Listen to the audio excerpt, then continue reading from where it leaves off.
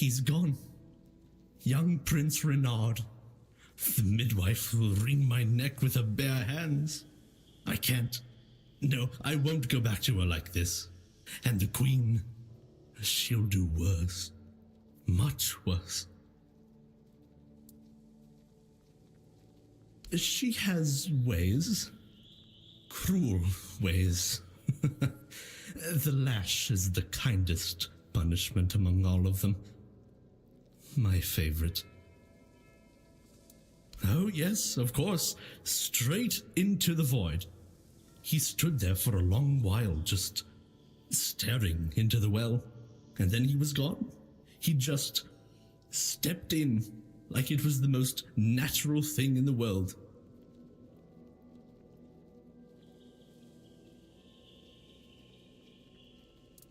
Are you mad? Who would do it? Jump into that void? You're not being serious. Oh, surely you don't mean to. Oh, may the gods watch over you. Or, no, wait. Better they don't look upon someone heading into a place like that. They might feel disgusted. But I wish you luck. Remember, everything you do is being judged.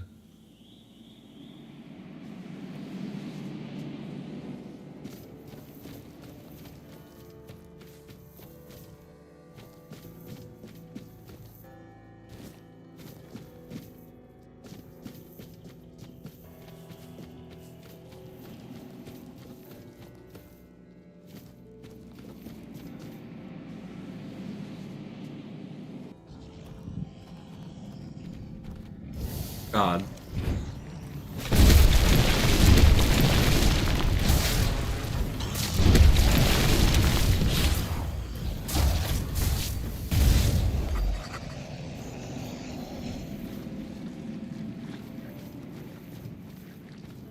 Did the midwife send you? Or was it that coward who's supposed to be keeping me under their heel? Don't take it personally. You're not that special. I just wanted you to leave me alone. But as always, any form of service, flawed and feeble, they lack competence. The firstborn of the king and queen, a proper little princeling, almost grown, though life has never tested me thanks to the comfort I was raised in, which is why I'm full of whims, why I think only of trivialities, why I'm just a gilded youth, and I won't bother listing every one of my vices. Mother won't be pleased with how miserably the court servants perform their duties. Well then, we can skip pedagogical lectures, as I know you'll force me to return at the end, and later I'll try to run away again. Of all my mother's obsessions, control is her greatest. Everything must bend to her will. That's why I take so much pleasure in defying her. Poor father, letting her trample him like that. It seems a crown on a man's head weighs him down and dulls his mind.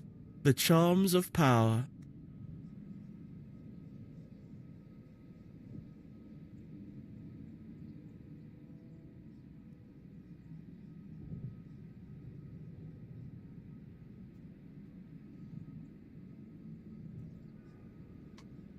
Spare yourself the trouble. The Queen's little lapdog. Phew.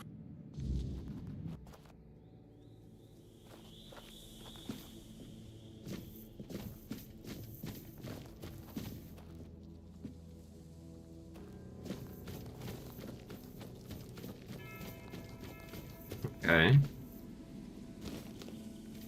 One of these losers now. There's two more.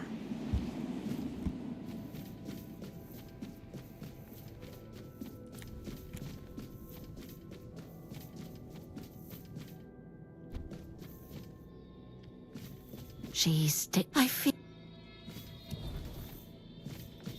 I can't get through there until I do this. The other two.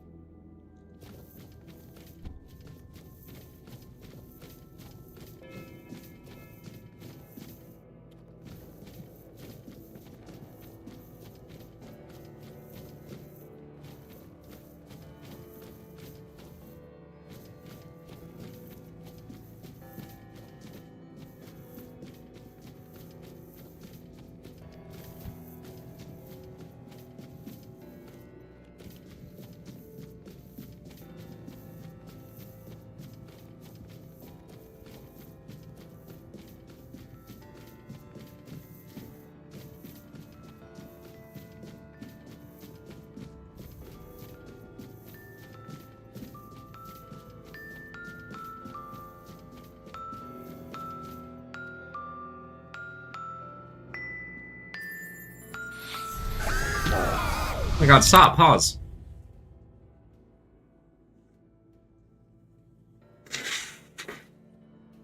My nose is all runny.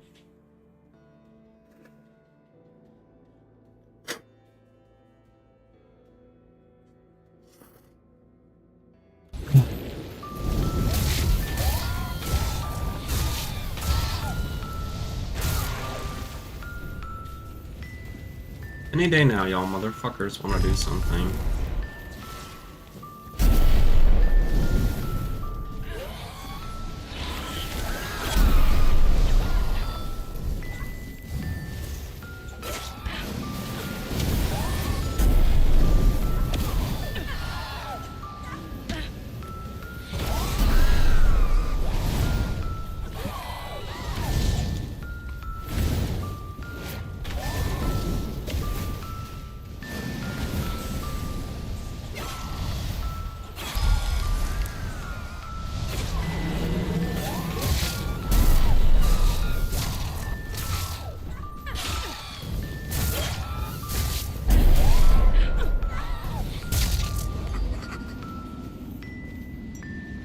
Bear ain't got shit on me. Give me that.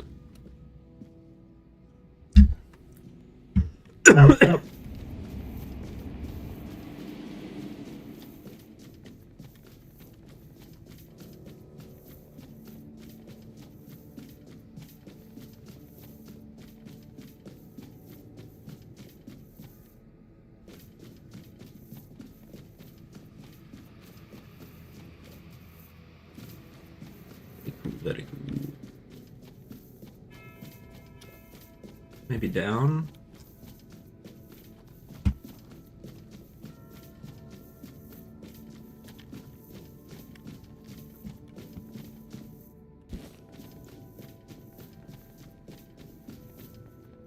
Okay.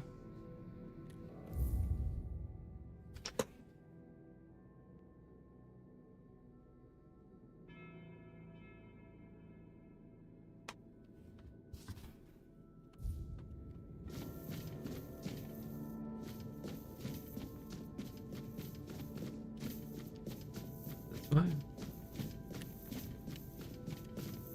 mean, this is like the kitchen. Servants' quarters. All that.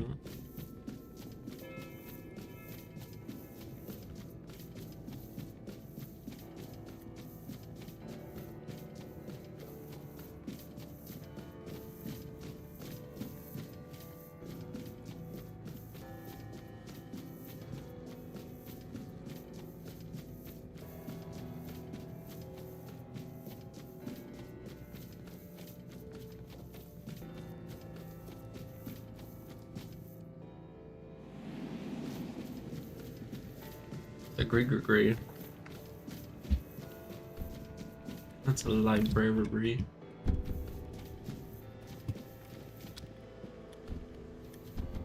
No. Definitely not up here, right? I forgot I equipped this thing on my secondary. 60.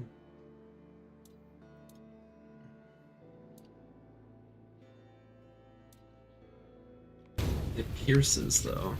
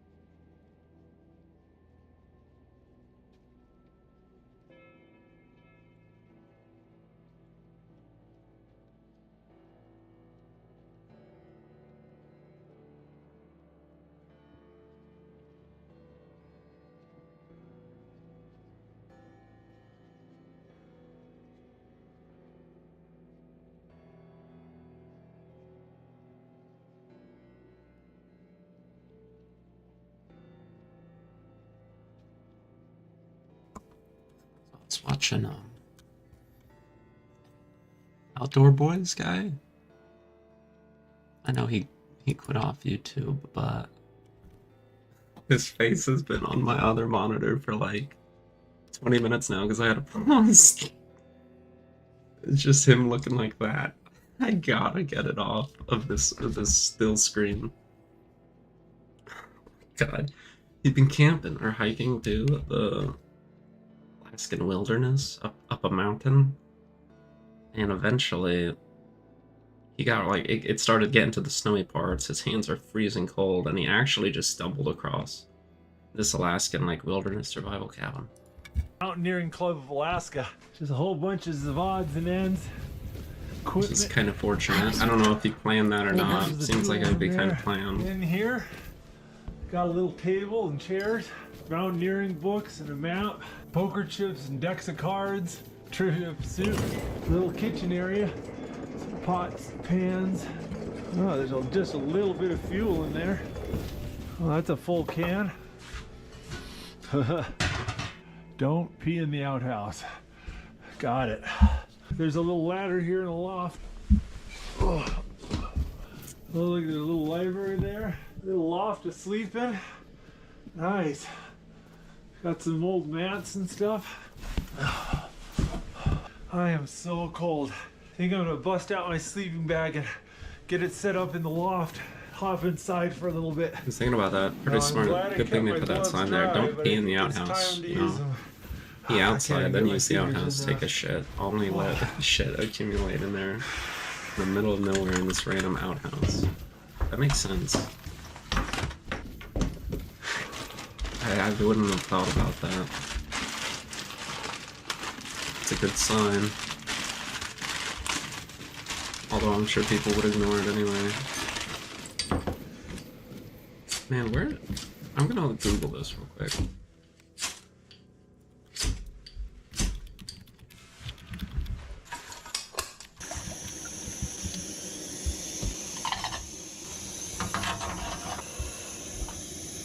Oh.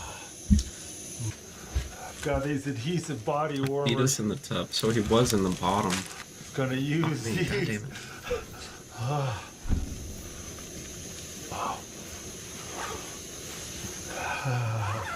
Oh, man, I didn't think I was that Quarters? cold. But now to get in here, I'm just freezing. Stick your hands in boiling water, bro.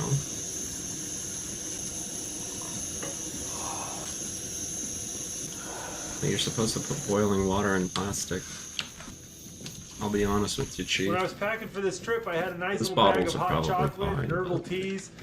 I was gonna bring that along, and I think I forgot it because it's Pretty not sure in my I've had bag. it. So I just got a little hot water and honey in a You cup. killed me. I didn't want to. I didn't want to be like that. Mom, she used to call me Constantly bathing them so they Little killed them because fish, there was something wrong with their skin or sometimes. something. when she was in a good mood. Once, during That's a a bath, mistake. I cried that the water was too hot. So she pushed me fully underwater and held me there until I learned. After that, the water was always cold. Mama is the most important one. Father is the king. Then I was here.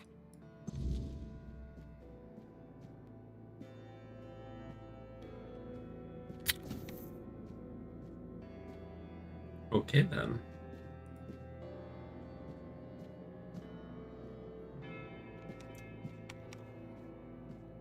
Bitch gonna die today. I don't know who these motherfuckers are, but they are not surviving this.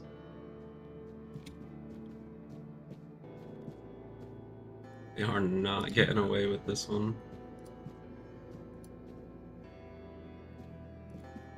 Pop out my chat real quick. Do this, do that. Gotta get my stuff all set up. You know how it is.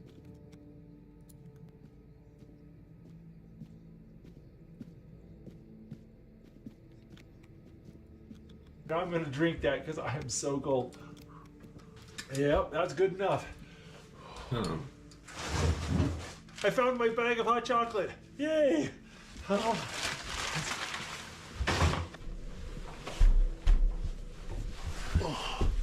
Oh, my bag is soaked. Let's see how bad it is. Oh, geez. Oh, yeah, my bag is pretty wet. I hate the rain. Do do do do. I hate it. Do do do do. Hot water bottles in here.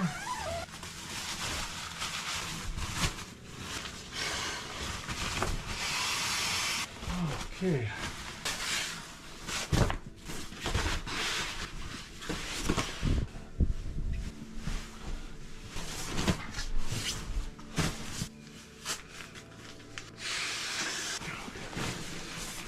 All right. Got some stretchy pants on. Got these down booties. They're wonderful. I feel like I'm starting to not die. I'm wearing every bit of dry clothing that I have, and I've got 2 water bottles in here, and I'm snuggled up in my sleeping bag.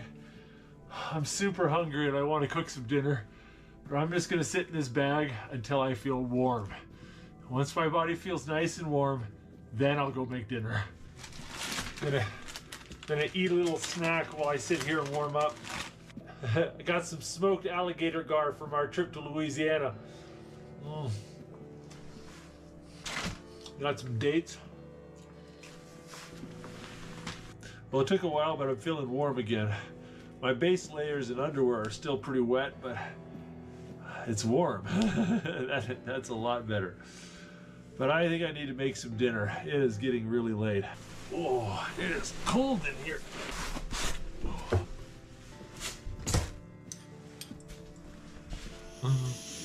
All right, we're gonna make some quesadillas.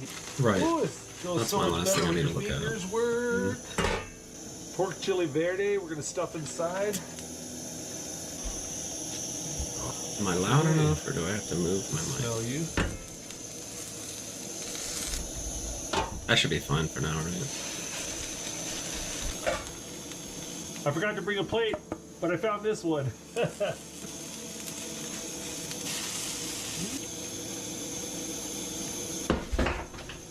Dang it. Just dropped my knife and busted the tip off it. I'm definitely not loud, I really but it's like loud this enough. thing. It's stuck together.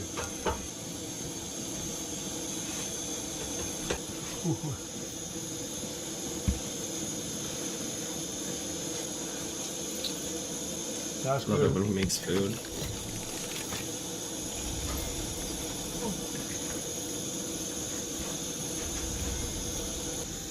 There was a term Here. There's a type of bird, a rock termagant. And of course, the only thing I could think of is the termagants from 40K, the Tyranid monsters. But there's just this bird sitting on a rock on a boulder, and he picks up a rock and throws it at it. He's trying to murder this poor little bird. I mean, he would have eaten it for sure, but I thought it was hilarious. Oh, that hits the spot. It's gonna get well below He's like, freezing look, tonight. there's a rock termagant on that rock. Hiked about He 9.5 picks up a miles rock today and throws it at it. Climbed 3,600 feet in elevation. Oh, we are way up in the mountains.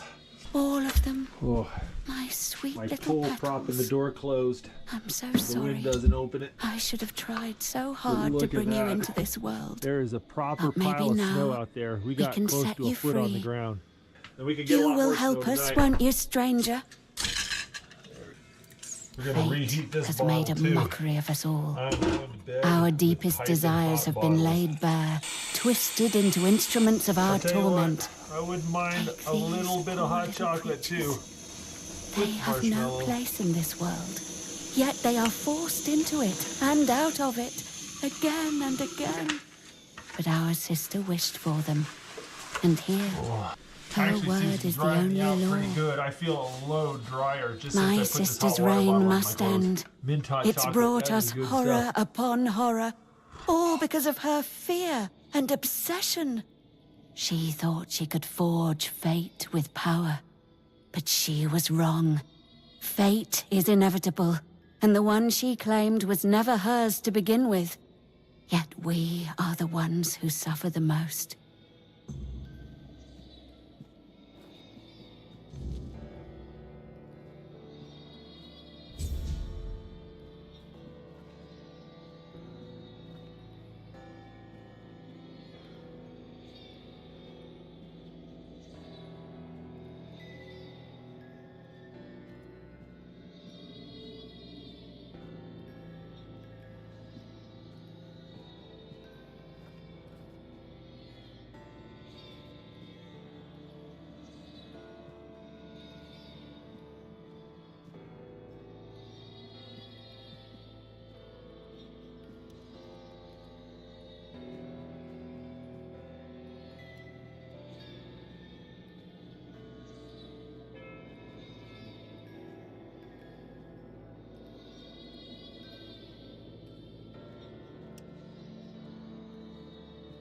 She wanted them so badly.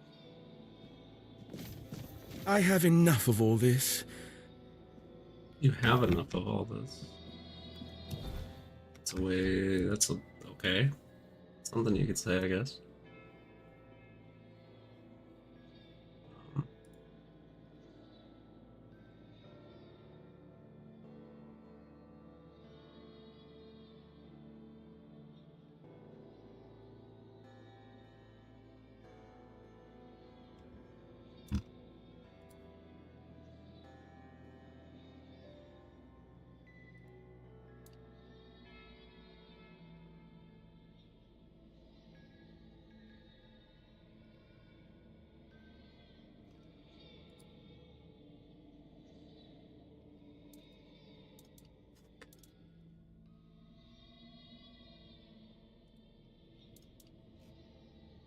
I don't know how I wasn't in the Venti subreddit. I could join that.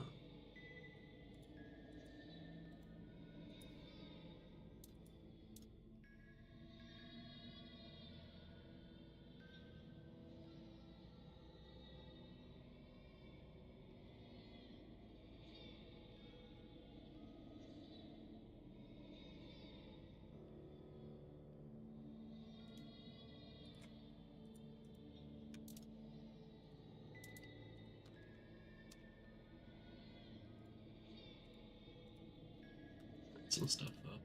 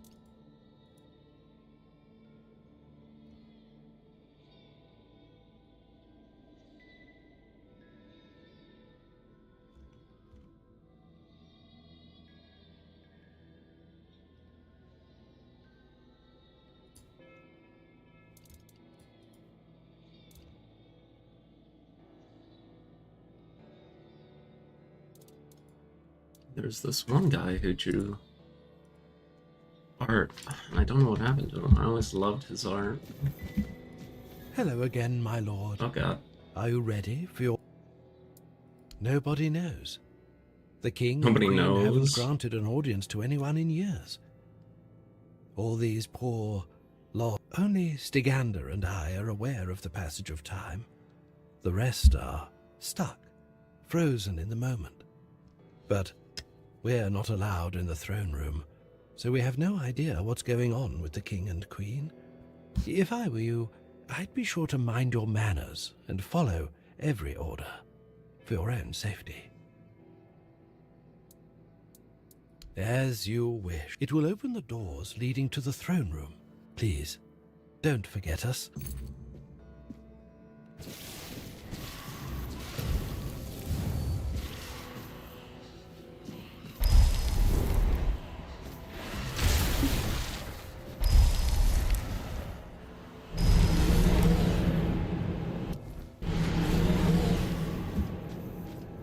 Let's get a roll on.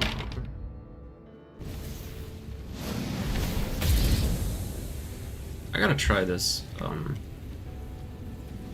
My left hand. It's my right click. I wish they would swap them kind of sometimes, like, so it made sense. My right click should be my right hand, but whatever. Now I'm gonna confuse myself if I keep talking about it. That guy's friendly. Bearer of change, you have been noticed. I was chosen to extend you, but first, you must let me show the mycelium. Do you agree? I am not the one who can give you that insight. You will learn everything. Very well.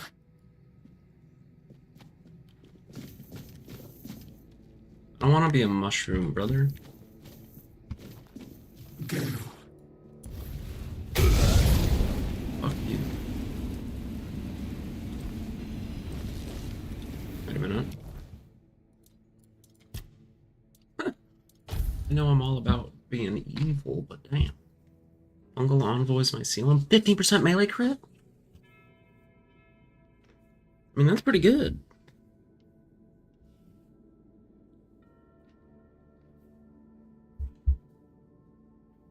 If I was melee.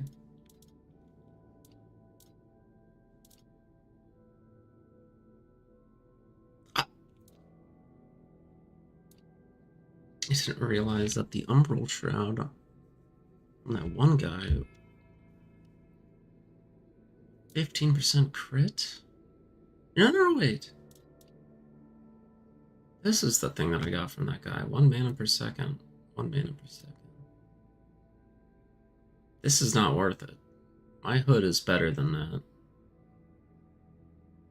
It's naturally better than that.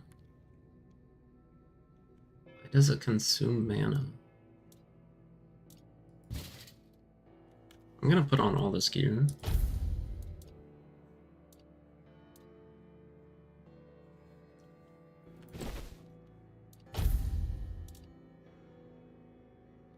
Oh yeah, I had to kill him. Look at this elusive armor. 25% crit chance, blow 20.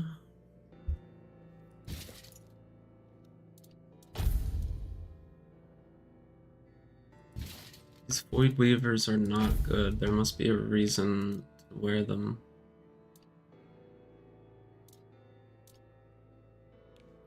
Another crit chance, blow 20. Decrease incoming damage by 20% is pretty good. That's just straight up.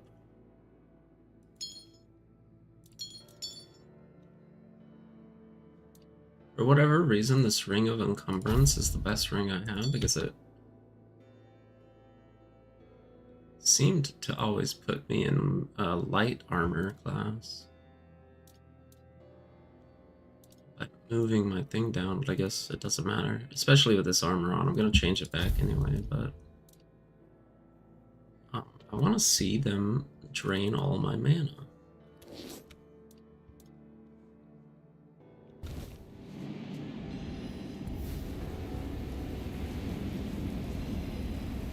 Is it happening?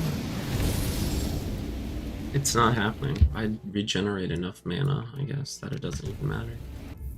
Yeah, we're loading because I want to talk to him. I want him to show me the mycelium.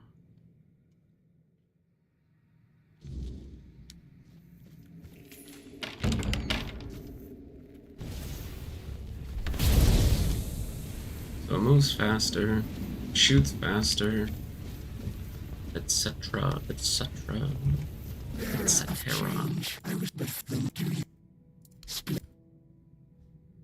Okay, now what? Yeah, it's Stegander. Sure, now what? Your arrival brings me joy. It means this place might have a better future. Welcome. The true natural order, balance, death and life. We have lived together since the dawn of time.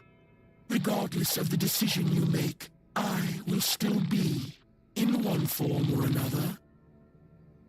Your arrival has sparked real change in this place. For the first time in centuries. But I want you to understand what you will bring about. The curse of this place will be lifted. However, with its disappearance, all the inhabitants of this place will die against their will. There is, however, an alternative.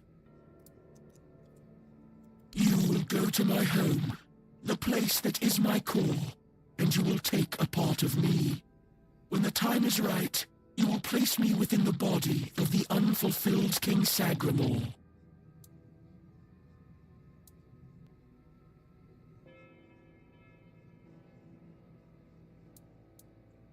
I will take control of this place through the bodies of the royal couple. This is the only way it can be done. The king and queen are inextricably linked to the origin, the present, and the potential future of this place. They must have a part in this. My growth will be slow, but eventually... I cannot force this decision upon you. I am not able to threaten you, nor do I wish to. But after you complete your task, this place will die with all its inhabitants. That is all. No more, no less. So then, what is your choice? There will be no other opportunity for this conversation. I don't want to strain Sir Stegander's body for too long. Ah, the faithful penitent. We were fortunate to cross paths. He found peace and was able to partially come to terms with his fate by attuning himself to me. As for me, I gained this vessel through which we can converse. We helped each other greatly.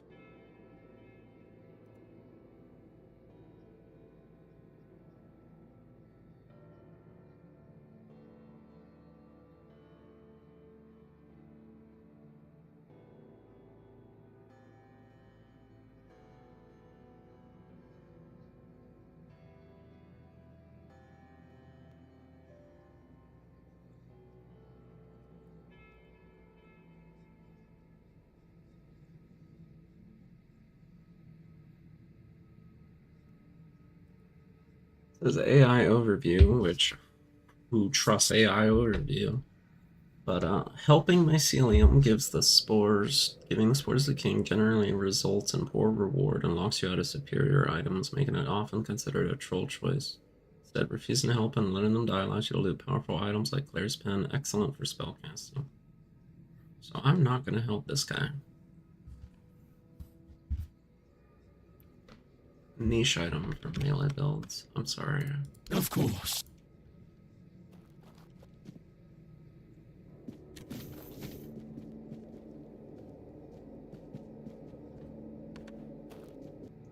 Not only am I not gonna do it, I'm gonna murder their envoy as well. How dare you fucking run away.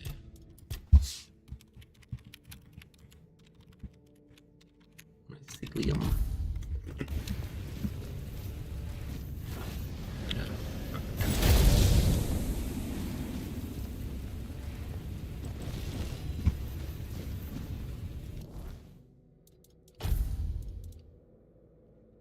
I need the elusive armor.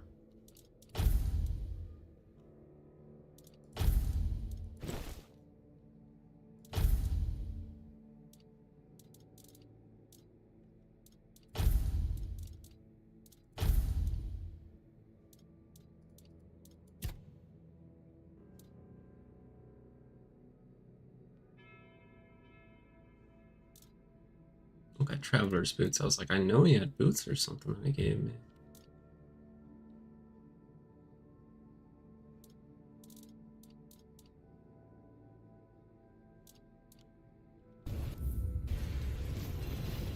Let's do this thing.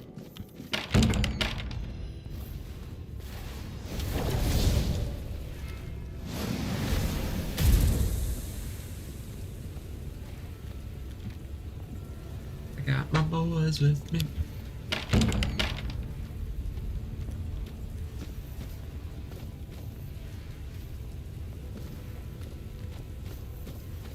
and we don't lay you down, yeah.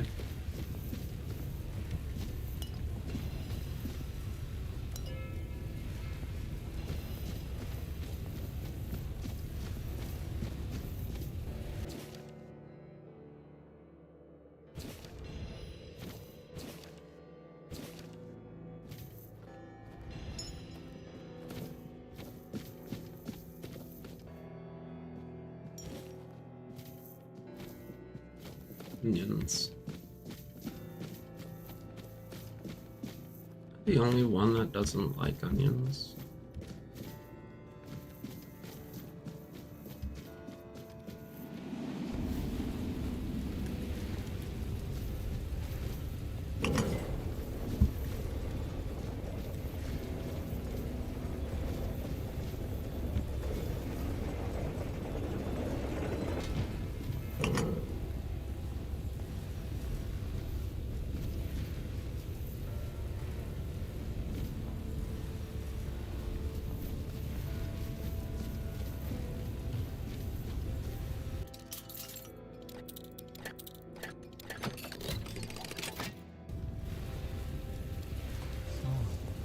Oh, that was good. Well, I got my clothes hung up and I'm hoping they'll dry a little bit before tomorrow morning. So I'm not holding out a lot of hope. I think I'm gonna go hop into bed. No sense in running around here in my stretchy pants. Oh, I can't tell you how much I've warmed up just by being drier. Oh, and having a little food with me doesn't hurt either. All right, it's late and I'm exhausted. I'm gonna see you guys in the morning. Oh, good morning. I didn't sleep particularly well.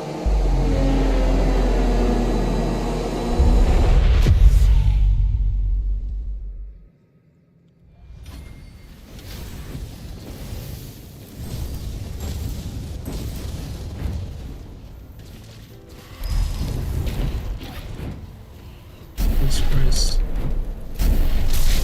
Light her bitch ass up. Ah!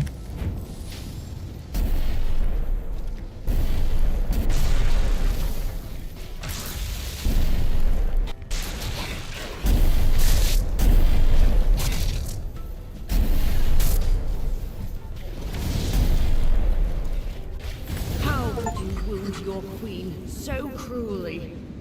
Why did you refuse to simply bow? You could have served me for eternity. Wouldn't that have been beautiful? No. Well, you ain't got no loot?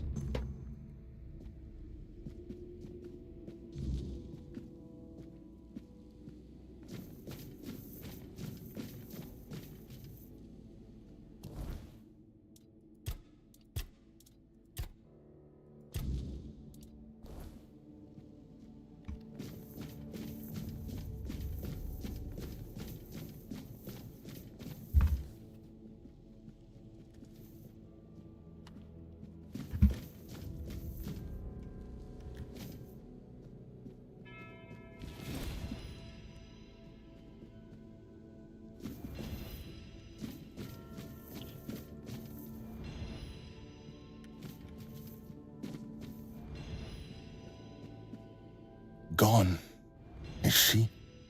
Gone from one eternity straight into another. Oh, how I wish we'd had one more day. Once, I dreaded it. The relentless passage of time. And now, all that's left is tomorrow, and tomorrow, and tomorrow. And all our yesterdays have lighted fools, the way to dusty death. Now it all ends. The lofty dream, the endless torment, and the fruits of our vanity. What we leave behind is a monument to our own foolishness. There will be no legends told of this place, for it is a tale told by an idiot, full of sound and fury, signifying nothing. And this is for you, the reason for your visit to this cursed court.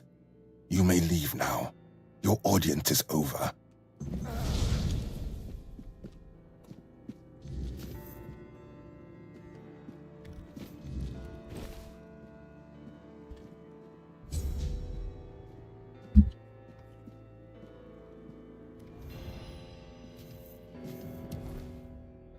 Bunch of spellcasting crap.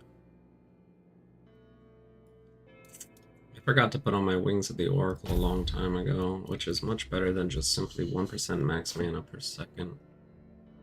Not terrible, right? But not actually as good as it sounds. Oh, now we have this. 5 mana regen. God, you had to do it to me, really? That's amazing. See, 5 mana per second. 5 mana regen is better than 1% mana per second, I think. Definitely, like almost.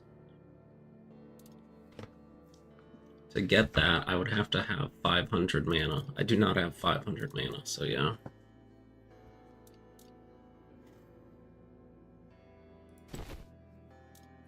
%crit though. I don't want to.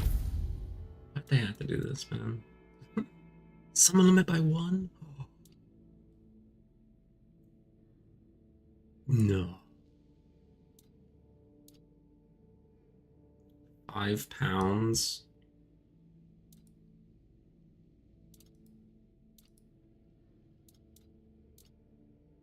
They gave me some really good gear.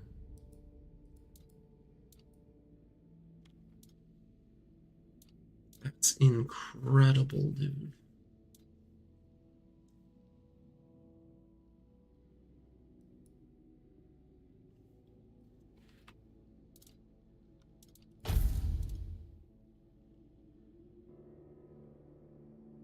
I want that extra 10 crit chance. I want to see how high I can get my crit chance. Casting speed by 100? There it is, 20 spell power, 5 crit chance.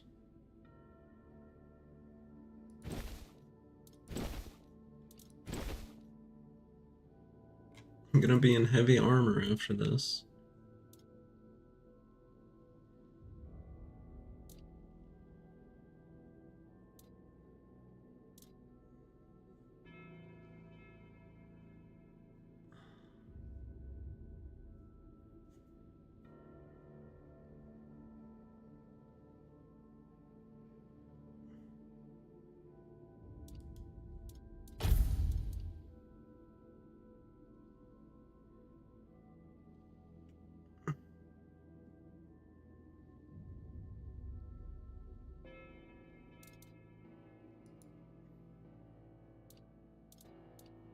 Another crit chance. 10%. Better than this because I don't have enough mana to activate it.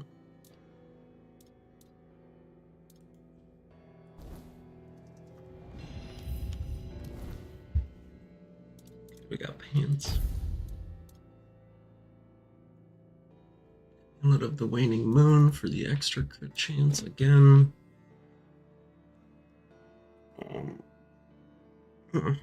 Twirling my hair. I need to stop twirling my hair. Oh my god, another. Dude, those pants are insane. Look at my weight. Look at my weight.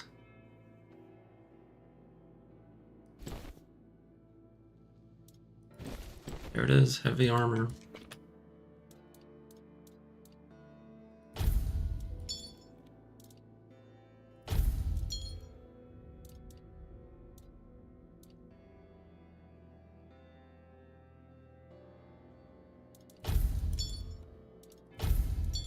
I need a little bit.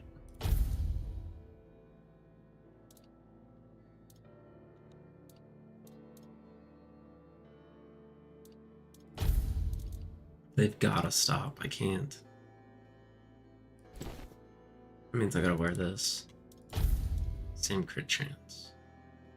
A spell power gives me my mana regen. I look like a freak.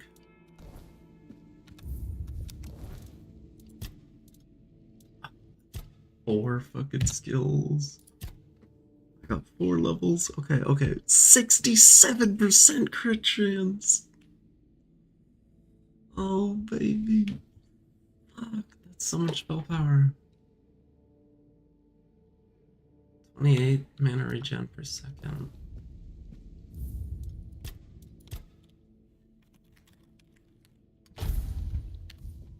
naming the new gear. These people mean nothing to me. I was definitely killing that guy.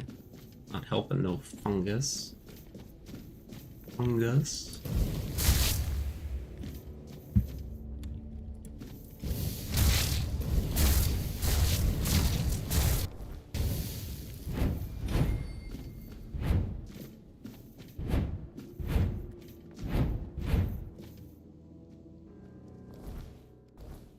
I got new gloves on. I haven't used new gloves in forever.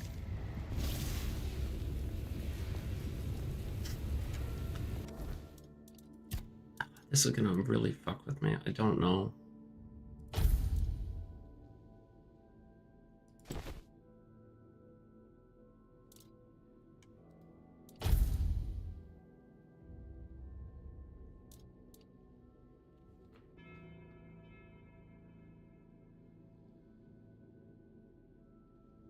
Actually lose a bunch of max mana because of it.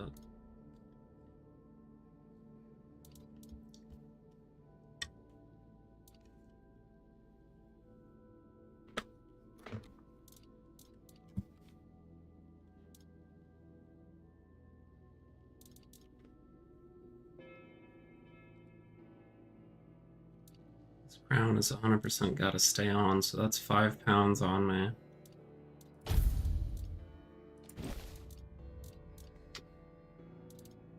A bunch of extra spell power, but I do miss out on some regen. This cloak is much better with regen.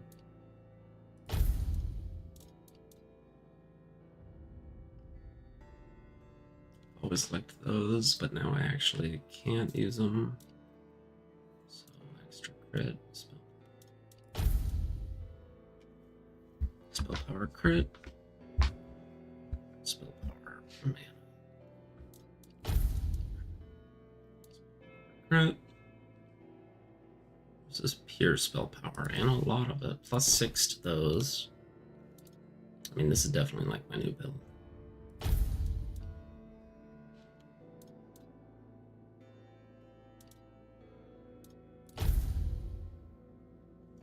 Didn't even bother looking at those. 25 mana after killing an enemy. This is worthless for me. So there's that.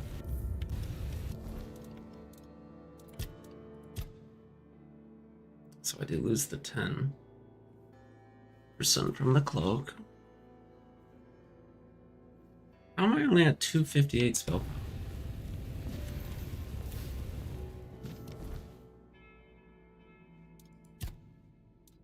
What?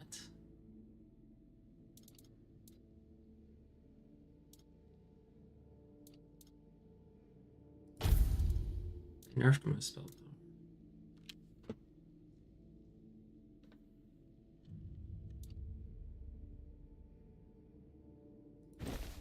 Something actually happened, but then nerfed my spell power.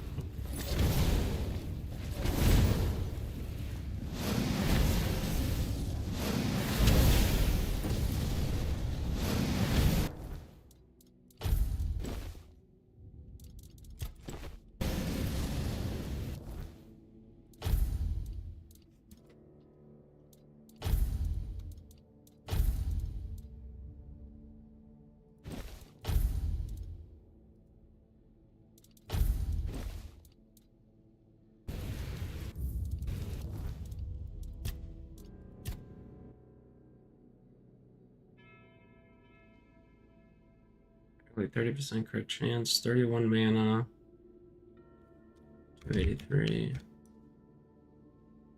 I'm gonna take a picture and send it to my...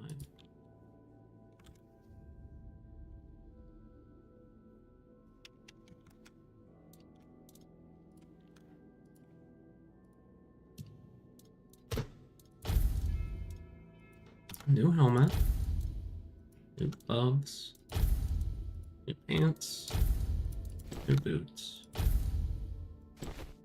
new mantle,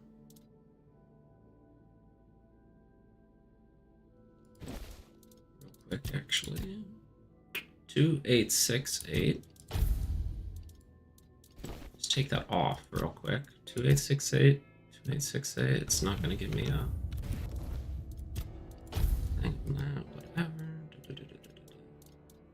That's all correct. 4 mana is important. Is 20% spell power not that important? It's a lot, it's good, but increased armor as well. But I need mana regen. I could go pure crit and stuff and be like, I get 1 cast and that's it. And then I'm gonna have to wait 10 years. But I want an actual mix of usefulness as well as pure glass cannon. So I think this is the build. And it keeps me in medium. It's not light armor, which kind of annoys me. That should be fine. Attributes. This is the difference.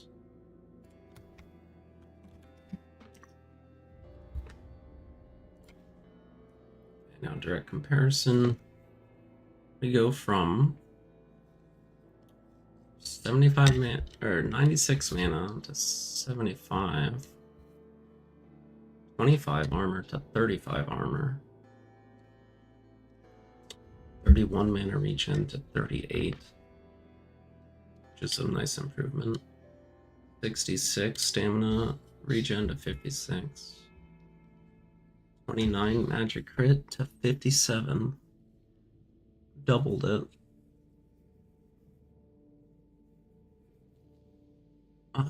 Actually doubled it. Okay. 283 to 258 spell power. I do not like this. I used to have like 400% spell power. What's going on? And yeah, that's about it. Movement speed goes from 134 to 112. Some of my bonuses, or my spell power intricacies that like power it up must be all sorts of fucked up or something. I'm probably just gonna put all my points into. I think I need 2 more points in endurance to help my. Actually, maybe not. I don't know.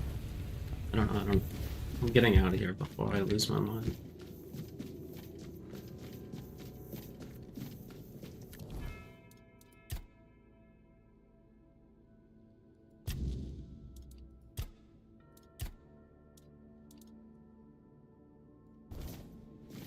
Giving them to Denholm.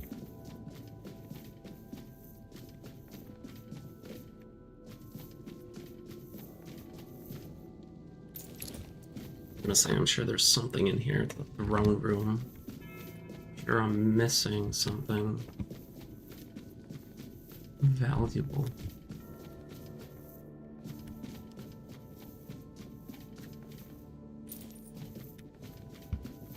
$23 gold. Valuable. I guess they gave me everything valuable. There's nothing they could have given me that was better than all this gear upgrades. Those were fucking insane.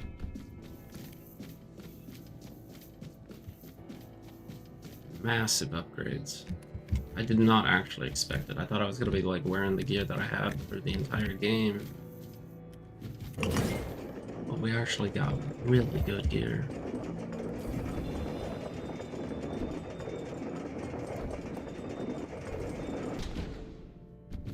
New cloak, new helmet, new everything. The only thing I kept was my chest, and only because I actually don't even need it. I want to put on this chest. I should have been a female. I look like an idiot.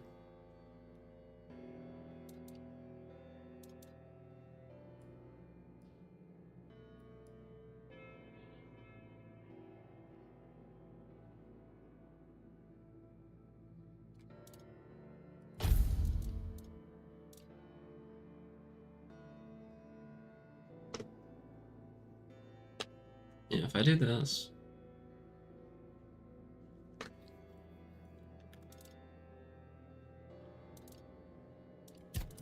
I still have more mana regen.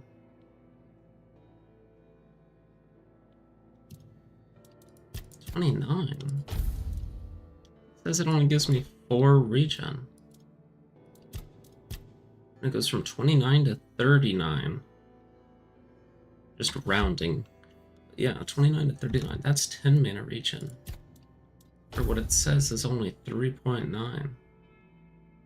So this is not directly MP mana per second. I almost said MP5. Like mana per 5 seconds somehow. That's not 4 mana per second. That's something different entirely. Making it much more potent than I had initially realized.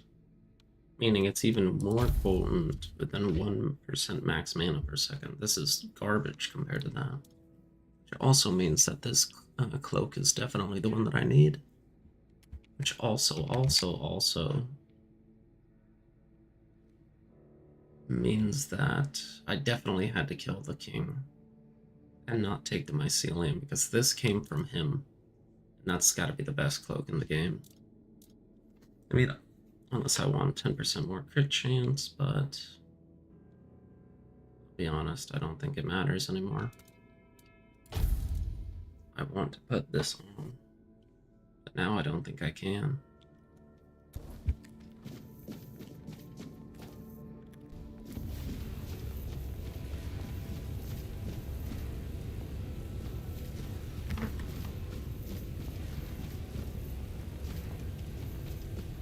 I got dragged out of bed or whatever.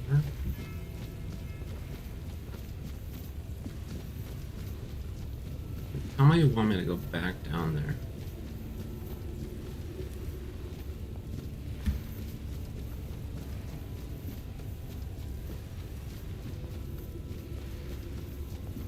Better be some other way out of here.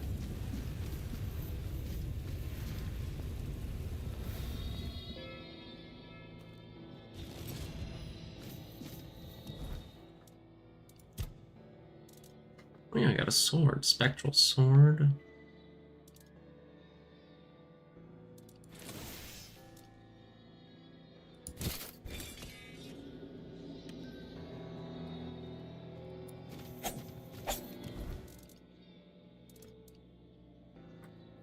Increase enemies incoming damage by 10% for 5 seconds. Deal 100% more damage if the enemy is below 25%.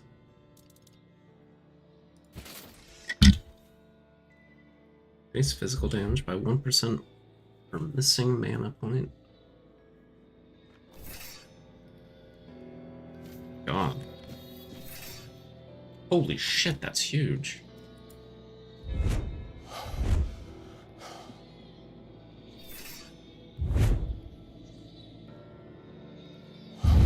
It's honestly badass. That's a sick sword.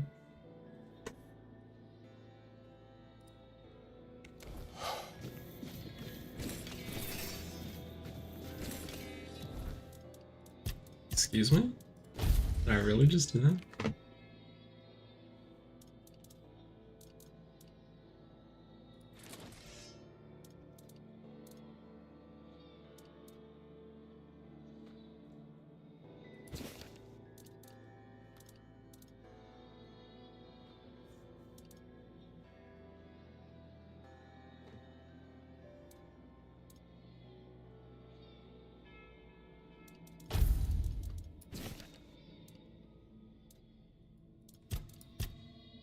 I got 400% with Spell Gorger on.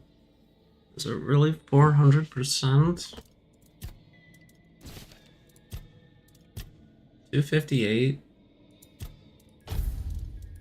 400. It says it only increases spell power by 76%. 76%. Soul cubes and wands increase spell power by 45% when equipped. Okay, basically I've just been really stupid by and a stronger effect. I'm gonna save.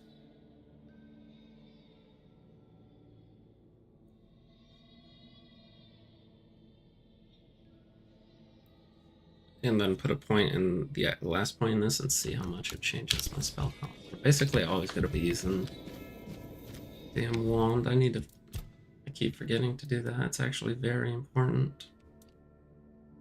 You know, there's no real reason to have 2 spells equipped in the same hand. I used to do it for Flame Torrent so I could burn them twice as fast. That's the only thing I can think of, and fucked up. I'm not using it with my Scorching Blaze or whatever. Okay, seriously. How do I get out of here?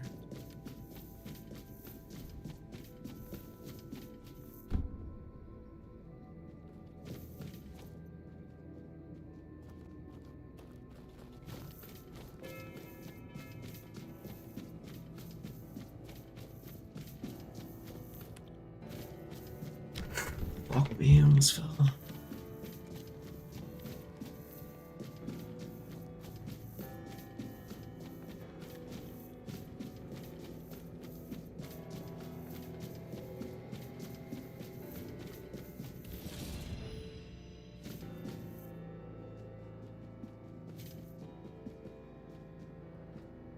I guess I don't have to kill him. I was gonna kill him. They're all already dead.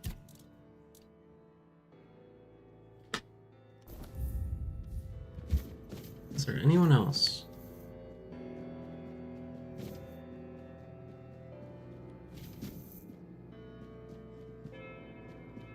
There was that one dude, but I don't really give a shit. I'm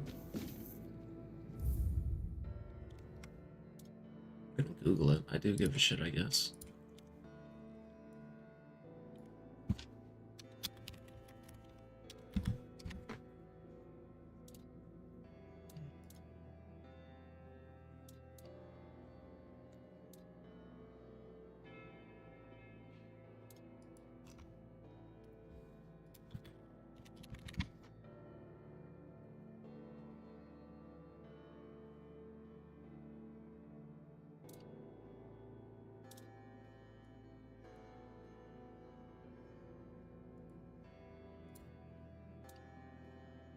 Hey guys, Lynn here.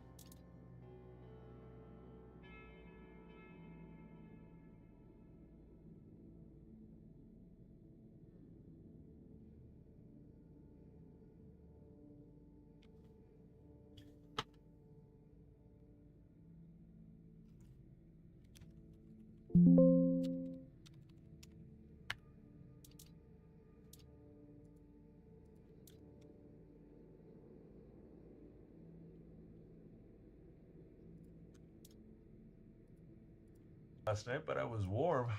I ended up having to take my jacket off. It got too hot. Something I didn't think it was possible when I was Gotta go to talk to Stigander.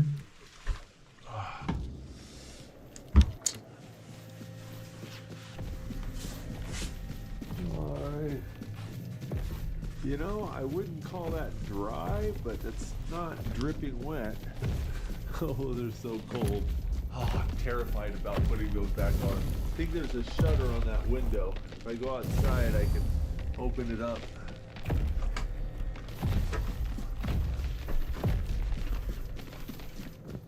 Look at this valley. Oh, that's where we came down last night. I suppose I understand not having something like slow fall. Bears get real curious. Man, I really need to use the bathroom. I think I better go check out the outhouse. Where's the gander? I'm not doing this until Many I of these talk to cabins them. are maintained by the Mountaineering Club of Alaska. They don't require any reservations or fees. They just ask that you be a dues-paying member, or if you get stuck in the weather and it's an emergency, you're more than welcome to use them too. But they're first come, first serve, and they can be quite popular in the summertime when the weather's good. If you guys want to learn more about these cabins or donate to the Mountaineering Club of Alaska, I'll put a link in the video description below. Let's see if we got a little more sunlight in here. Ah, it's a little nicer. We can admire that view a little bit now.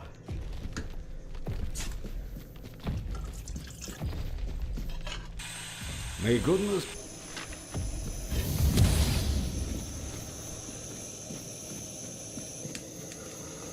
darkness and light. Alright, I got some steel cut oats here. I'm gonna make some good oatmeal.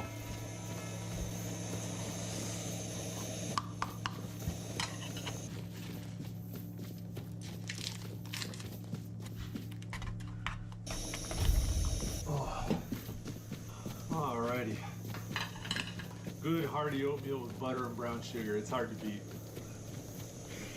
Oh, it feels good to have hot food in me.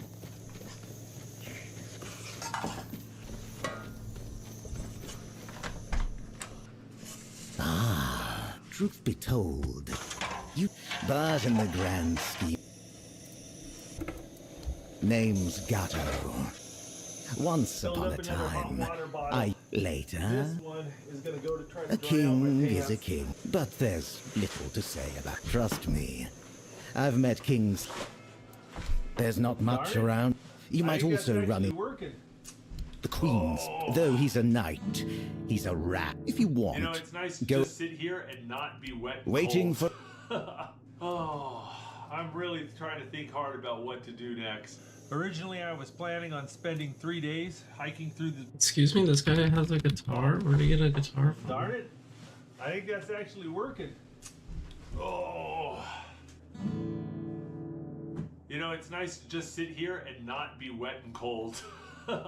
Oh, I'm really trying to think hard about what to do next. Was this guy- Originally, I was planning on spending 3 days... I'm sorry, was this guy carrying a guitar with him this entire time? Oh. I don't see a guitar in that backpack. Oh, Why would you have a fingers are guitar, getting bro? numb. There's no way. That guitar was in the It's cabin, getting a right? bit much. I need to find some shelter. Just since I put this hot water bottle under my clothes. Mint hot chocolate, that is good.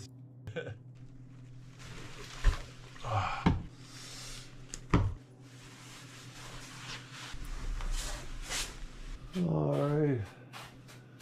You know, I wouldn't call that dry, but it's not dripping wet. Oh, they're so cold. Oh, I'm terrified about putting those back on. I think there's a shutter on that window. If I go outside, I can open it up.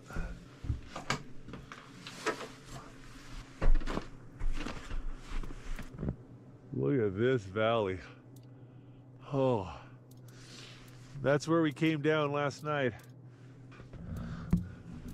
We've got this board all covered in nails. That's to keep bears out. Bears get real curious. Man, I really need to use the bathroom. I think I better go check out the outhouse.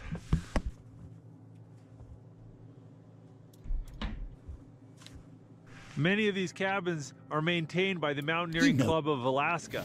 They don't require any reservations or fees. They just ask that you be a dues-paying member, or if you get stuck in the weather and it's an emergency, you're more than welcome to use them too. But they're first come, first serve, and they can be quite popular in the summertime when the weather's good. If you guys want to learn more about these cabins or donate to the Mountaineering Club of Alaska, I'll put a link in the video guitar description was below. hanging on the wall. I really just have to assume that the guitar was Let's see there. if we got a little more sunlight in here. I mean, Nicer? you have a guitar You out can in the admire that wilderness, view a even in little one bit of these now. shacks where it's like the people who would stumble across and use these are either like guaranteed to be chill dudes that wouldn't steal it, or someone in an actual emergency who also would not have, you know, like the time. Alright, I got some to be in steel the cut oats position here. I'm to gonna make some steal good it. oatmeal. But yeah, still pretty crazy. Brown sugar, butter.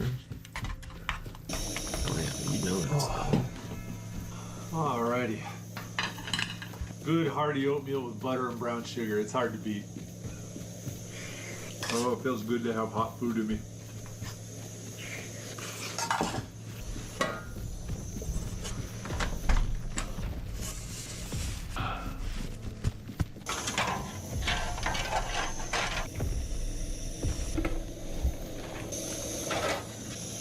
I guess I don't Filled up get to go another hot down water there, but bottle. you know, let's This do one this. is gonna go to try to dry out my pants.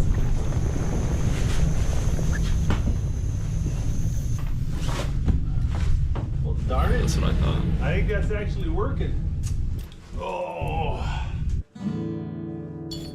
You know, it's nice to just sit here and not be wet and cold. Oh, I'm really trying to think hard about what to do next. Originally, I was planning on spending 3 days hiking through the mountains, and I was going to go to the crash site of a B-29 bomber. Last summer, I did a 2-day hike to that crash site, and it was really cool, and I've wanted to go back ever since. But to get there, you've got to go over 2 glaciers and around this mountain. And there's a big problem. Let me show you. If I want to go to the bomber crash site, I've got to climb 2,500 vertical feet up over that saddle. And there's a foot of ice and snow on those rocks. And it's been snowing on and off all morning, so there's a really good chance I could get caught in another snowstorm. The weather's definitely been a lot worse than I anticipated on this trip. Man, I was so cold yesterday, I really feel like I pressed my luck a little bit more than I like to do. And I'm thinking I just need to head back home. And That's I'm what I about was 80% thinking, dude. the way This guy through was my actually fuel. super I have lucky just to barely get enough that. fuel to cook dinner tonight. That means no It's hot water freezing, bottles, his no hot hands drinks. were numb, and You know, and that's going to be couldn't feel, really like, rough if do I'm anything wet with them. again. So I'm thinking the smart move is to hike the 9.5 miles back. And then through he just snow. comes across And the if you guys wanna shelter see like, the we're not crash going to site be and able to those set other up a survival tent huts, or anything. I'll put a link to my Or it would've video been from a last pain in summer the in the ass. video description below. More than But I think I usual. need to start packing up and getting my gear ready. So I'm like, I don't know what this guy literally like.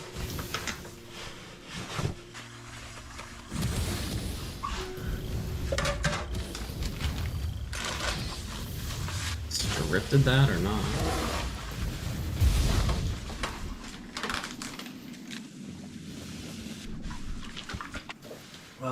You know, hot sports drink ain't bad.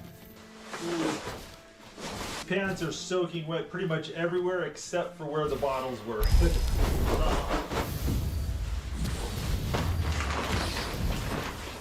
It's been a fun but challenging trip so far, but I think it's time to call it. We gotta lock this place up.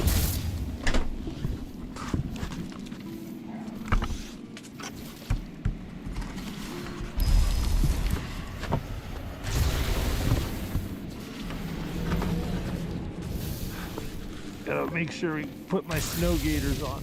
These Burton snow pants have built-in snow gaiters. I'd have 2 pounds of snow in each shoe if it wasn't for those snow gaiters.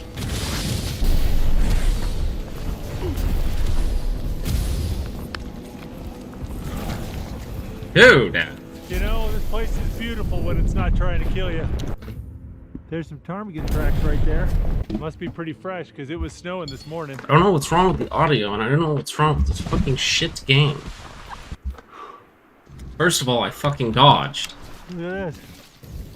Second of all, nothing that I'm trying to do is working. Now I know spiders can crawl into my mouth while I'm sleeping in And the third, my guys are just There's literally just standing there not the doing time. anything. And this spell sucks I ass. found my trail. This is the stream I was following yesterday. Oh, but look at that. The sun's come out and it is gorgeous. Look at this. Just makes you feel tiny, doesn't it? That sun coming off the snow is bright. Now that I pulled my sunglasses out, I've jinxed it. It's gonna snow on me any minute now.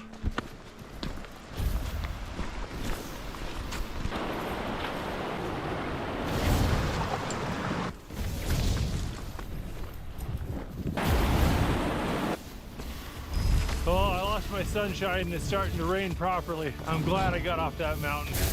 I bet it's snowing like the devil up there. 3 miles to go. Can't fucking tell if I'm critting or not. Can't tell There you anything. go. 1 mile. If I hurry up, Guys are literally nowhere to be seen. Yay!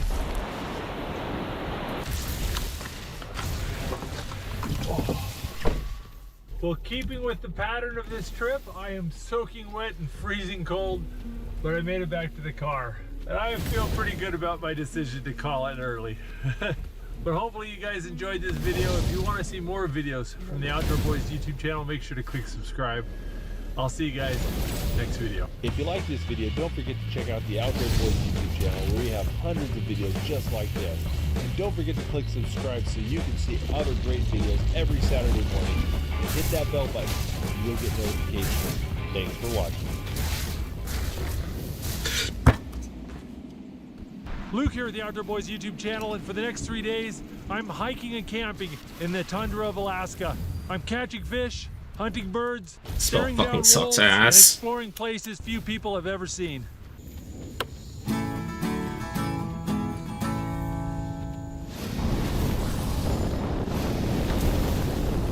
crits. I'm not allowed to get any crits, even though I have freaking 80,000% crit chance. Not a single crit. Well, I've been driving all day and I'm getting a little hungry. I think I need to catch some dinner. Dude! Yeah, that makes sense. 1 HP. Caddis fly just landed on my glasses. I think that tells me what I'm going to be using as a fly.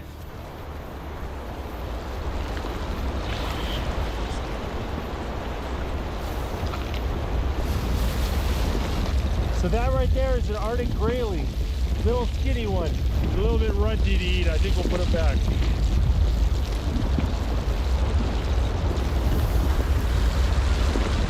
Okay.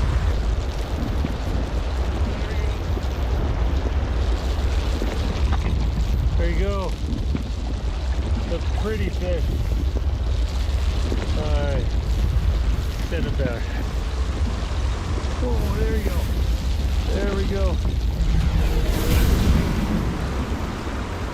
I haven't seen any real big ones yet, but there's a bunch of them in here. Oh, there we go. There's another one. As soon as the sun comes out, you can just see caddises flying all over the place. Oh, there we go. That's a nicer one. Saving disabled in combat, even though I'm not in combat because they fucking bugged out and are just permanently under the ground because beginnings are the worst fucking enemy in this game. Stupid as fuck. Nice little Arctic grayling. Constantly under the ground. This is what I've landed so far. I think I'll take this one for my dinner. Probably landed half a dozen grayling and lost a half a dozen more in about 30 minutes. There's just tons in this pool and the water's so clear. I bet if I put the GoPro underwater, we can see them.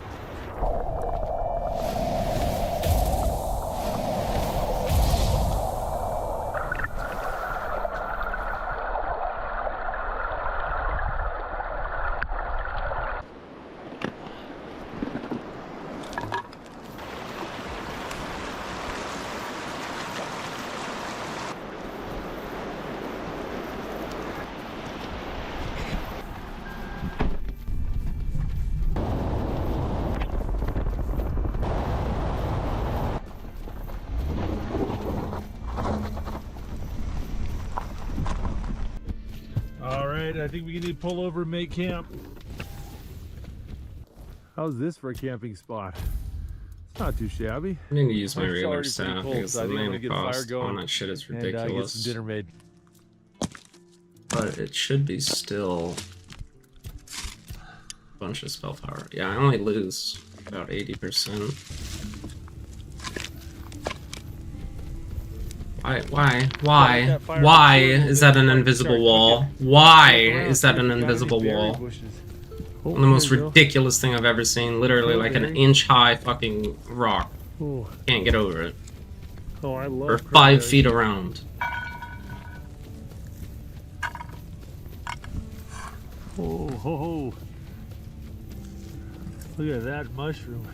I'm pretty sure that's an edible mushroom. I'm like 60% sure. That's not sure enough. I'm not at 100% sure. Some blueberries.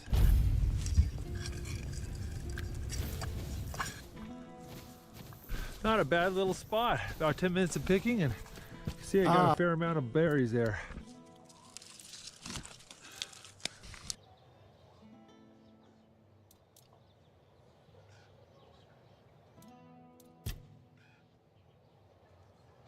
Why? Why would you? Why?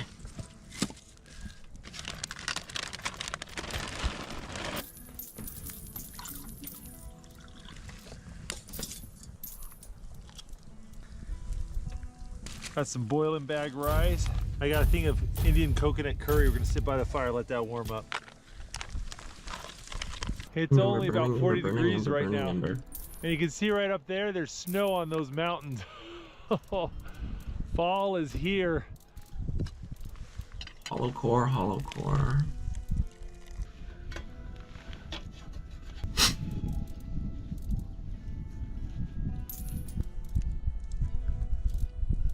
Torrents. I need 2 of every spell. That's it. I don't need any more than that. 2 light transfusions. I gotta try that out, actually. Way out in the distance. That's Double way hand cool. life transfusion could be fun. In fact, before I forget, I'm gonna do that.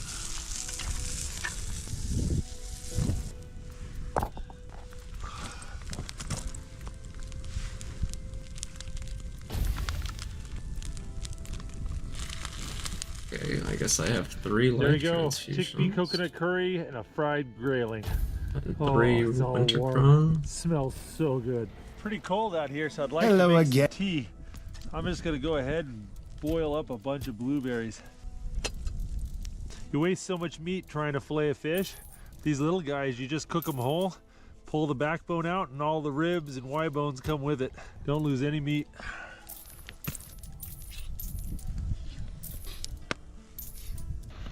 All right.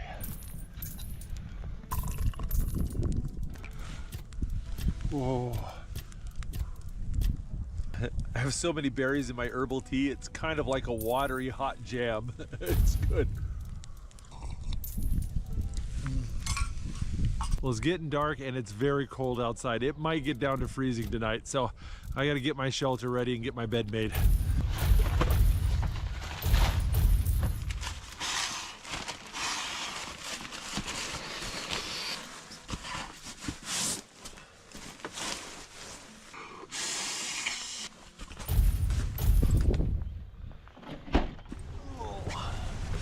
All right. Oh, that bag is cold. Well, I drove about 7 hours today and we're just about to our destination, but I've got to get up early in the morning and I am exhausted. So I'm going to turn off the camera and I'll see you guys in the morning.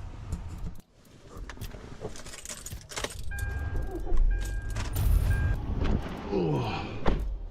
There's a lot of things I want to do today, so I'm going to have a quickie breakfast. Hello again. Gotta fill up my water bottle while you got a chance.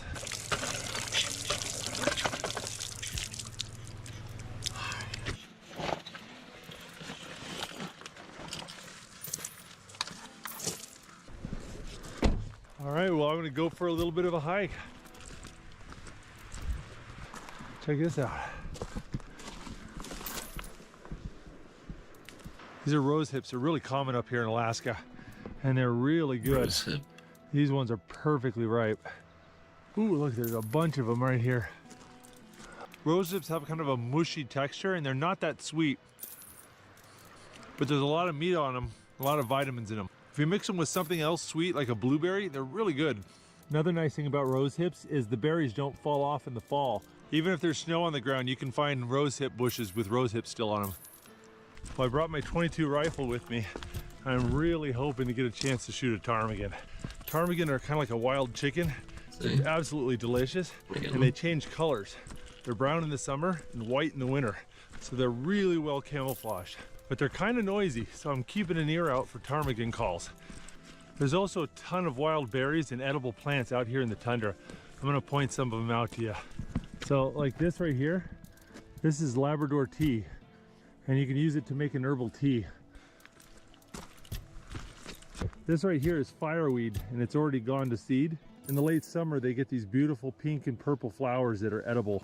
And in the springtime, you can eat the fireweed shoots. I believe these are lingonberries, though they could also be wild low bush cranberries. They pretty much taste the same and look the same. See the crowberry bushes down here. Crowberries are really underrated. They play second fiddle to blueberries, and you almost always find them where blueberries are, so people overlook them. They can also be really hit and miss with their flavor. I think a good crowberry tastes better than a good blueberry, but a bad crowberry tastes a lot worse than a bad blueberry. So all this vegetation we got here is what we call tundra. It's this mossy, spongy vegetation mixed in with willows and a few trees. Large portions of Alaska's interior look just like this. Ptarmigan like to swallow rocks and store them in their crop in their neck to help them digest their food. But when winter comes, snow and ice covers up all the rock. In the early morning in the fall, the ptarmigan will come out to these trails to pick up rocks for... Hello guys, today I'm gonna show you how you can get the best summoners set in full of the Avalon game, and I'm gonna show you what exactly you can get. First of all, you can get Crown, which will increase your summon limit by 1. Next one, you can get Robe, which will increase your cast speed by 100%. So it will give you opportunity to increase the amount of your summons, and additionally it will increase your cast speed. So you can summon your teammates, your allies, very fast, as you can see. That is what that's for, huh? Casting So where speed you is can for get the you need to start summons, quest takes when a he writes. Actually, you probably even can do it without this one quest, but by the way, it is main quest, so you anyway will get it. You need to go to act number 2, and you need to go inside Abyss of Sagrimor. Here at underground this one castle, you can find boss which you needed to fight. According to this one quest, if you needed to watch how to finish this one quest, you can find the video at my channel. And at the end of the dungeon, you can find this king. For example, here he is. You need to talk to him, and then you can get from him loot. Additionally, as you can see, you can get gloves from him. You can get crown, robe, and gloves. Additionally, I got something else. It was, I guess, mantle. Yes, I missed mantle. So that's how you can get their crops. Oh shit. In preparation for wintertime. So hopefully I'll find the ptarmigan doing just that. Putting this away. The elusive set. Look at that hawk right there. He's hunting ptarmigan too, I bet. I can hear a bald eagle. I can hear some little Tweety birds. I can hear a ptarmigan way down the hill. It's amazing how many more animals you hear if you just don't make as much noise. I'm starting to hear my stomach rumbling.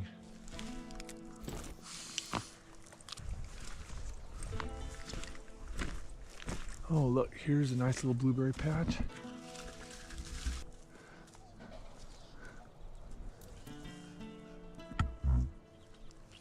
Berries are still good, but they're a little tart. I think it's because we had such a cold, wet year. Just heard a bunch of explosions. There's a bunch of fighter jets overhead doing maneuvers. They keep breaking the sound barrier, and there's this big sonic boom.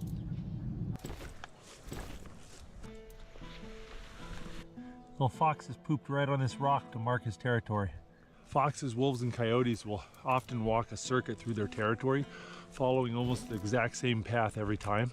So when you see a spot like that where the fox is marking his territory, you put a trap there. When the fox comes back to mark it again, you get him. Kind of keep losing the path in this section. If you're ever in that scenario, always go up, because it's a lot easier to spot the path from high ground than it is from low ground. Sure looks like there's a path right there, maybe. It's a good berry patch. Oh, there's so many blueberries. Probably smashed a gallon of blueberries just walking. Oh. Oh, yeah. Oh, I'm gonna have the blue twosies today. Totally worth it.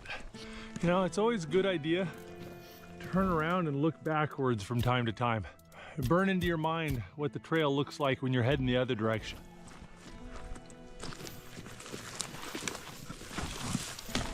Good. Well, That's bear poop right there. As long as you have good visibility, you don't have to worry too much about bears. It's only when you surprise each other that things get really nasty. Oh. See this right here? Hello there. This is a plant called Arctic lupin. It's one of the few poisonous plants here in the tundra. In the summertime, it gets this beautiful purple flower.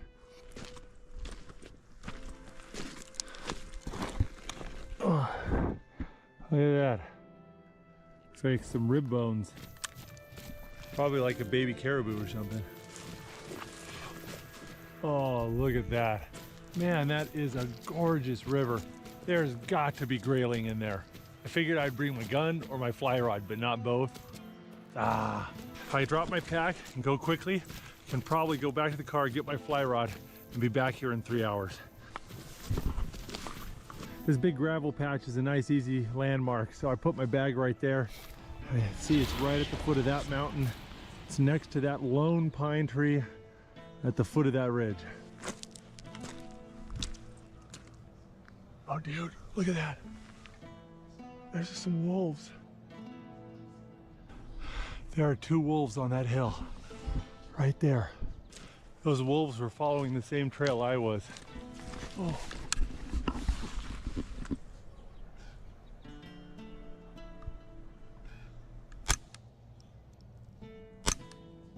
That seemed to scare off that wolf. Those wolves were not afraid of me. If I had a real gun, I could have shot those 3 wolves. I could have used those pelts too. I don't know how many wolves are in that pack, but I saw at least 3. Oh, I can smell them. It's like a dog kennel. Have some spare food. Hopefully I scared them away. I don't want them circling around me and get my pack. I can smell the wolves again. Wolves have a very interesting way of hunting. They're very good at long distance endurance. So they'll just follow a herd and trot behind it and push the herd until the weak and the sick and the young can't keep up. That's wonderful. Believe and me, they get them. For a favor like this, Camelot will knight you the moment you set foot in the capital. For now, though, you'll have to settle for this. Oh, I just realized I forgot my griddle in the car. I guess it's good I came back for the fishing Now rod. we'll inform Yvain that everything is ready. With the fly Packing rod. up the men. I Now we saw go back. Yvain wavering in his decision, but without Well, any the hope wolves of didn't get my awakening the backpack. Menhir in Connacht. Oh, wow. All of his efforts. Probably Let's eaten meet in a the liter of audience blueberries, chamber. but I think I'd like something a little more substantive.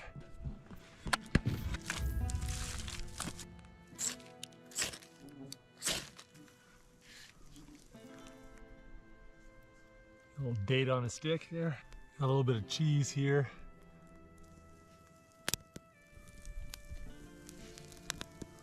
Uh-huh.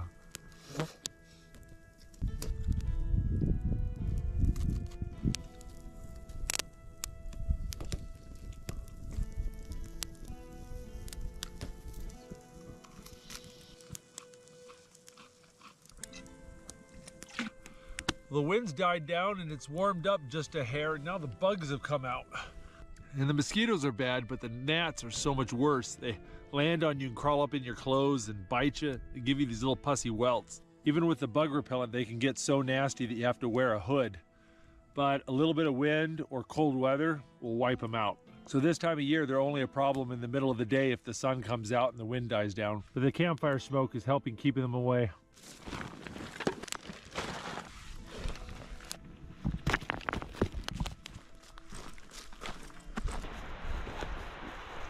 All right, I think it's time to rig up my fly rod and find out if 3 hours of hiking was worth it.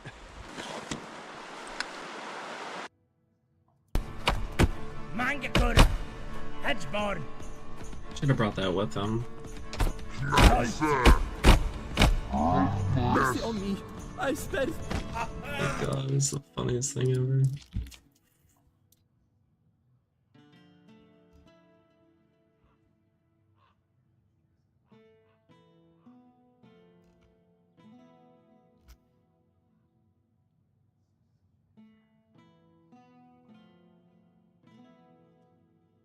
I think that's actually what happened.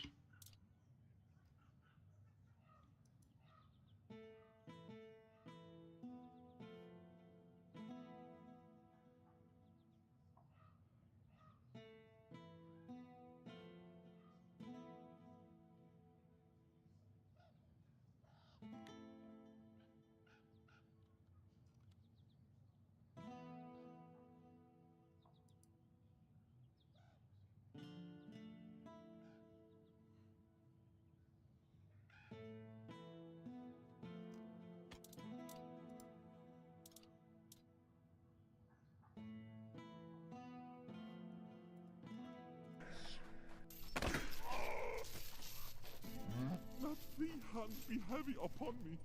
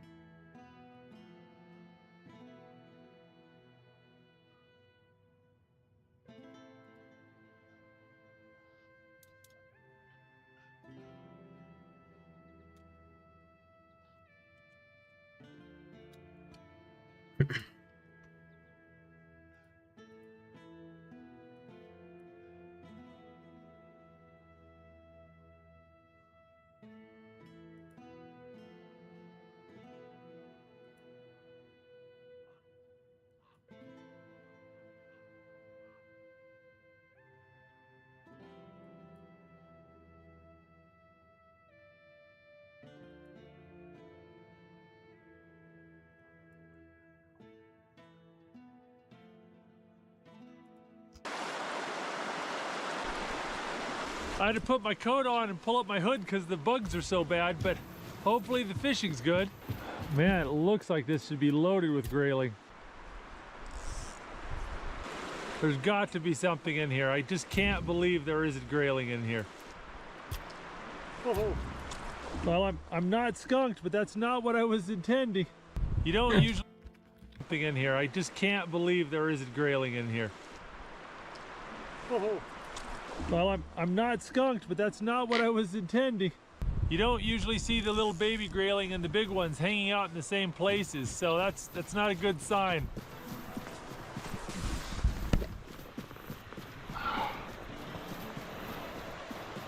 Looks like the wolves have been busy. I think I'm gonna climb on top of this ridge here. It'll allow me to get a better view of the river. It's a lot easier walking up there as well.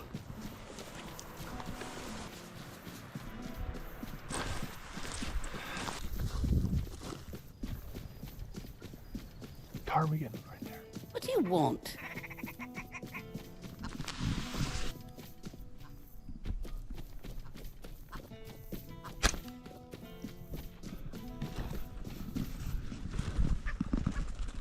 Oh, there's some more. I hope you guys appreciate how hard it is to stalk and shoot a bird while holding a gun one-handed and a camera in the other. Ah, you need something. You've come back. Farewell. There we go. Big old chimkin. That right there is the willow ptarmigan, the Alaska state bird. You can see how it's brown and then start to turn white. I saw about 6 of them fly over there. What is it? It's over, Lord Yvain. The time has come to take the Menhir to Camelot. If you care for your people, prove it. The Menhir is fading, and there's no way to reignite it. You know perfectly well that this is the only option. I know the Menhir is fading, hunting ptarmigan with the 22 ain't easy, but it sure is fun. Its hard part is catching them out in the open so you can get a good shot at them. He used to be pretty good at shooting on the wing with the 22, but it's been a lot of years. How exactly do you plan to do that, huh? Your druid is useless, and I've never heard of any way to restore a Menhir's power other than Merlin's old rituals. I've been following the stream looking for a deep spot. The rituals I can see where it dumps into the lake. But the Menhir stays where it is. Oh, that sure is pretty. At least until Tell you I what, you'll be return hard from the pressed to find a more expedition for the Holy beautiful Grail. campsite. That I think this is where I'm going to Camelot camp for the lore. night. This ground An is nice ancient and one soft that too. neither you nor any of the knights of I'm the going to go Round down to the Table river, can break. get some water, see if I can't catch a fish. So How do I you've get really down here thought without this breaking through, my neck? haven't you? But hear this. If the Menhir's power is completely depleted, we'll have no choice but to leave for Camelot. Protecting the lives of there Camelot's you go. subjects takes precedence over any holy mission. That's not a big grayling, but that's an King actual Arthur's edible decree. one.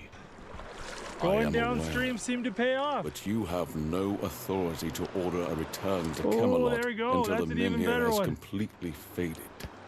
I know the old lords will. That's why I choose to evoke them. That's a very skinny grayling, but that's a proper Will size. lead an expedition to find the Holy Grail. Such is my will. Well, Fly if that fishing is for the Arctic will grayling of has the got to Lord be of one of my Kurnok, favorite types of then fishing. Camelot will have Just no seems like choice but to grayling are acknowledge it. always in the mood for a I'll dry report fly. this to Got command. another one. They're in for a surprise. Stay and see if you can talk Little some guy, I'm sense gonna let into him go. If he's set on this expedition, Oh, that's a pretty one. he's so eager You to know what? I'm die, gonna let him go. I won't stand in his way. I think I landed about 8 or 10 grayling in a pretty quick period of time, but I think I need to get back up sorry that you had hill to and get witness camp that. made. I got food to cook up. You heard what Denholm said. Camelot won't dare touch the Menhir as long as I I will let the lead the little guy expedition go. for the Holy Grail. Once again, I'll keep I the need big your one. help. People I can trust. I can't command anyone. Otherwise, All right, got a the fish, expert- got and, some water. As you've likely I think it's noticed, time to go make some dinner. Now the tough part, I gotta get back up I that hill. suppose I brought it on myself with my indecision. At the It's time, nice and warm I out thought I here, had but no man, the choice. bugs are getting intense. If I refuse, I think you it's time can't to live set up your the tent, and life I'm trying to liking balance this little other spot. things. It's flat, level, that's- soft, and you got a little bit of depression, no idea. so the wind isn't hitting the But tent. I also have no other choice. I owe it to you. Though my only regret is that I acted so late. If we fail to return with the Grail in time, I would start by looking among the most trusted. Our priestess, Niante. possesses unparalleled. Then there's Urfa, a skilled blacksmith who was once a formidable. You might also speak with Maggie. Since the two of you have been hard to say, still, try to approach. I'm gonna go ahead and filter the water I took from the river. And go ahead and put my bottle in this parky squirrel hole. Gravity pulls the water through the filter and into your bottle. All right, I think it's time to get serious about picking blueberries. The hazards of blueberry picking. I got about 2 pounds of blueberries here, so that's not bad at all. Make sure to do this downwind from your camp. Otherwise you'll have feathers and everything. This is what was inside the ptarmigan's crop. Blueberry leaves. And make sure I throw all the guts way down the hill. I don't want these anywhere near my camp.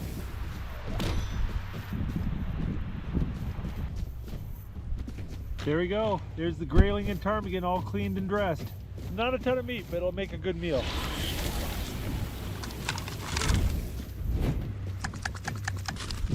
All right, I'm gonna pour about half the blueberries into this bag.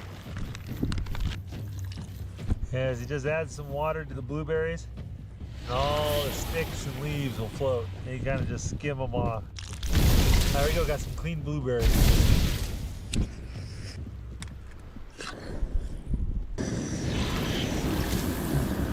Oh, it's starting to rain.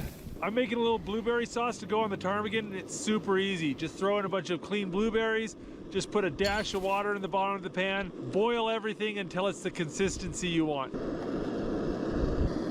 All right.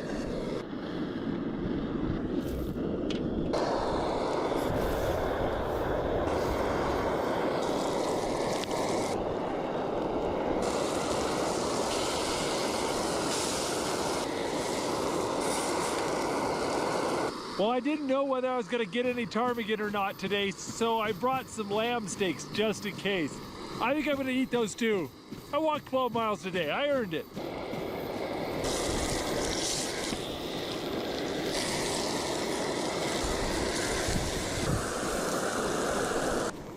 Fish, bird, and lamb. Jesus, man, chill out. You didn't need to eat lamb at all. All right. Gonna put some blueberry sauce on our ptarmigan. That's good. That's really good. Something. Blueberry sauce on That's not bad. bird. I didn't overdo it. That was good. But this rain and wind is getting me cold. I think I need to get inside.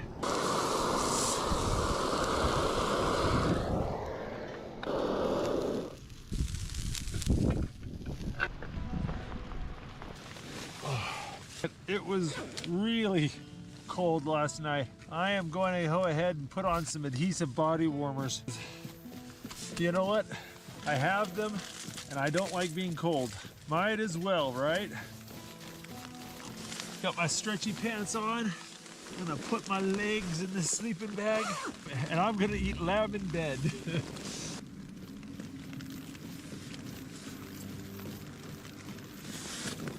It's been a good day and a good meal. I'm gonna finish it off with coconut flavored chocolate covered macadamia nut. So good. And for second dessert, melon flavored Kit Kat straight from Japan. Absolute favorite Kit Kat flavor. Thank you. The man who really did it. Well, it's late and it's getting cold. I think I'm gonna boil a bottle of water to put in the bottom of my sleeping bag.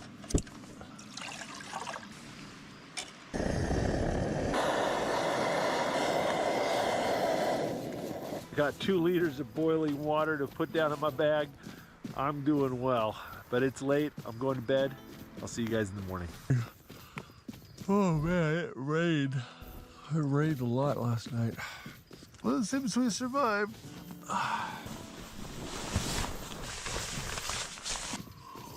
Got this Just Add Water muffin mix. I'm gonna use it to make some fresh blueberry muffins.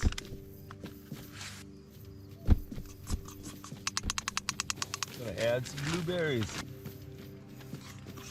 Might not look like a lot, but that's like 3 muffins worth. The All Mother's light will reveal. We're gonna let those muffins cook in the steam for about 20 to 30 minutes, and if the water level starts to get too low, we're gonna add a little bit more water to it.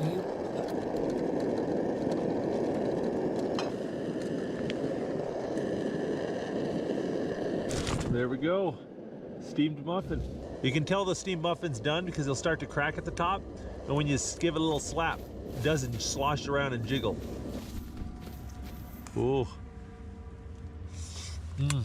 It's just like it's baked in an oven, only it's softer. And it's got fresh blueberries. Hello. Are you real? Oh, that My hits the name spot. is Nan. Well, I it don't seems know like I got a why little I'm break here. in the rain. I think I need to get this party cleaned up. I came to the We need to hit the All-Mother's trail. I got a long Temple. way to One day get back home. something changed. Corrupt. I Socks failed. were a little wet last night. I put them in the bottom of my sleeping bag up next to that water What? bottle, and they're nice That can't be and true. dry Tell now. me.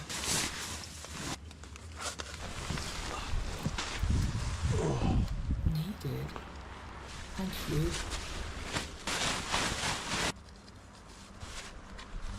Well, I'm all packed up, but my fingers are freezing. It is so cold out here. We are this close from getting snow instead of rain. My fingers are frozen. Oh, this has been an awesome campsite. But we've got several miles to go to get back to the car, and there is no trail. Here's the I car. always should have compassion. Here was the lake care, by the hope, car. all the things Okay, I and pushed here's the away out of trail I fear. followed. They were never weaknesses. And I followed the They trail were until my it strength. disappeared, and then I kind of went cross country, and I stumbled upon the river. Okay, then I followed the river along. We camped there. As I'm gonna go this way. Now there's no trail, and I don't have a map, but I know that there's a big mountain right here, and there's a mountain right here. So if I just stay to the top of the two mountains, I should be able to make it back to the car. There is much to do. Got to be really careful picking my way. I don't want to walk through brush and get my pants soaking wet. That's an important part of backcountry survival. Don't wet your pants. So if I'm not mistaken, I think that should be the first hill I need to follow to get back home. If I'm wrong, I'll be able to see the right hill from the top of that one. So either way, I'm getting on top of that mountain. Yeah, I think I'm on the right hill.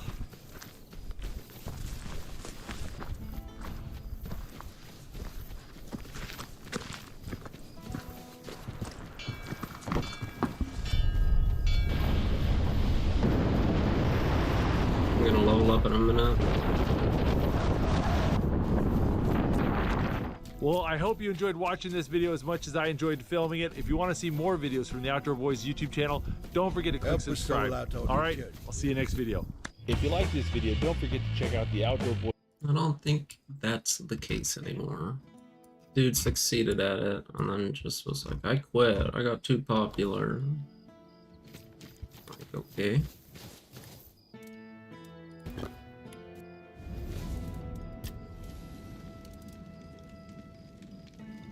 We're back.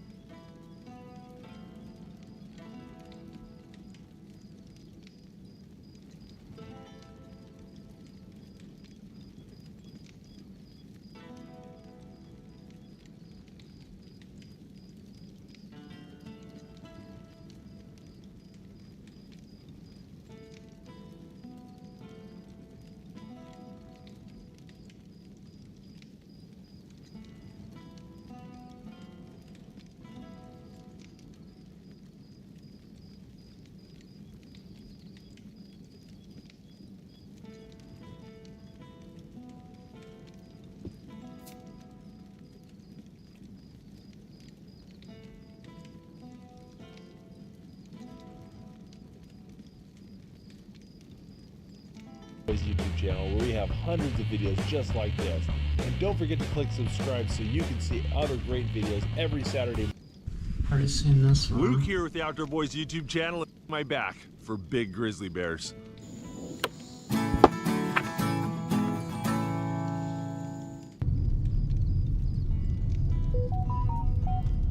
Just got a text message from my buddy Gabe out west. Says he just found a walrus. Looks like I'm going walrus hunting.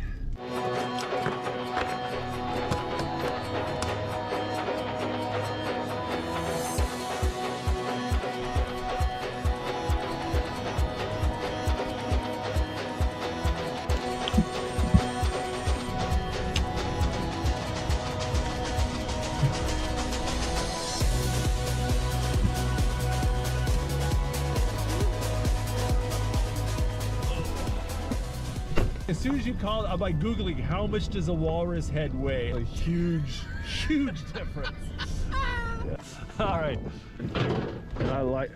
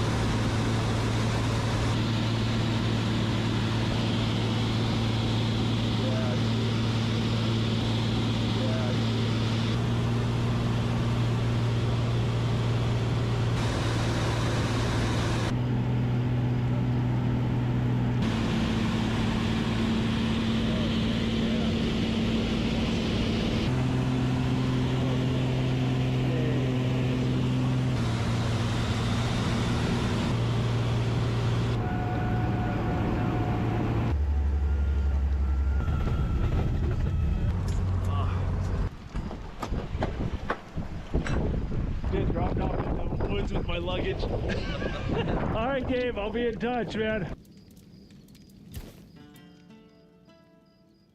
No. My subjects were usually well disposed towards them, grateful for their magic. Merlin was held in high esteem by the common folk. Of course, there was mistrust at times, even open hostility, but never like this. Nobody was ever so twisted by hatred as to herd them into a giant wicker man and set them alight.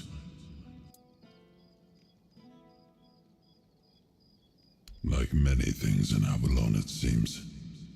But yes, they used to be quite influential. Sometimes unnervingly so. They had the ears and hearts of the people, and they made them rather bold in voicing their opinions. As you can imagine, we didn't always see eye to eye. That led to some unfortunate confrontations.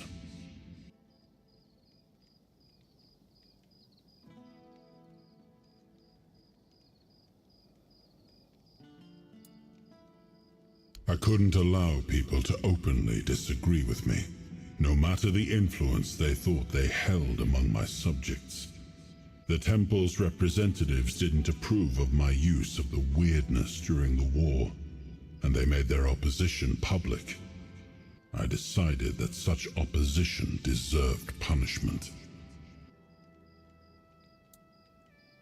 Sometimes it's necessary, and that was one of those times. In times of war, a leader cannot appear weak, cannot afford to look uncertain. Call it what you like, but war demands obedience, not debate.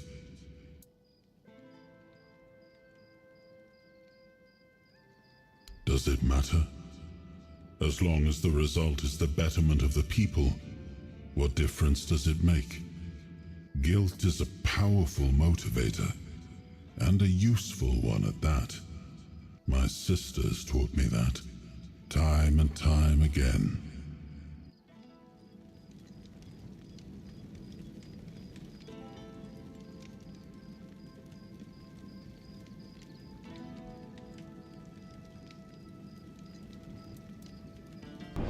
How'd things?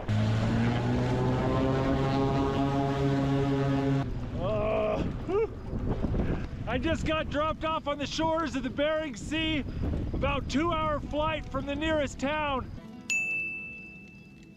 There are tons of grizzly bears in this area, and just like me, they're walking up and down the beach looking for dead walruses and seals, and I'm gonna be camping and hiking with a big slab of dead walrus on my back.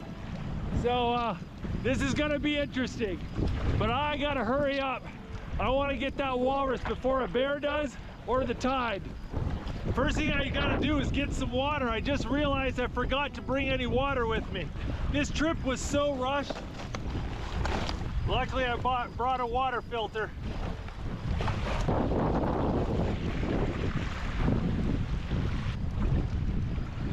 The water's fresh, but I can tell there's a little bit of salt in it.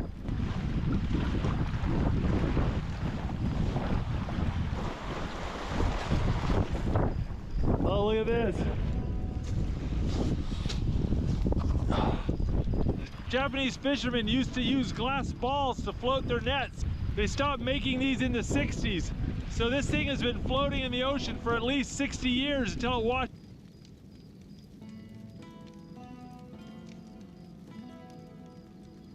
Oh, I was muted. That is the definition of a bauble. Like a glass bauble. Trinket or decoration, I guess, are only decorative. Fishing bauble. Yeah, come on now.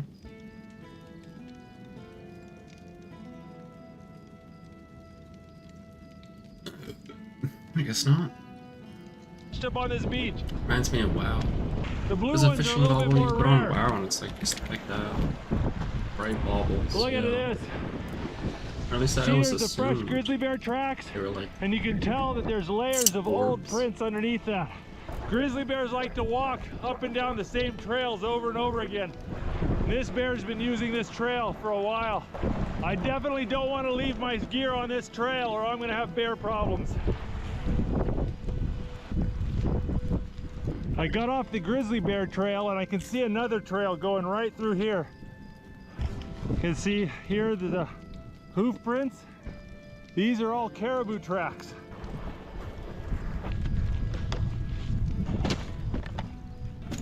I've got about 3.5 miles to go down that beach to get to the walrus carcass. So I'm gonna leave most of my gear right here and hope the bears don't find it before I get back. My guess is that as long as I'm back here before nightfall, I should be okay. You know, people tell you all the time, don't leave food in your pack because the bears will get into it. Bears will get into your pack just because it's a funny color or an unusual material. They're like a toddler. They don't need an excuse to destroy something. They'll do it just because they're bored or curious. Oh man, look at these wolf prints. Look at the size of that. That is a big wolf print. I'm keeping my eyes peeled as I'm walking down this beach. I could find all sorts of cool stuff. It's not uncommon to find fossilized woolly mammoth ivory sticking out of the cliffs. More bear tracks. I gotta make sure to look behind me from time to time. Wolves and bears walk a lot faster than I do. And they don't say on your left when they come up from behind.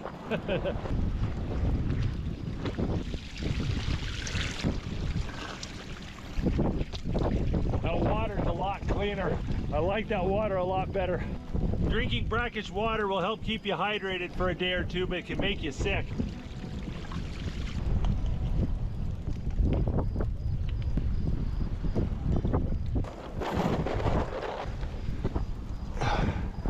See right there? That's like a seal vertebrae or something right there.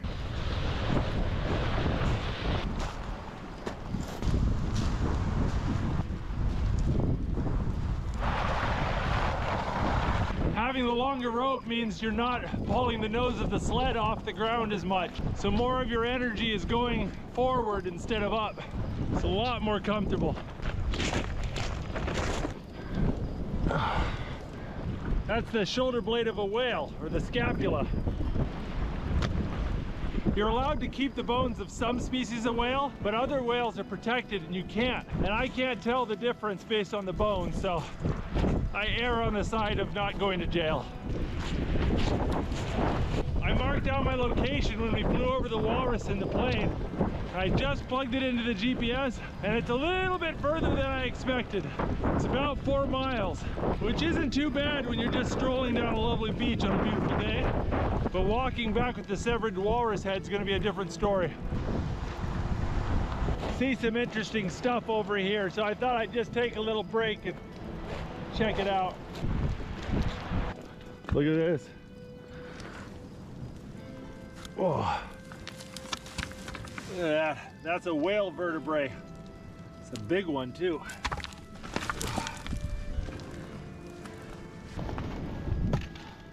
The backbone of a giant whale.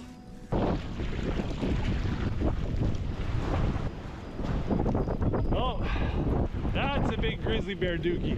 My goal on this trip is to not end up looking like that.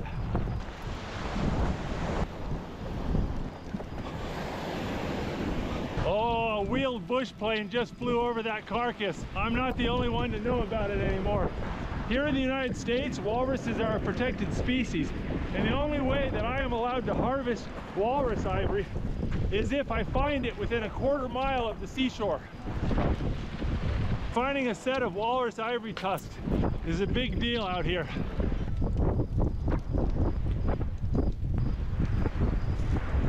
It's getting a little hot and that rope was digging in my shoulder. 2 miles down, 2 miles to go.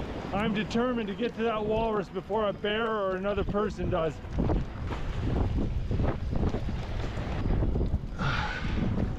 Ooh, that's a cool piece of quartz. I'm seeing a lot of cool stones on the beach. There's agates and jade and quartz. That's pretty. Oh, that is a big grizzly bear. And you can see it right next to it. This is a wolf print. They say however many inches across the front pad of the grizzly bear is how many feet long it is. So this is about a 7-inch pad. That means it's 7 feet from nose to tail. So if the bear stands up, he would be about 8 feet tall. It's not a record bear, but that's a good size one. A really big bear will be over 10 feet. I can see the walrus, and there's no grizzly bears. Yes.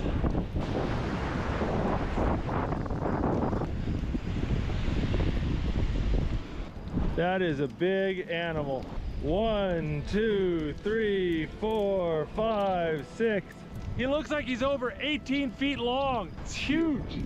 A big walrus could get up to 2,000 pounds. Look at the size of the flippers. I mean, it's just huge. Look at that. Wow. Look how old they are. I don't know what killed this one. Not there, poor little walrus. Look how old they are. Something broke off one of his tusks. That's crazy. You know, I just saw the movie Tusk again. The movie is crazy, dude. I love it. It's something else. I don't look up Kevin Smith movies.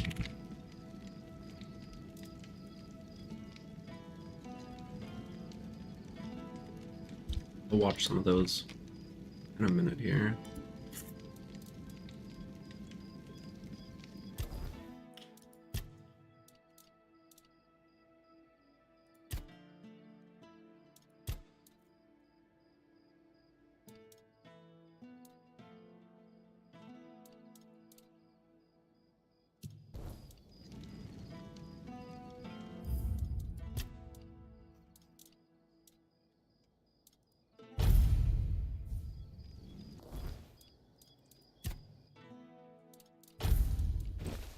I have to be able to wear this, which means I need like 2 pounds off of me.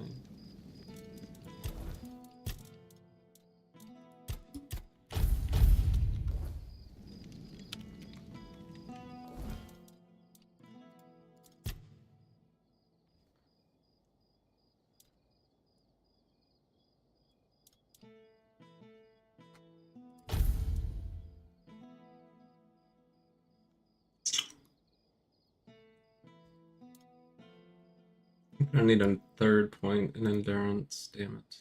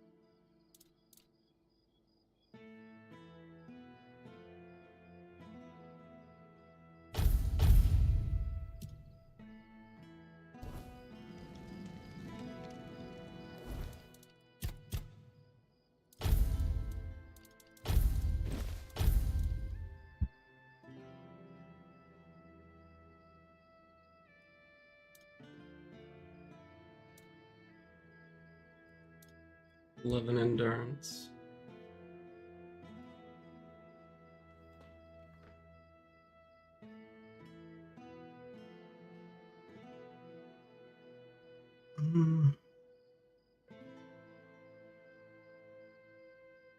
That's 19 points I spent in things other than spirituality. Otherwise, I could be at like 40 spirituality right now. Perception's actually good for me because of the crit, but like still. 19. That's 10 points. That's 9. 19. Let's go. 7 is 30. 32 is 9. So 42.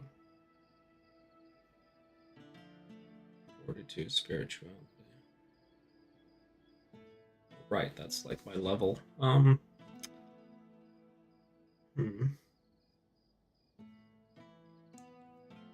It's 19% more spell power, not really worth that much. Bunch of mana. Yeah, technically increasing my endurance so that I can wear all the armor I need and be at medium still is definitely the move.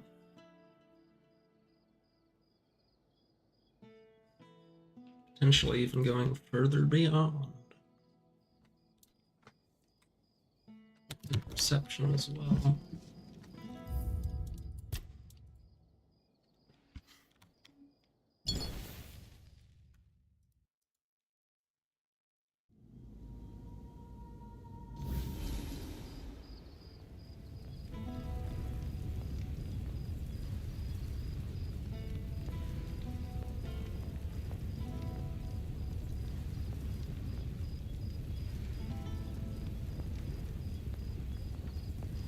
No need for that, is there?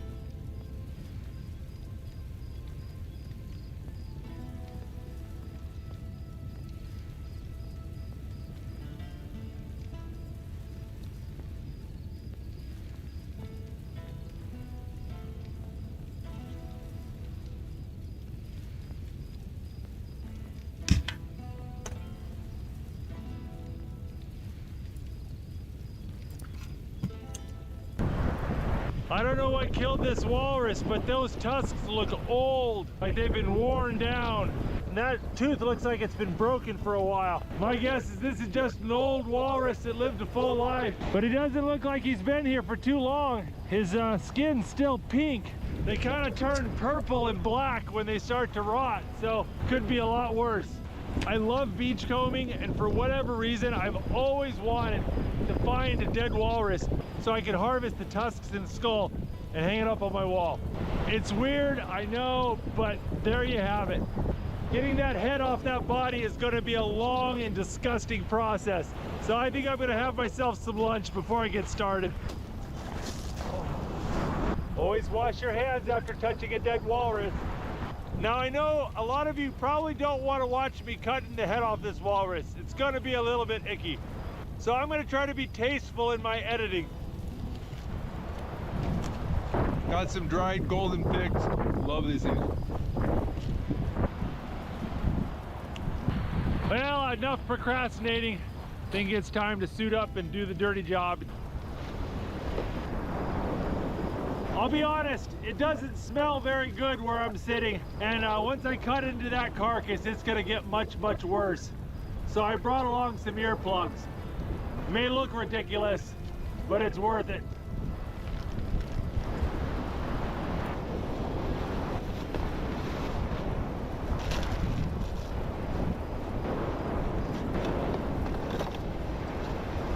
Feeling cute, might go cut up a walrus, I don't know. This may seem like overkill, but anything that gets rotted walrus on it will not be allowed back into my house. All right, I have never dissected a walrus before. You gotta find the joints. If you try to just smash through these bones, it'll just destroy your axe. There's a bony bit right here. Oh, the jaw goes all the way. Oh, I need to adjust my nose plugs. Oh, get them deeper. Oh, that was bad. That was the worst smell I've ever smelled in my life. Oh. My axe is brand new sharp, and I'm barely making a scratch. I'm gonna need to try to cut away this really, really thick skin and blubber so I can see the joints and know where to cut from there. Big ass walrus. It took me 15 swings of the axe just to pierce the hide a little bit. And I've got to do it all the way around. Are they really that tough? That's a bit ridiculous. Well, I got through the skin, and now I'm just trying to figure out where the walrus's neck is. They're just kind of a giant fat tube, and where the head ends and the body begins is not exactly obvious. So I'm having to cut away pieces and kind of search around, and it's a lot of work.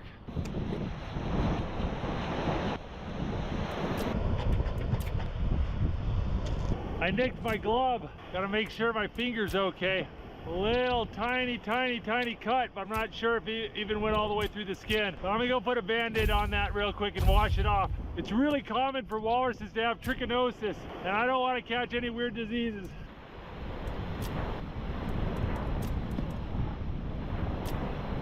Well, I spent about an hour cutting, hacking, and sawing, and I got the head off. I need to sit down with the knife and cut off as many bits of flesh as I can to lighten the load, because I got to carry that thing 4 miles. And I don't care how ridiculous these nose plugs look, they're an absolute lifesaver. Frenchman 3.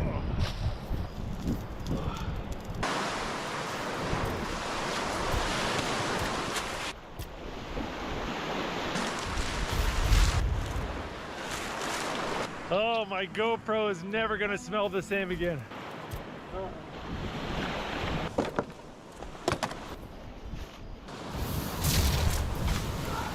Well, there we go. That only took 4 hours. Whew. I absolutely destroyed my fillet knife. Never. These nose tighten the load, because I gotta get this walrus through the skin. Got the head off. Well, I spent about an hour cutting, hacking, and sawing, and I got the head off. I need to sit down with the knife and cut off as many bits of flesh as I can to lighten the load, because I got to carry that thing 4 miles. And I don't care how ridiculous these nose plugs look, they're an absolute lifesaver.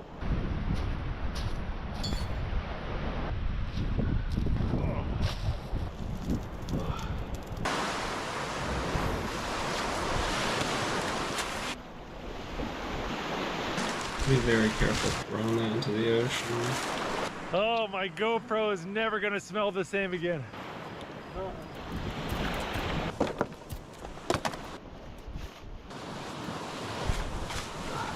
Well, there we go. That only took 4 hours. Whew. I absolutely destroyed my fillet knife. And this shirt. These pants might need to burn as well. Really glad I got that Tyvek suit. I just should have gotten 2 of them. Oh, the head weighed about 90 pounds with the skin on. I removed about 40 pounds of meat and skin. Still pretty heavy, but it's gonna be a lot more reasonable. This whole time I keep looking over my shoulder waiting for a bear to come walking down this beach. I'm just gonna be so glad when I'm heading back to camp.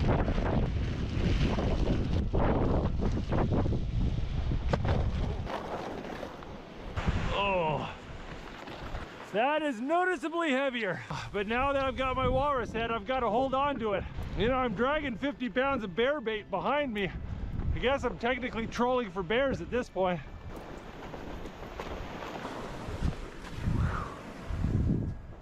A little break, a little drink, a little snack. Let's do another quarter mile or 2.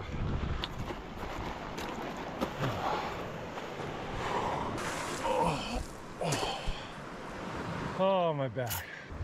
Oh, if I keep taking breaks, I think I can save my back.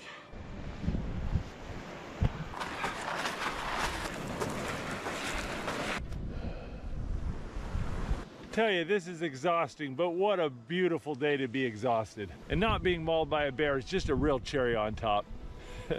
Oh.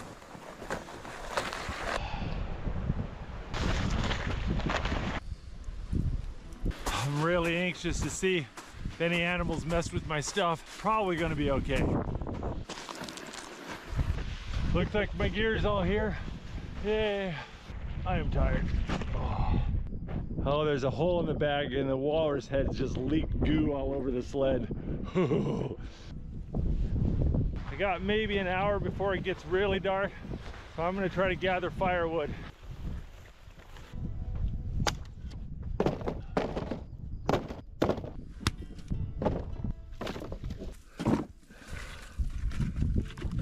Tell you what, firewood's a lot lighter than walrus heads.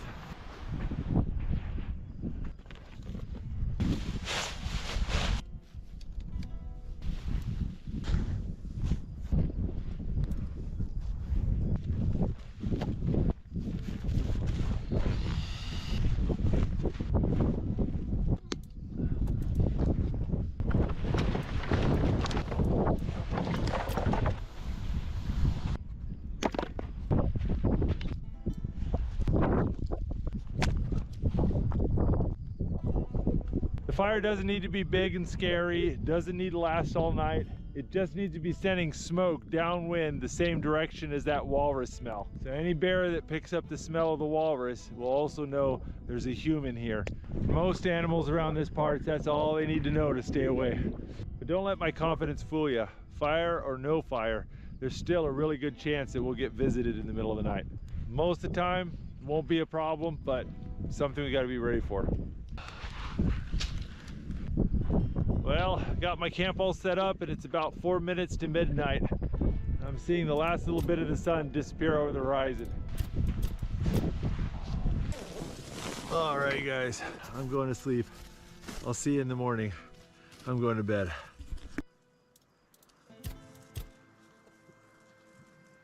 Well, I think I earned myself a very lazy morning, but it's time to get up. Oh, the mosquitoes are fat and juicy this morning. Oh, they had fun with me last night.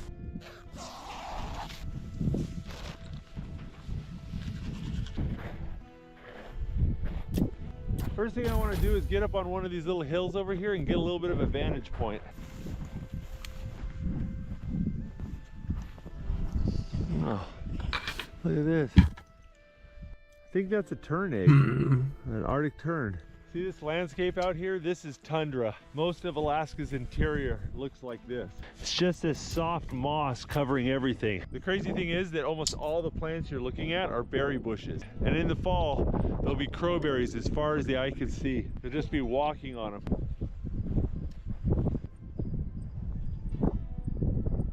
Oh, look at that. That's a ptarmigan feather if I've ever seen one. I was listening to a whole bunch of ptarmigan call to each other right here last night. I think I want to go hunt that for Japanese glass floats. I'd really like to find some of the more unusual ones, like the really big ones.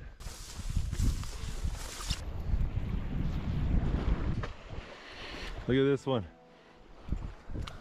Oh, this one is broken, but it still has its net. They'd weave the net around it, and that's how they would attach it. Yeah. Oh, it might just be me, but it looks like there's a lot more bear tracks on this beach than there were yesterday.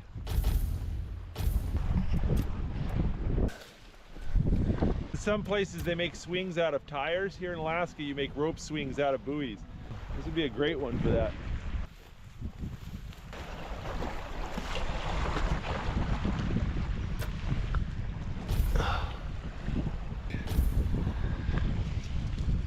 Way too late in the season to be viable. It's just probably a rotten, forgotten one. But collecting gull eggs is a big tradition with the native people here in Alaska. Early spring, you can come out into these dunes where they nest and just pick up baskets of eggs. It's a wonderful treat at the end of a long winter. Oh, look at this. Oh, that's a really nice whale vertebrae. It's nice and bleached. Yeah, that's a nice one. I really got to learn my whale identification one of these days.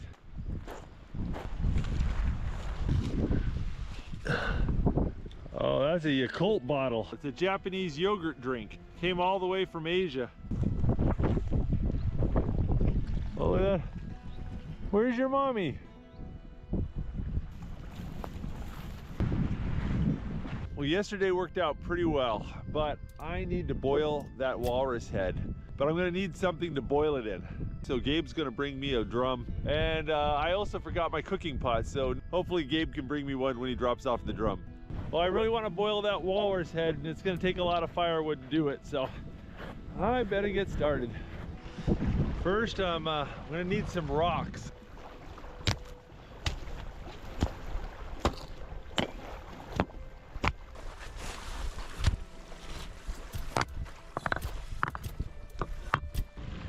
All right, that's looking pretty good.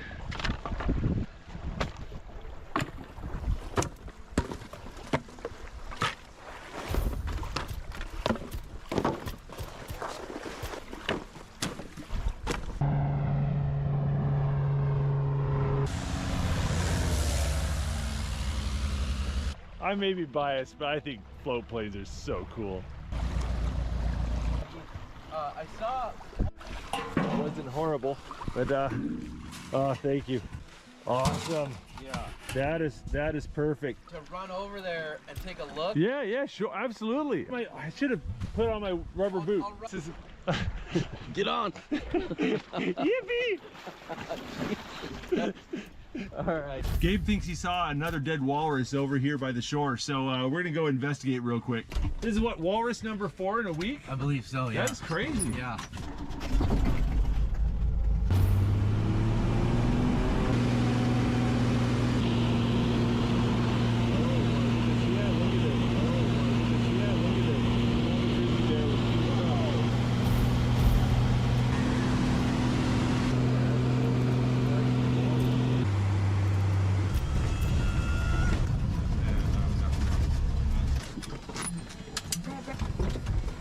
Four walruses in 1 week. That's unusual, right? It is unusual, yeah.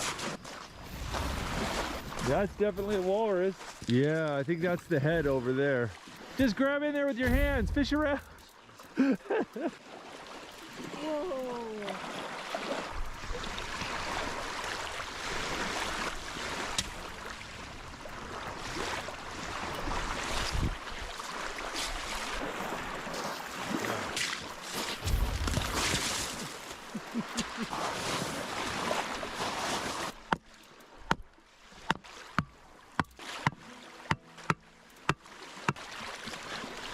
think it came out a little. Nice! Oh. There we go. That's a walrus tusk right there. It's like hollow down to about there. And this part's all solid. Oh, that's heavy. Feels like it weighs 7, 8 pounds. That's a lot of work. And that right there is the lower jaw without the teeth. See where he's missing? His molars have come out. So look how thick that bone is. That is solid. Oh, I touched that. Ah. You found them both, right? Yeah. You can help.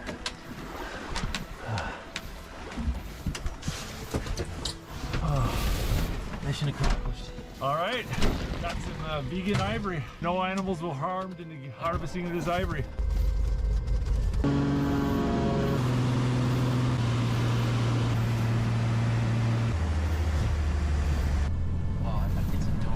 Yeah, you can jump out and jump in the front. Here, what's the best way Just to jump ride a on. man? Okay.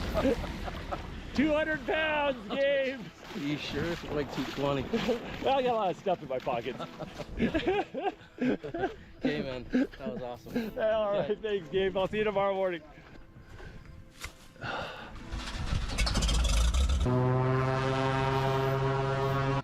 Oh, man, I couldn't do this without Gabe. Well, I brought my big crab pot, but I do not think that's gonna fit a walrus head. And Gabe loaned me one of his cook pots so I can make some dinner. And he scrounged up a 55-gallon drum. I think we are ready to get cooking.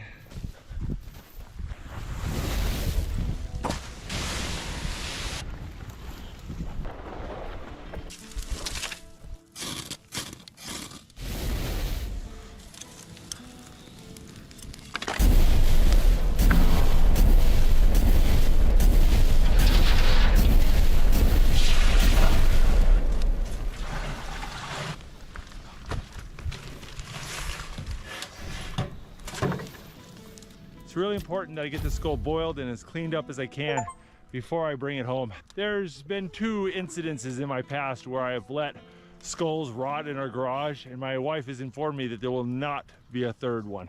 My wife is a very patient woman and she doesn't ask for a lot. I'm gonna let that boil while I go make some lunch.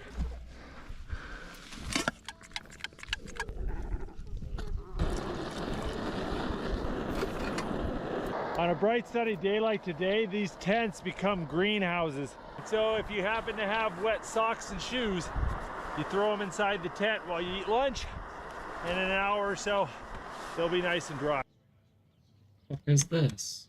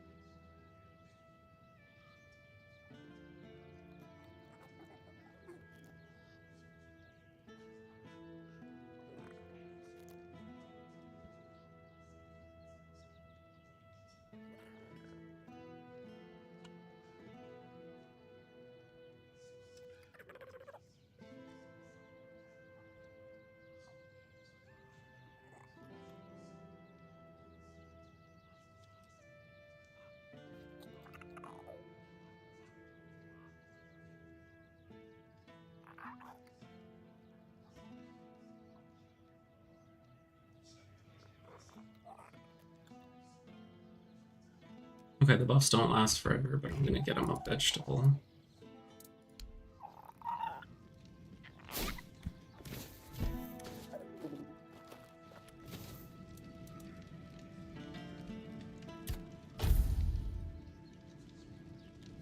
I would heal a little bit, damn.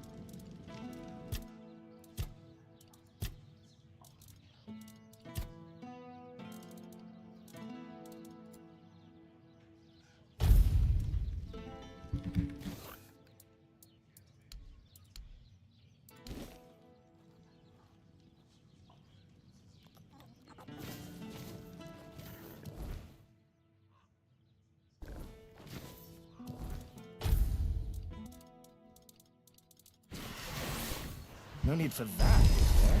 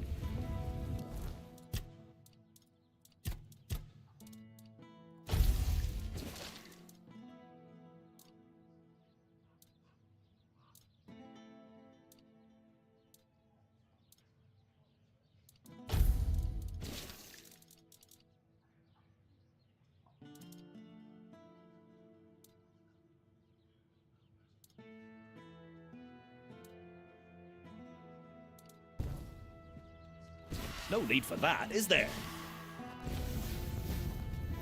Hello.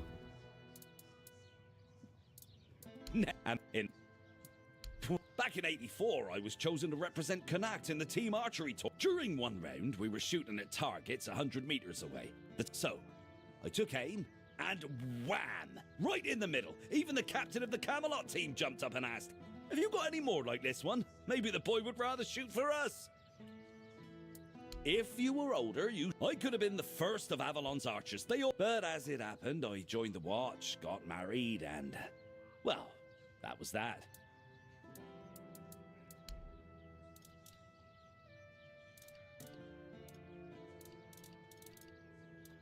Leaving already? Always if it's...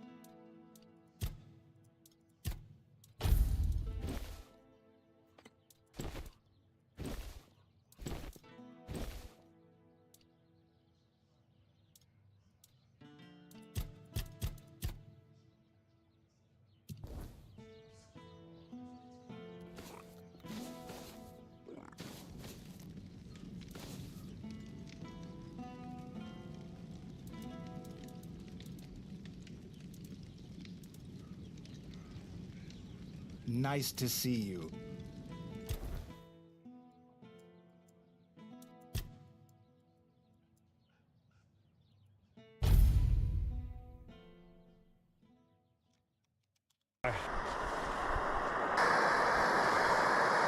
Got a hearty lunch planned for today because I am hungry. Boiling back rice, can of beanie weenies, and I found this Chinese style bacon at Costco. It's good for about a year without refrigeration.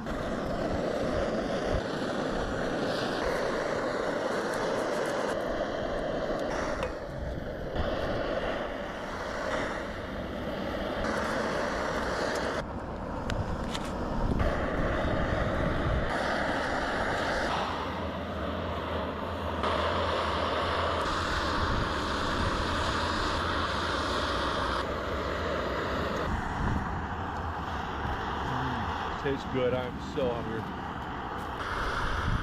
Return to me with cobwebs in hand, and you shall be rewarded. Ah, cobwebs. You've earned your reward, Mort. Nice and dry.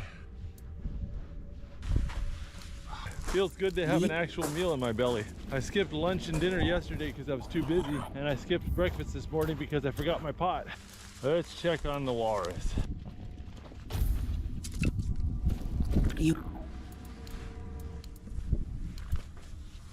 There we go. You have done well. Check on the forbidden The stew. ethereal. Oh, the walrus is boiling good. It'll be a couple hours before I stoke it. I want to explore the tundra a little bit. Hiking across the tundra on a beautiful day like this is just one of my favorite things.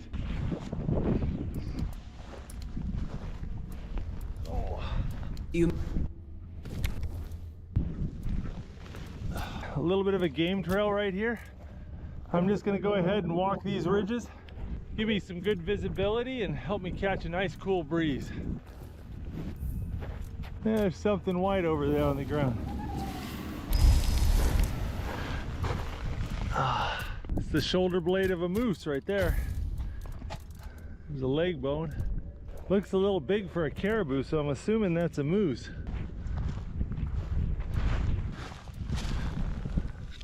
Whoa! Look at that. Look at that young bear skull. That is so cool. Look over here. There's the lower jaw. Oh, there's the tooth. There's the tooth right there. It's not that common to find predator skulls, and when you do, they're usually either too fresh or too old.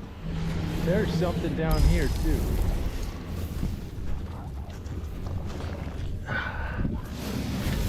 That's a little tiny caribou antler. Might be to a female. Each winter they drop their antlers. Both males and females have antlers.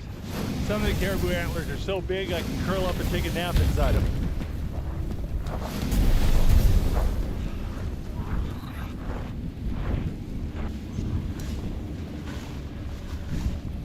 Little cotton plants.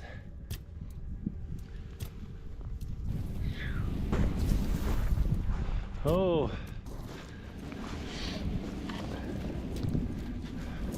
There you go. That's kind of like an average male rack right there. It's not bad. A little bit rotten. You are back. There we go. That's what I'm looking for. That's a proper You have caribou done well. antler. The ethereal. Yeah, look at that. I think I'll follow this caribou trail a little bit. Oh, ptarmigan. There's a whole bunch of ptarmigan right there.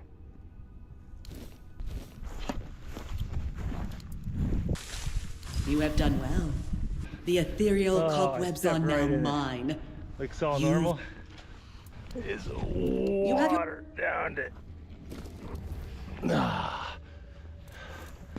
There's another booby trap. You gotta pay attention to the vegetation. This stuff means water. Yeah.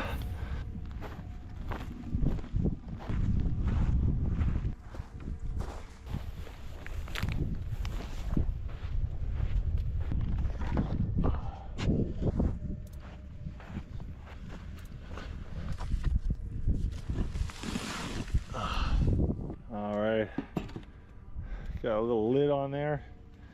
That should help. I think for the rest of the day, I'm just gonna be stoking that fire and keeping that walrus head boiling. I'll probably end up stoking it once an hour until I go to bed sometime around 11 p.m. Let's see if it's boiling. 20% spell power, Yeah, it's 20% boiling a physical little bit. damage, Some of the places where I 5 cleaned it crit better, it's chance, starting to see bone. 1.7 helmet.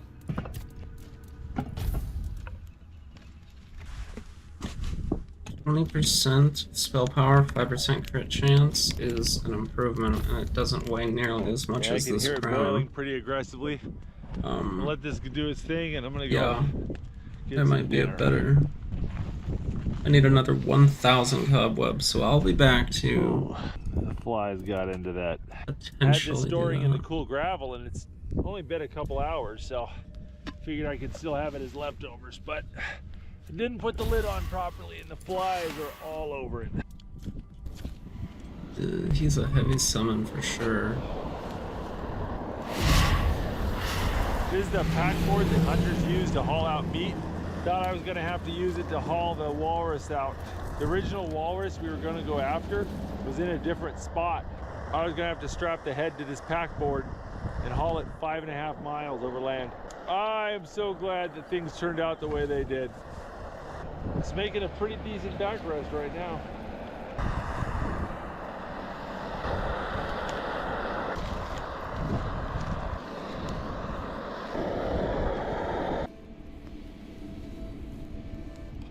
Not too fancy, but today I'm too tired for fancy. Sweet baked beans and salted rice. That's good. Oh, my legs and back are sore.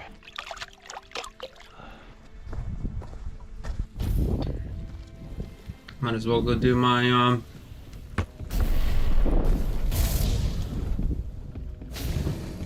Come back and check it in about an hour.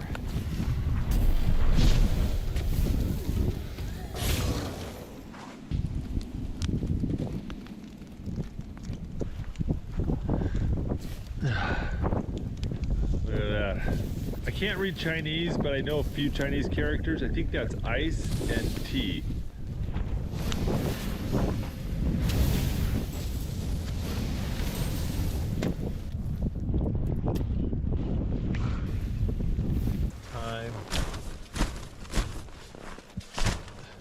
All right, that walrus skull is gonna cook all night, and I'm gonna get some sleep, and I'll see you guys in the morning.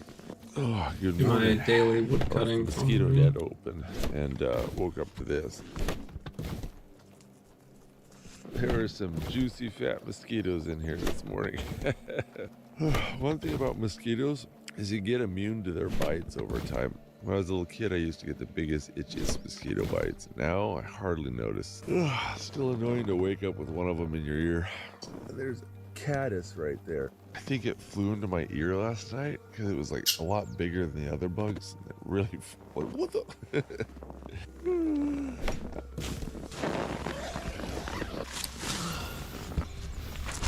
It is another beautiful day. I can't believe how calm and sunny it's been. And the ptarmigans are giving me a little serenade over there.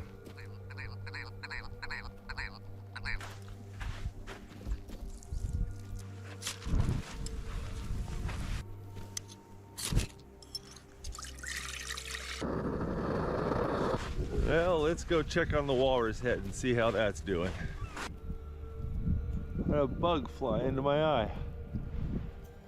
Just walking along and had a kamikaze bug fly in my eye. My hands are so dirty I don't want to pick it out. Now there's little bits of them in there deep, but I'll just have to leave it. Luckily it was a mosquito, they're kind of soft.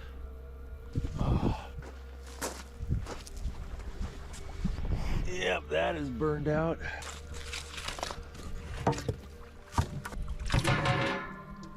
That's looking better, but still needs a little bit more boiling. And a lot more water. There were so many fresh bear tracks when we showed up. Thought for sure we're gonna have at least one wander into camp, but nope, no visitors.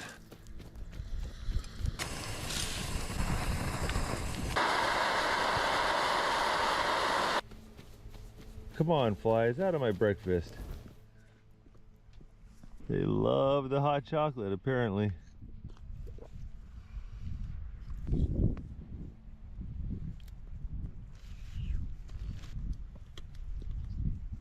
All right, got breakfast in me. I think it's time to clean this place up a little bit.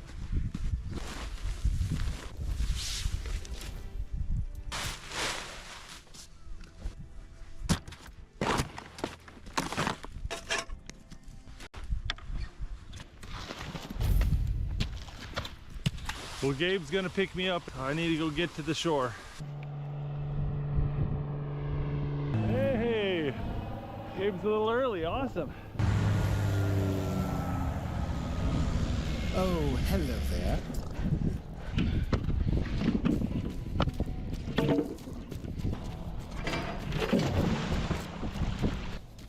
Good morning, Gabe.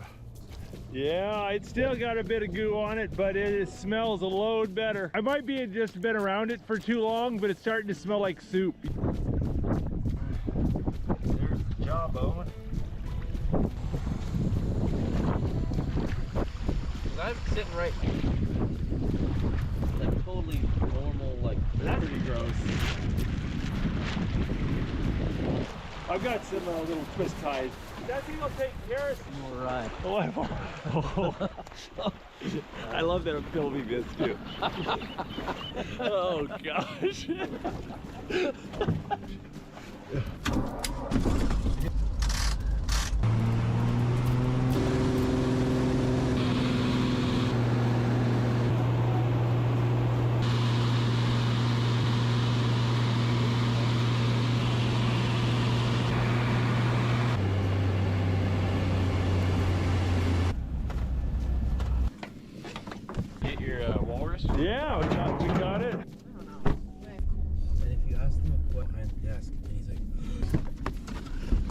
Yeah. See you next week. Yeah, I'll see you in a few days. Yeah.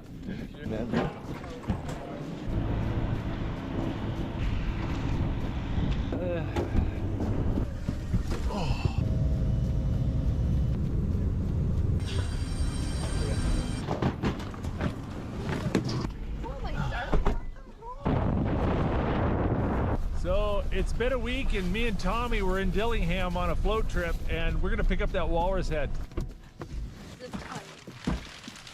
That smells great. It smells so bad. No one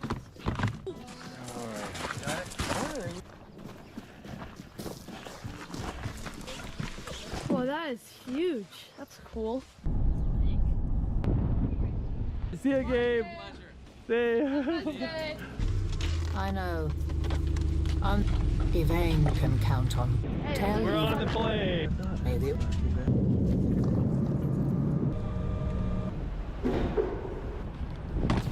I accidentally scrape anything. Working up.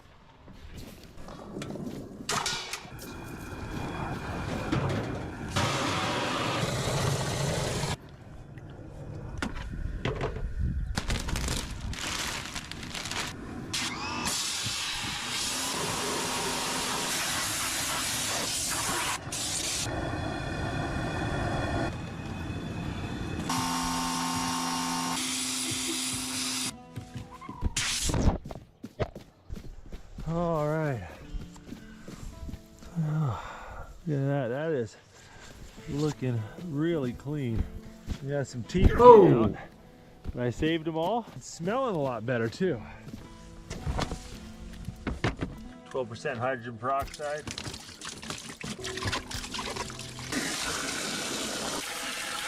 I diluted the hydrogen peroxide down to about 3% and we'll just let that sit for a little bit. Well, for the last 2 weeks, I've been soaking the skull in Dawn dish soap and hydrogen peroxide. And it's come along pretty well, but it still has a little bit of a smell to it. These little grease spots here and there. But now that it's not super gross, I can take it over to the federal fish and game officers to get it registered. So I'm gonna go do that today. And by the look. Welcome. Can you grab the bag and the 2 bits of ivory? Yeah, sure. All right, we're gonna go take this in to get registered. I'm gonna leave the camera behind. Yeah, lay that down. All right, we registered all the walrus parts. They drill a little hole in the top of the ivory and they put a little tag on them. This one's got one too. And they put a little tag on them. All the walrus parts, they drill a little hole in the top of the ivory and they put a little tag on them. This one's got one too. And you'll still be able to fit this back inside. But that walrus skull still has a bit of a smell. I think I'm gonna take that skull to a professional and see if they can give me any advice or help me get it to the next level. Well, it's been about a month and I'm gonna go pick up the walrus head, and I've brought Becca along to make sure that it meets her approval. Your destination is on the right. Hi, Russell. Nice. So I've been in this shop for 47 years. So here's the walrus. It's okay. Smell that. I don't smell anything. I don't smell anything. Start right there. Starting in the nose. You try it. Oh yeah, that definitely doesn't smell like walrus. That smells almost like bleach or like chemical or ozone. Okay, so that smells to me like ozone. Yeah. Thank you very much. That's very kind of you. Nice to meet you guys and have you in my shop. Hey, thank you. I'll be looking for all your new episodes. Well, you happy with that? Yeah, they did a really good job. That was really nice of them.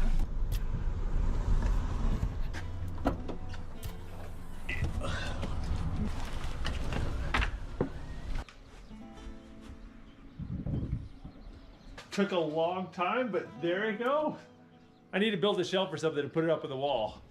But I think I'm just gonna keep it on my desk for a little while. Look at that thing. Oh, that is so cool. It's what every man needs. A giant animal skull on their desk. So, pretty happy with that. If you like that video, make sure to check out the Outdoor Boys YouTube channel, where we have hundreds of videos just like this. And if you want to see our newest adventures, make sure to click subscribe so you'll get notifications. Hey, Luke here with the Outdoor Boys YouTube channel, and welcome to the interior of Alaska. For the next 3 days, I'm fishing, hunting, camping, foraging, and eating what I find.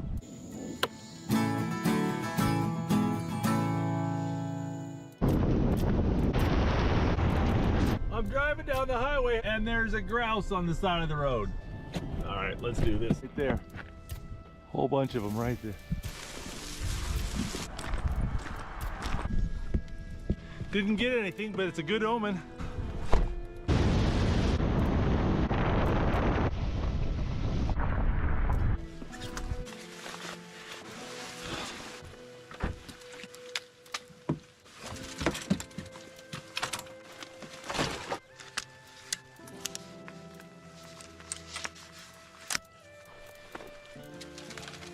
It is a cold, sloppy day to go camping. It's a high of 50 degrees right now.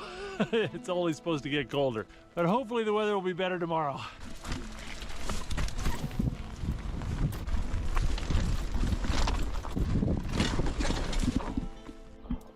Whew. I went flying over. Oh, the ground is so rocky here, it keeps flipping my cart. I'm gonna go ahead and lay it flat to try to lower the center of gravity. Hopefully that'll stop tipping over. It took me 6 hours to drive here and it's already 7 p.m. I've got about 3.5 miles to go before I get to where I want to camp. Oh, whew, it's cold out here.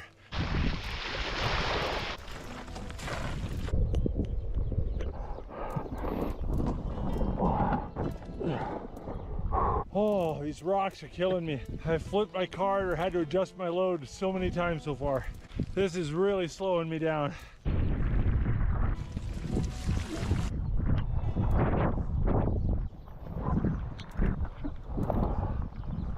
Well, it's about 9 p.m. and I haven't eaten dinner yet.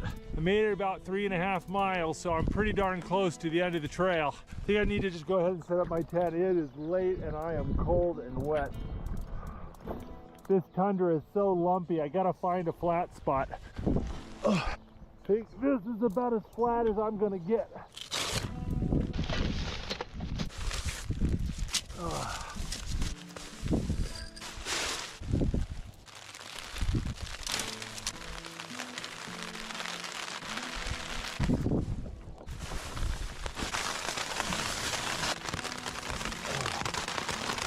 Inside of my backpack got a little wet, but my sleeping bag's dry.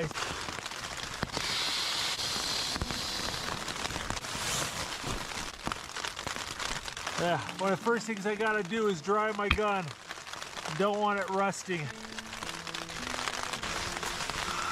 Right around freezing. I think we got about a 50-50 chance of waking up to snow.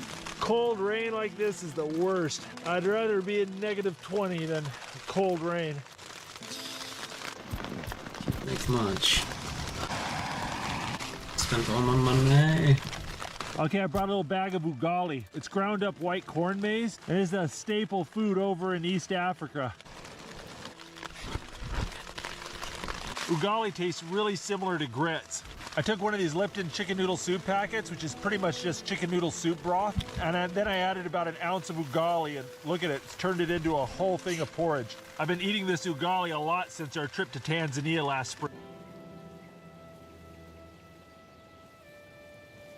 Let's take care of your money problems. Why do you need so much money? Because upgrading your gear is hella expensive. If I want to get this one higher, 1,433 coins for one level. My crown currently 2,000 and my armor also 2,000, and I duly want to get them upgraded at least to +5, 6, 7 so I get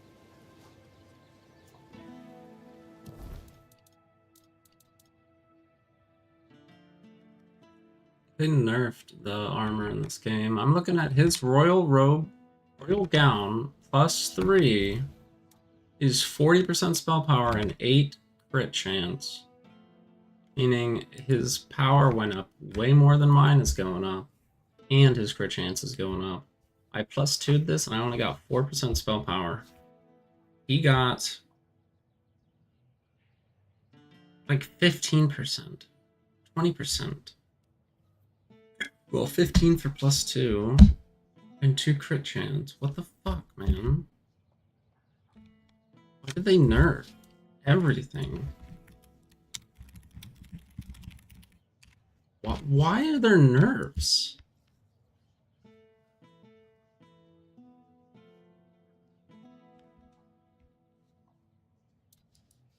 As a heads up, they nerfed spell power and armor again. This is from 2 months ago. The latest patch today. I'm in the middle of Act 2, so not incredibly far, but I lost 100 to 150% spell power. Also, all armor in my stash that has spell power on it only gets 1% per level. Includes Spell Slinger, Battle Mage Royal. The Priest Cape no longer gets any mana regen on +1. And since it has no armor, upgrading it does absolutely nothing. Yeah, I know that already. They literally broke this game for spellcasters. Becoming OP was my favorite part of the game, and I'd rather start over than go New Game Plus, so balancing around infinite scaling has been a bit negative for me. What the fuck is wrong with them, bro? Like, I want to cheat. I want to hack the game. And fucking cheat. Because I should be so much more powerful than I am, and they nerfed it for no reason. It's a fucking single-player game. It's not multiplayer. It's not like I'm hurting anybody by being OP. It's the entire point of this kind of game. Literally fucking trying. You just go pure mage and be, like, broken, and you can't do it because they decided it was necessary to nerf a single player. So fucking confused. Unless Baal gets better.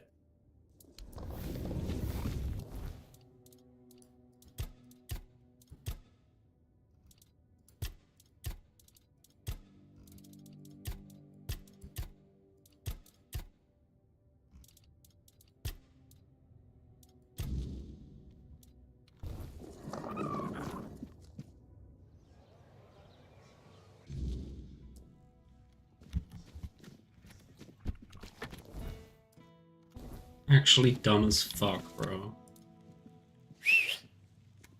Like, oh no, people were playing the game and we're good, like, having fun. Can't have that.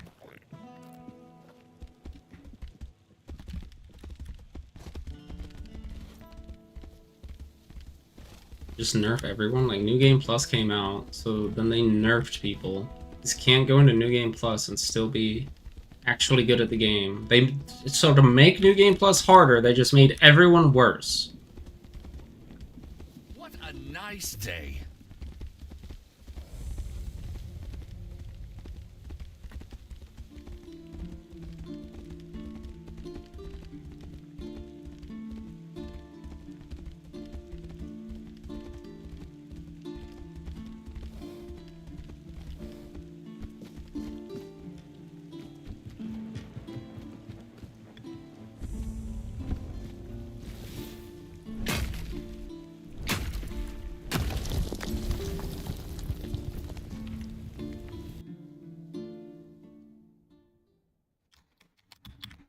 And it's quickly becoming one of my favorite camp foods. I'm cold, wet, and tired. I'm gonna put the camera down and see you guys in the morning. Good morning. Oh, it is cold. This is a 15-degree bag, and I've got all my clothes on inside, and I am just barely warm. Oh, I don't want to get up, but I really have to use the bathroom. I brought some thermals to wear under my pants, and I forgot them in the car. Oh, and I'm so regretting it. It's just a few degrees above freezing. It's not raining, but I think I'm gonna put my rain gear on just for warmth. I need to walk around to get some warmth up, and I need to get some water, so I'm gonna head over to this river.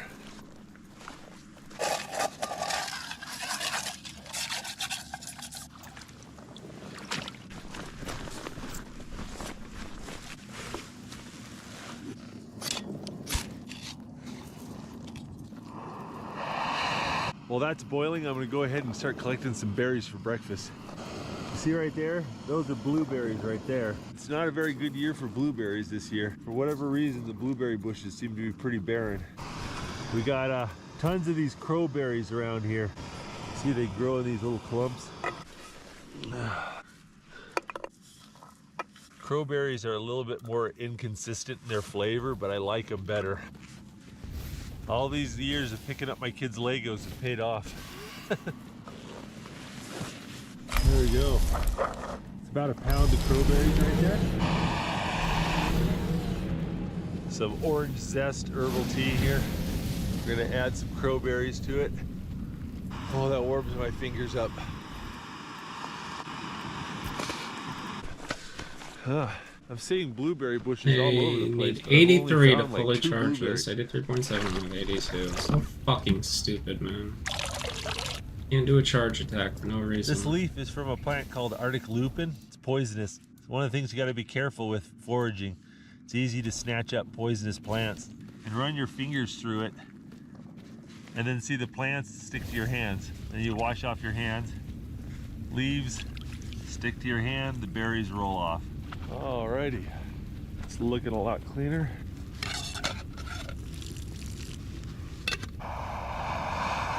You see I'm boiling this, and the berries that are ripe and soft will fall apart quickly, and the berries that are not ripe take a lot longer to break down. So what ends up happening is the juice in the pot ends up being just from the ripe berries. What was that? Believe you?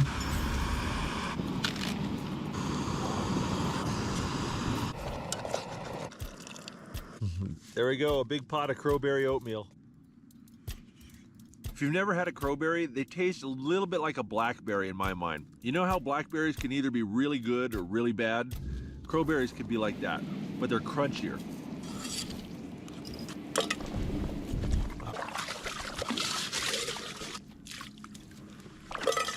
Now they got some food in me. I think I want to do a little exploring.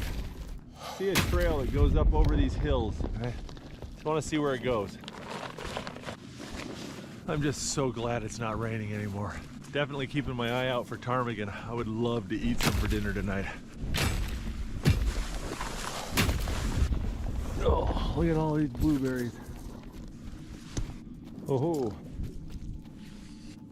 man, this looks like a prime spot for ptarmigan. So I'm just following game trails, and I'm trying to stay on the ridges because we got all this fog coming in and out. I can't navigate by landmarks. I got to be able to find my way back even if the visibility gets really, really bad.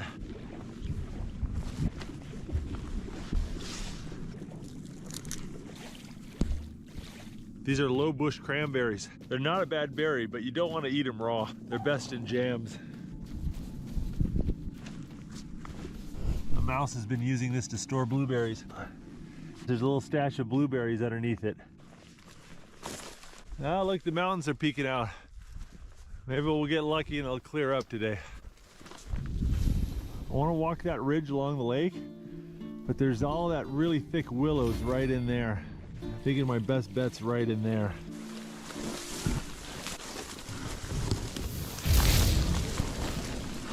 You get down these gullies and the brush gets tall and it's hard to move, you can't see anything, and if there was a bear in here I wouldn't know it until I stepped on him. That's not good. Grizzly bears aren't known for liking surprises. Here we go. Let's get some more elevation. You can stay on the ridges, it's pretty easy hiking. The wolves, the caribou, the bear, the moose, they all do the same thing that I'm doing. They try to go from ridge to ridge to ridge, and there's these little pockets in between the ridges. Seeing people with, I wouldn't care about the nerfs, but seeing people, like looking shit up and seeing people with armor that actually looks way better than mine, and it's the same exact armor. 40% spell power and 8% crit chance. Meanwhile, I have at the same exact level 24% power and 5% crit chance, and it still costs millions of gold to upgrade it. I always heard that they called them parkies. Like thousands and thousands and thousands of gold to get a whopping 2% spell power. No extra crit, no nothing. I'm gonna go into the game files and just set my crit to 100%. I'm gonna increase my shit, like it's stupid. For no fucking reason, I get nerfed. I never even got to play with that shit. Just my gear is complete garbage. Spend thousands of gold on it, it does nothing.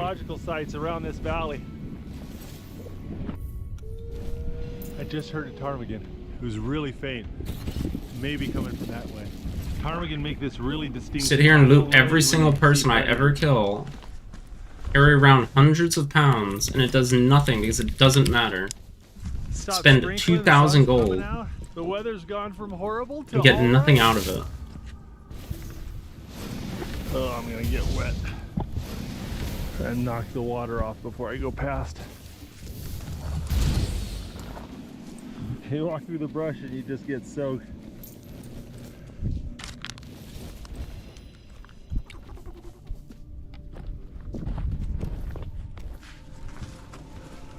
Be over encumbered Right and there, nothing's gonna beautiful matter. too. It's like berries and leaves and fur. I think there's a marmot or something on top of that rock.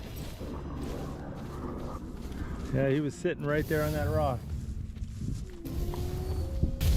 The duck right there. Duck hunting season doesn't start for another 2 weeks.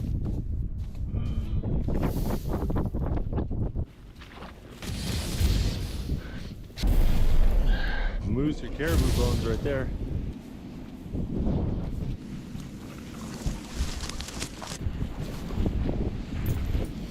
Oh, I'm wet. I wet my pants. Oh, it's starting to rain again. Look up there, it's starting to snow on top of the mountain. Alaska, we call that termination. No point in mining titanium. There's no point in upgrading my gear at all. Except for the armor, the actual armor upgrade. Well, I spent about 4.5 hours hiking around looking for ptarmigan, and that didn't pan out. So I'm gonna shift gears and see if we can't catch some fish. I'm gonna go downstream a little bit. Such a waste of time. Oh, there we go. Oh no, mages are OP. Yeah, they're supposed to be. I get hit That once is a and I'm dead. beautiful Arctic grayling. Look at that. All right, I got something to eat. Is that you?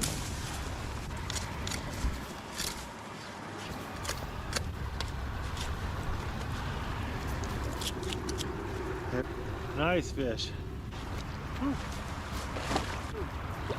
Another nice one. Look at that. He's a little bit too nice. Like, I don't have the heart to eat that one. That guy was about 18 inches. That's a huge grayling. I'd rather eat 2 or 3 normal sized ones. The best way to catch grayling is with a dry fly, but you tend to catch huge ones with spinners. Oh, there we go. Oh, that's another gorgeous grayling. Oh. Oh. These are cloudberries. Is that?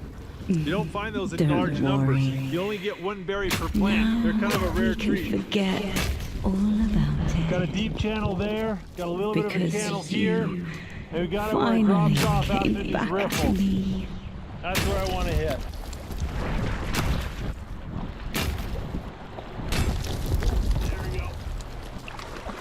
But you broke me. Another beautiful grayling. Yeah, at least they added New Game Plus, but they I got a nerfed soft spot everything for so that they grayling. could It's add hard New to Game kill Plus. such a beautiful Doesn't fish. even matter. Why would I want to There's play it? grayling jumping everywhere. If I had a dry fly, I'd be catching a lot more. There we go. That's another beautiful grailing. I'm not gonna fucking do this. I Oh, almost just got lost a my sneak lure. attack on that guy and I This is didn't too get it much for fun. literally no All my lures reason. are back at the camp. Other than it missed and I can't do a homing attack because I'm off by literally 2 mana. Grayling love to eat dry flies, and if you don't know which dry fly to use an elk hair caddis.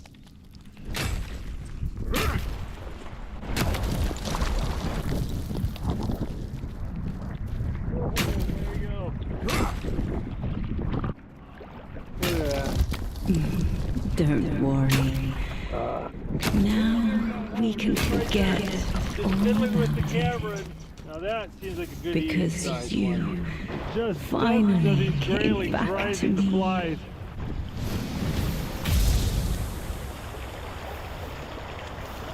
Well, that's 2 nice Sneak attack grayling right plus there. 45% That's because I enough. have full I health. got enough fish for dinner Plus tonight. every one of my I wanna catch bonuses a mean few that more guy just for gets fun. 1 shot. I'm not gonna just sit there here we and go. not use my 1 shot. My goodness. So bullshit. It just What a tries to shit beautiful on me no fish. matter what I do. Before I even started playing the game, they just nerfed my build. Keep thinking about In the those worst thermals I left possible in the way. car last night. My legs are People had really already upgraded their gear, they take away That's all the why upgrades basically and say 6-mile you round spent trip all your money in the back to the entire car to game get my on this. thermals. Doesn't matter, With this better give it weather, away. It's a gone. decent chance I might see Literally a into the Harvey on void. trail too.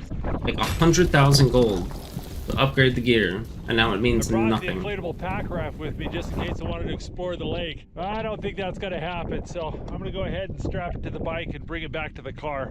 Make things a lot easier tomorrow. Well, it's a little bit under 7 miles round trip, but without the trailer, I should be able to do it pretty quick. Yeah, guys, he's dead, so that's cool. Alrighty. Tell you, when the sun comes out like this tundra is so beautiful. So annoying. Got some bread flour and yeast. I'm gonna make up some bread dough. Doesn't even matter what build you want to go. Just nerf all of it. Let it ferment for Because a they couple think hours. they know better. They don't. It's a single player game, bro. I brought my little With multiple different fly rod along. difficulties. It would be a shame You could be on the if I hardest busted out difficulty and to need catch those a grayling. upgrades. This thing And they was just made to decide catch a grayling. retroactively that all the gold you spent is now gone. The upgrades are Before we gone. go fly fishing, I gotta gut these fish. For what reason? Look into like cheat engine or something just to edit it, just to shit on it and reverse the fucking stupid ass nerfs they put in this game. That should keep the fish cold and keep the birds off it. That trick works most of the time, but I have had weasels steal fish before.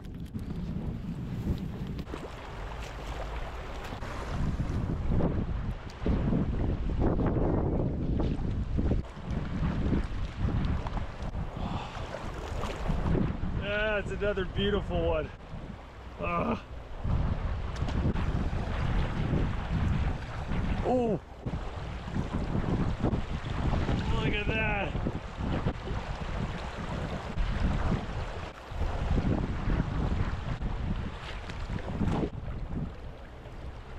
Oh, there, right there. Immediate hit. This reminds me of fishing with my dad and brother growing up. I wish they were here right now.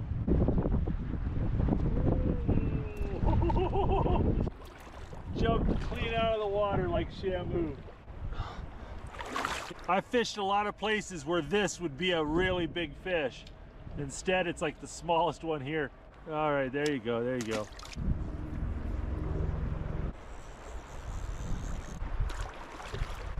Another beautiful grayling. There's gotta be a way I could just change values in this stupid game. This is fly fishing heaven right here.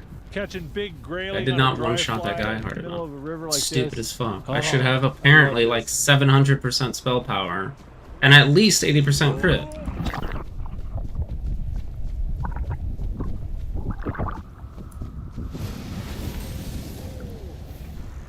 For literally no reason they decide to change shit because they think that they fucking know better when they don't. They don't even play their own game, I guarantee you.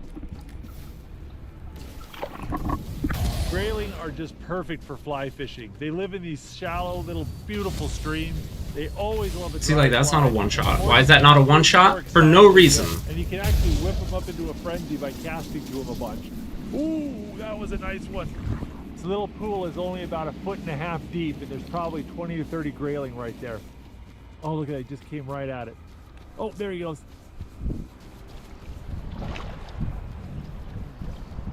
There we go.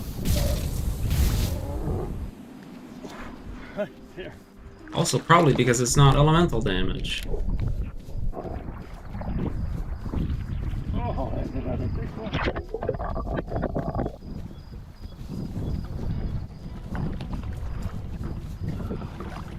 Well, I've completely lost track of how many grayling I caught. It's gotta be somewhere around 20 to 30. But the wind's picked up and I'm getting a little cold and I'm getting a little hungry. I'll tell you what, that is just a fun creek to fish. Where are these guys running off to? It's a little past 6 o'clock. I think it's time to make some dinner. Like, actually.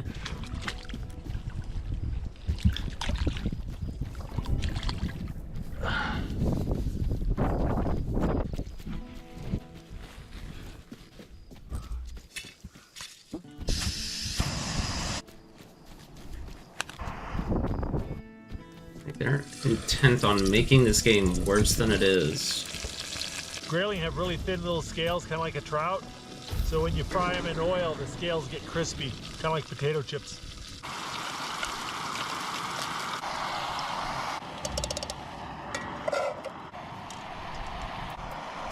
Really?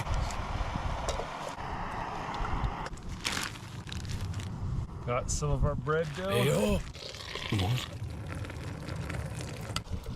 That's and what did you're lucky. Better take this. Well, you can take it easy to. If you. Got our crowberries here. I don't care about any of this. I got shit to do. Come on. Oh. Ain't They fancy. We all got still warm bread, wet melted behind butter, the- and honey. Putting some hot What do crowberries you on mean? them. And I got crispy Did grayling. that guy just say no after I saved his dude's life? Grayling's just a real clean white meat. Very similar to bluegill. Now skin's the best part. Well, it's hot. It's at there. We know Denholm, the one in charge. It seems like he's well aware that is all. And now Kuanacht is divided. Camelot says we do. Lord Milksop, of course, doesn't know what to do. If he leaves for Camelot, But he'll it's 7 become just o'clock and I'm another pretty ass-kissing tired. I think I'm sponge gonna go and princeling just button no up one gives a everything toss and about. get ready for bed. And here at least he's somebody. The man here is dying. That's true. Good morning. Really glad I got They my are thermal still pants wet on. behind the ears. Yeah, totally worth the trip. Okay, what are we doing? I'm gonna rest for a whole day, I guess. Till the bread's fermented nice. Bread dough will last 3 or 4 days in the bag like this. Then eventually it just becomes sourdough. I'm not sure. She was. Oh, and I didn't have a chance. You risked your life. What do you? Got a little bit of the crowberry sauce left. I'm at each. There we go. I'm Little forging fry a bread. new heart. I'm I gonna know try I've really hard not only to just stain my gotten back. sleeping It's bag. easier for me to grow impatient and angry. That's good. That was So far, very good. all my attempts have failed. There's a legend It's almost about exactly the the same Stone temperature it Wardens. was yesterday morning, but I am so Well, much warmer. since the Having my Stone thermals Wardens on my are all legs made a huge Dalriata, difference, and I I woke up I warm was instead of planning waking to up ask her- cold. Not having it raining and having the humidity Thank lower you. sure helps too. It hasn't been easy for him. You've seen even before I got. This has been a great campsite. I can't Wow, I believe wonder I why I haven't can't seen afford to or heard buy it. anybody. There's just thousands of That's places nice, just huh? like this in Alaska. The biggest problem is picking where to pull your car over and start walking. It's time to pack up and start heading home. It's gonna take me about 7 hours to get home.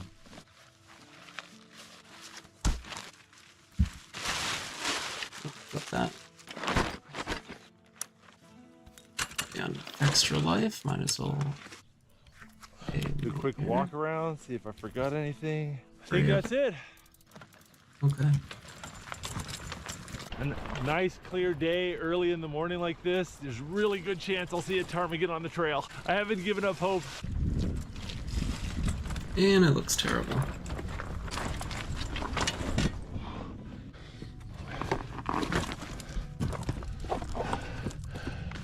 Oh, these rocks make it hard with the trailer. I need a bunch of gold, and then maybe I can set up a transmog that actually looks good.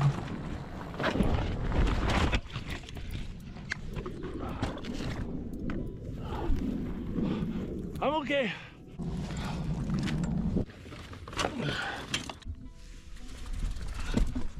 I think this might be one of those slow is fast, fast is slow situations. You know, it's actually going better than it did the first time.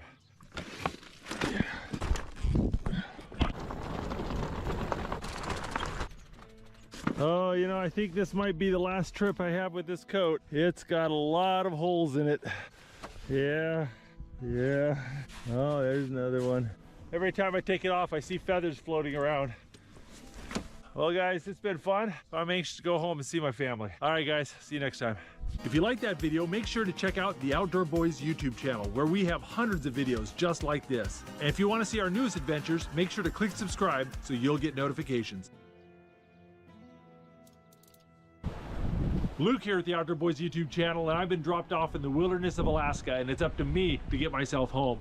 I'm going to be floating down rivers of ice, building bushcraft shelters, trying to stay warm, and dealing with whatever nature sends my way.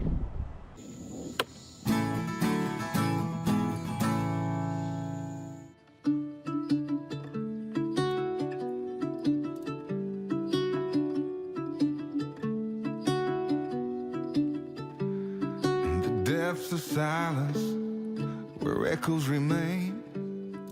You are the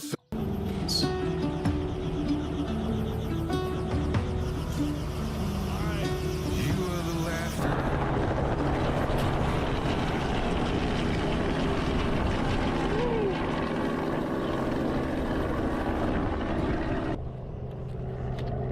Got dropped off at a sandbar in the middle of the river here in Alaska, and helicopter's not coming back for me.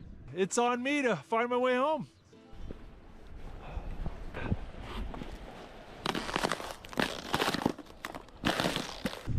Don't let the sunshine fool you. It's 27 degrees Fahrenheit right now. Everything's frozen. We're just waiting for the first big snowfall to bury everything for the next 6 months. Oh my goodness, look at that. Oh man, the river is gorgeous. Woo. Oh, look at this. The wind has blown sand over the top of the ice. Got to be careful where you step. Oh, look at this. See right here? These are bear prints right here. Not a particularly huge bear. And that guy's probably only about 5 feet. Hundreds of thousands of salmon come up this river to spawn and then they die. So you can smell dead salmon everywhere. The bears come to the river to try to feed on the dead salmon to put on weight before winter time. So there's a really good chance we might see a grizzly bear walking around one of these sandbars. Oh, look at this. Look at the size of these moose prints. See, boom, boom, boom, boom. Those are some big moose prints. We can tell that this river is a lot lower than it normally is. That's because this river is fed mostly by melting glaciers. Because it's below freezing, the glaciers really aren't melting much. All right, I think for the first order of business, I gotta find a spot to build camp. But I'm actually liking this big root ball. The wind's blowing this direction, and so this is a nice windbreak right here. Yeah, look at more bear prints. These are a little bit bigger. Man, that's a pretty good sized bear print.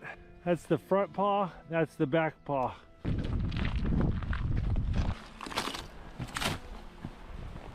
Whoa, the wind has blown silt over the top of this ice. It made it look like a sand dune. Yeah. Oh, look at this. Oh, those are high bush cranberries right there. Whole bunch of them. High bush cranberries are usually so tart you never want to eat them raw, but we've had a couple frosts, so they're okay. But just a little bit bitter. You know, the weather's pretty nice. My only complaint is the wind is a little nasty. Would like to find a spot out of the wind.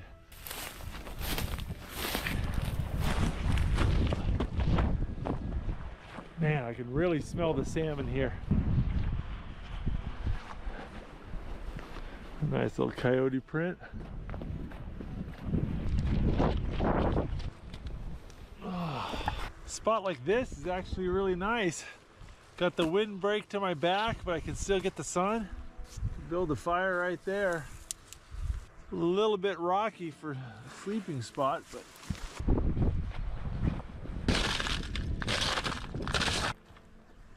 up in there seems like a good spot to get out of the wind, but I don't want to build a fire in there. Like grass will catch fire.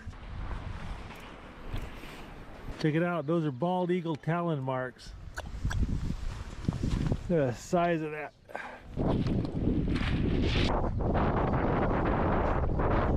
Good looking fishing spot. I brought a fly rod along. I definitely have to do some fly fishing. I think I have a lot of good options. Spoiled for choices.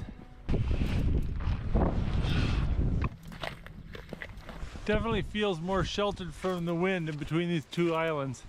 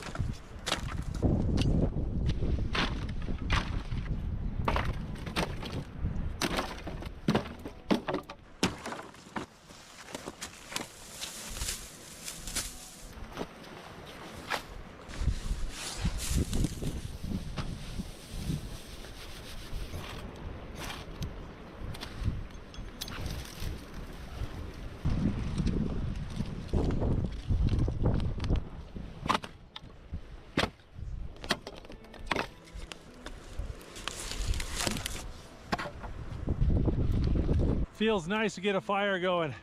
Plus, I want to do a bit of cooking tonight. I want a nice big bed of coals, so this will be perfect. I want to eat some fresh bread on this trip. So I brought along about a pound of bread flour, and I'm just going to go ahead and add some water to it. Oop. Got a leak in my bag. Well, typically what I do is I just take a bag of bread flour and add a sprinkle of yeast to it, and that's it. I add water when I'm ready, and then it ferments and I make bread. But to be honest, I can't remember for sure whether or not I remembered to add yeast to this. So we're gonna find out whether this rises or not. The warmer it is, the faster the bread dough will rise, and it's pretty cold out right now. So I'm gonna have to sit this by the fire if I want it to rise.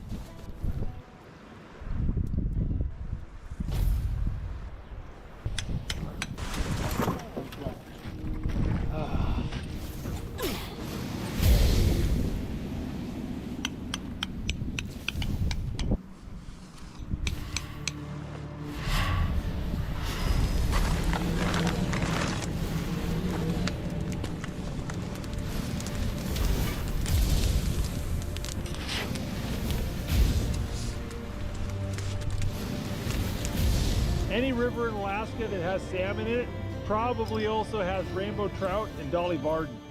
And this time of year, dolly varden and rainbow trout are feasting on salmon eggs and rotting salmon flesh. This is a flesh fly with a couple fake salmon eggs in it. It's a great fly for trout this time of year.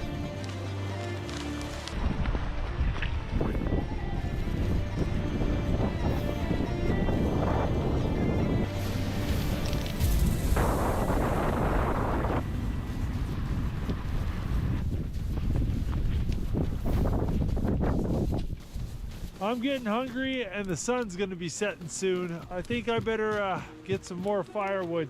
Start thinking about making dinner.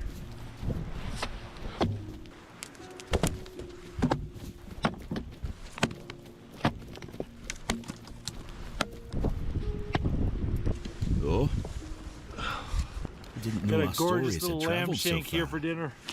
The Camelosians prefer to call us heartless beasts only capable of destruction. But I suppose a tale about creating a heart in the fires of a forge is something only another blacksmith would believe and appreciate. So, that be all. Aye, that's the way of it. There we go, that's looking pretty good a on heart the given end. to those, they drain every joy. I'm sorry, yo. Used to forge a heart, you need metal that is alive. Some rosemary. You need a Alright, there we go.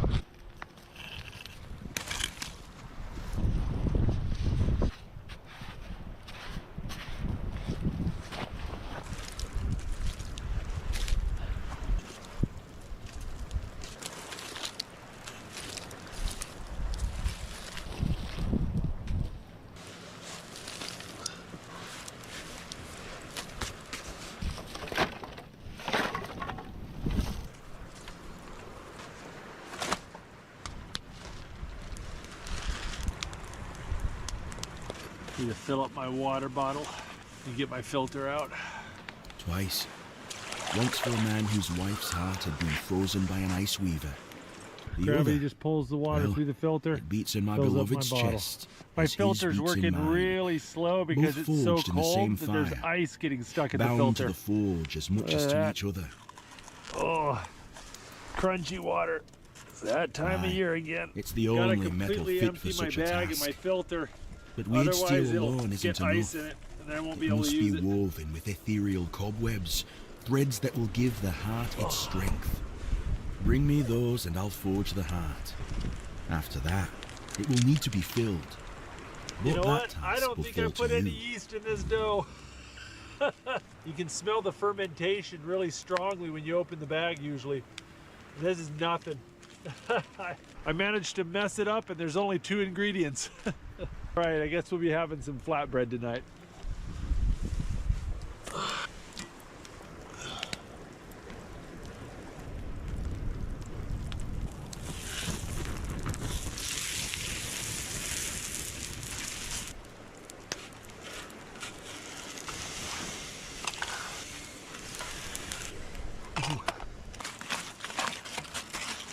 Oh, it got rendered down a bit. Ooh. I think I overdid that a little bit, but that'll still work. That's good. The outside's all crunchy and tastes like rosemary and salt. It's good.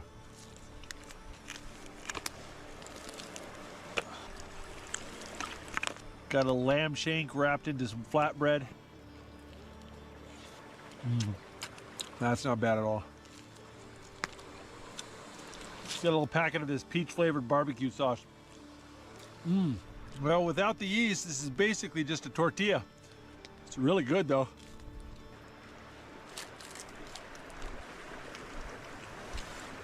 Oh, I just heard something in the river. I can hear something walking on the ice over there. It's just past the range of my flashlight.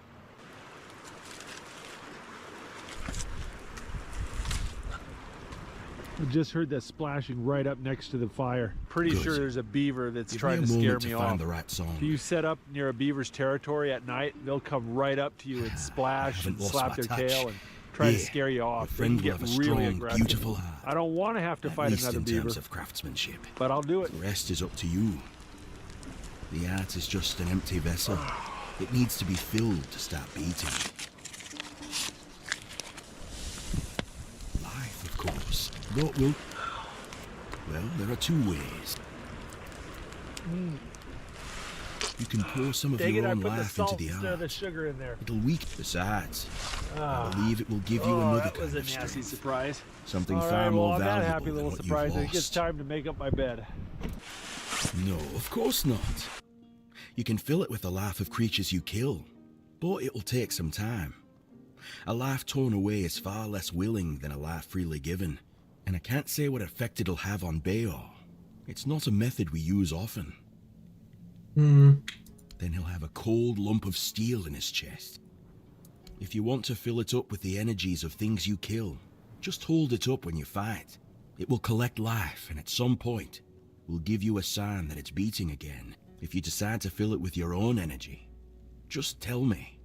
Either way, come back with either... 30 fucking max health, bro. I'm sorry? 30 max HP? Are you stupid? Of course.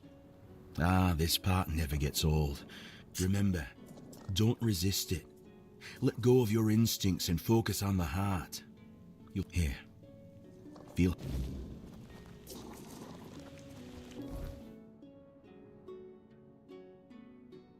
Hold on.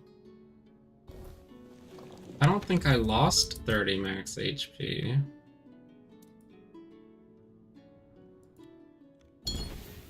No, I don't think so.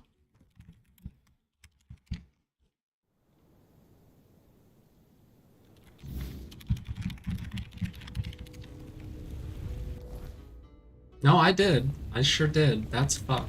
That is fuck. I don't get something real good from that, I'm gonna be livid.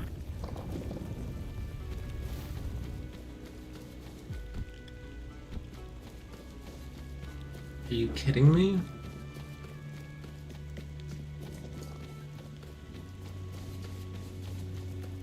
That's like 5 points. 4 points? 5 points. 6 times 6 is 36. Yeah. What the hell's wrong with me?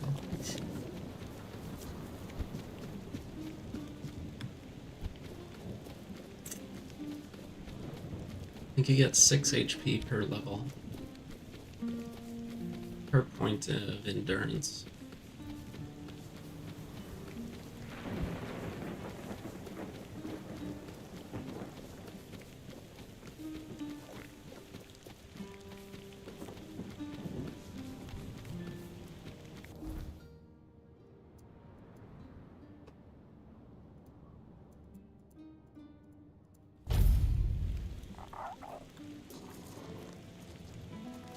You doing okay? No.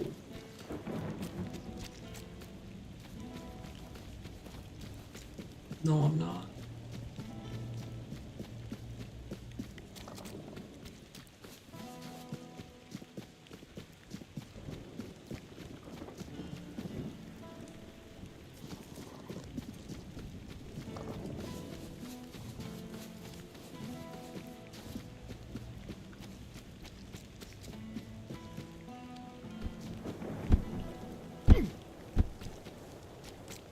Got something? What? That's... Oh my. For this, I will need your help.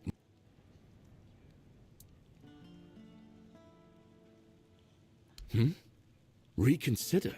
Waiting for the moment when the smallest thing... Why, in your opinion...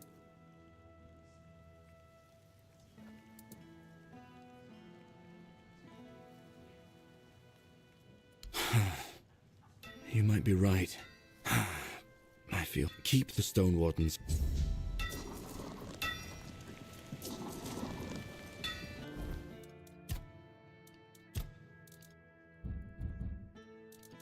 I gotta look that up.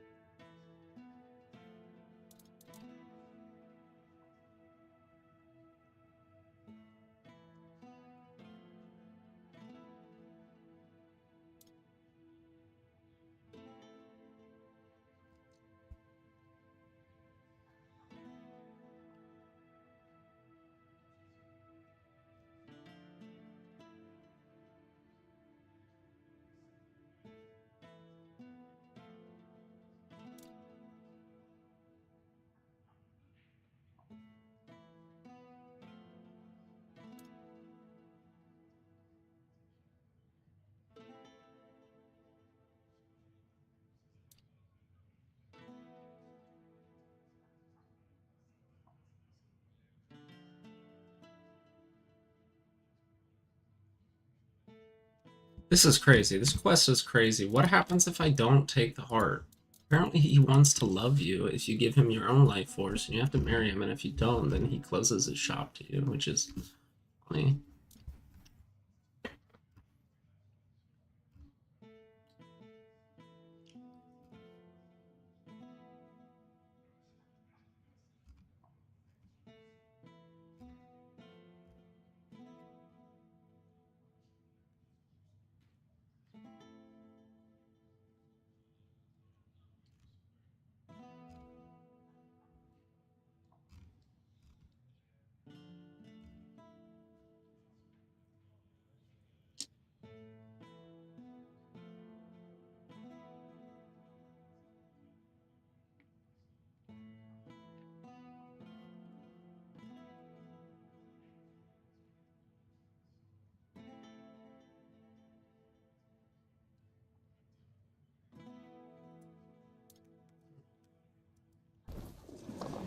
I don't know the point of keeping it.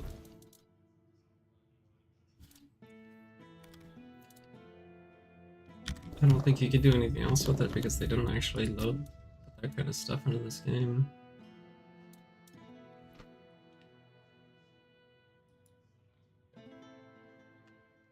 I didn't quick save.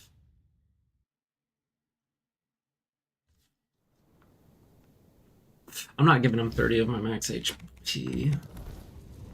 It would actually make my thing easier because... Oh, wait. I don't use those gloves anymore, so it doesn't matter. Yeah, I'm not giving him my max HP. It's just not happening. I don't know why. It doesn't matter.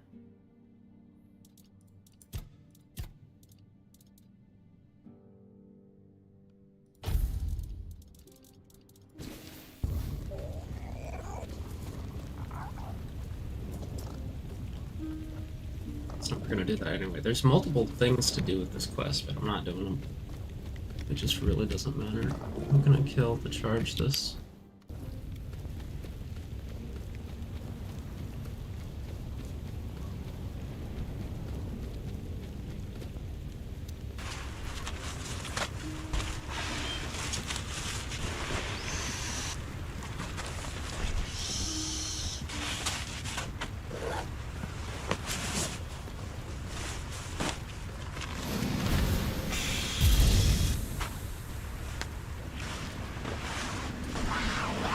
Alright, I'm gonna hop in the tent, but I'm gonna leave this fire burning all night. The fire and the smoke will help keep any curious animals away.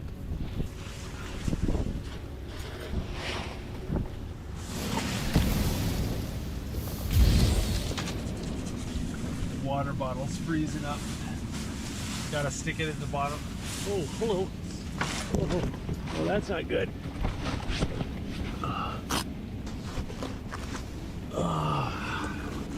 That burned up pretty good. Come on. Get out. Yeah, that's the problem with fires, man. Every once in a while they spit embers out at you. If that had happened while I was asleep, my whole tarp would have been on fire before I woke up. I'm gonna put on some puppet pants.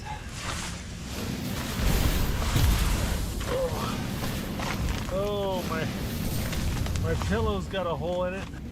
We gotta improvise.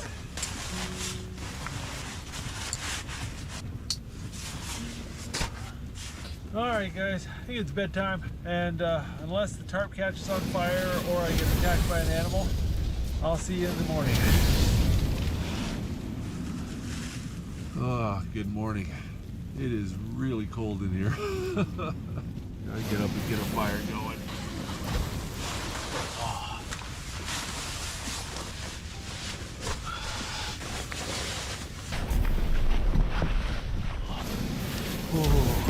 It is so bitterly cold. It got down a lot colder than the forecast said. I don't have a thermometer on me, but this is a lot colder than the 20s. Oh my goodness. Look at this. Look at the ice down the river. That is not good. There was no ice in the river yesterday. That is concerning. My plan for getting home was to take the pack raft down the river. I don't know what that ice is going to do to the pack raft, but I don't love that. Ugh. All right, first things first. Let's get a fire and get Game warmed up. saved. It lagged me for a second. Got concerned. Ow.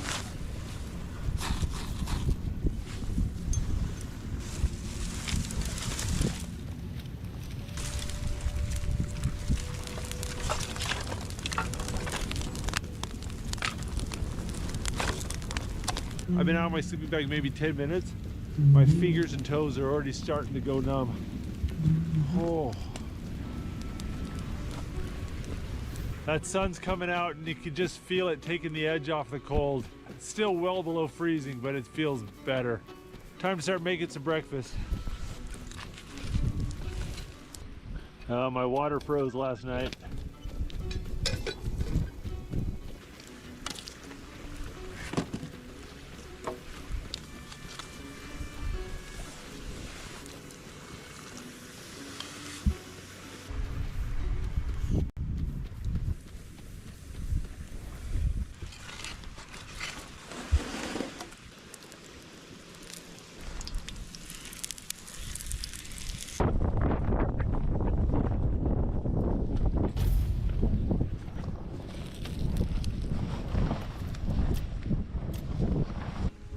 get some honey on it.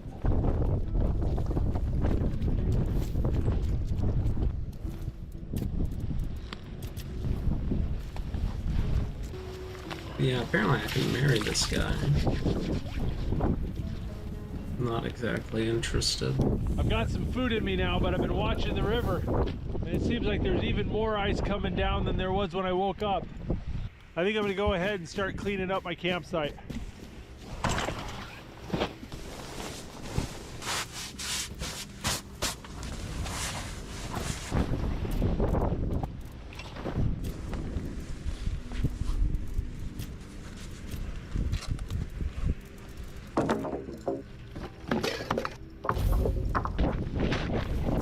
It's about noon, and if anything, there's more ice in the river than there was this morning. I think if I'm gonna get out of here, I gotta go soon. I'm nervous about this, because if I get in the water and I get soaking wet, it is gonna be so cold. I am gonna freeze really quick.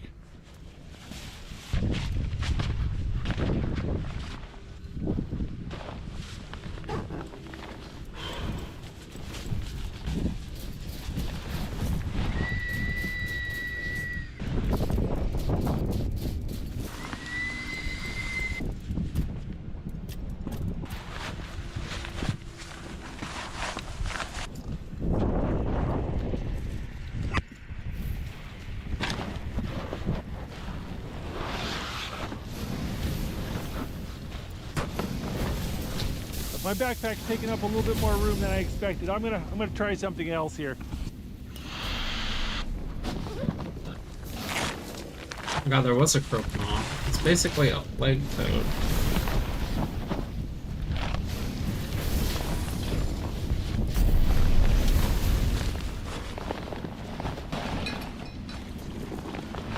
Warhammer plague toad.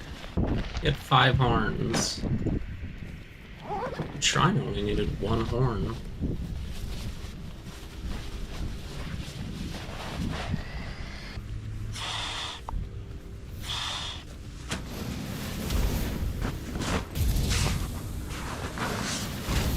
Well, that's a lot more manageable.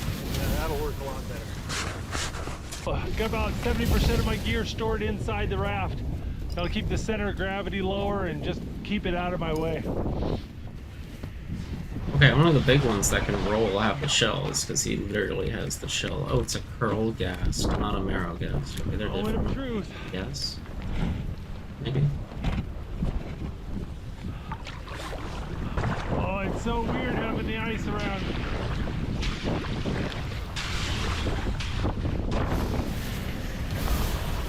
Woo! We're moving at a pretty good clip. Just floating downstream with the iceberg.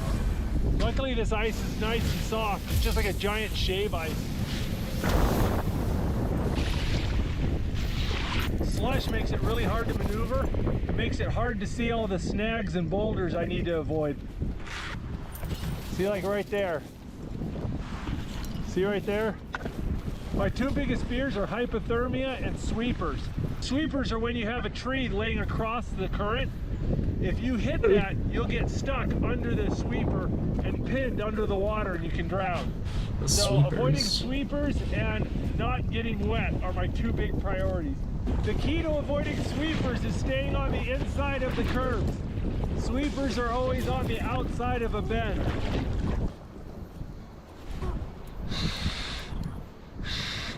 Whew. My fingers aren't even wet and they're already cold. The cold is just seeping up through the kayak and the paddle. Words cannot describe how badly I do not want to get wet. Looks like we got some rapids.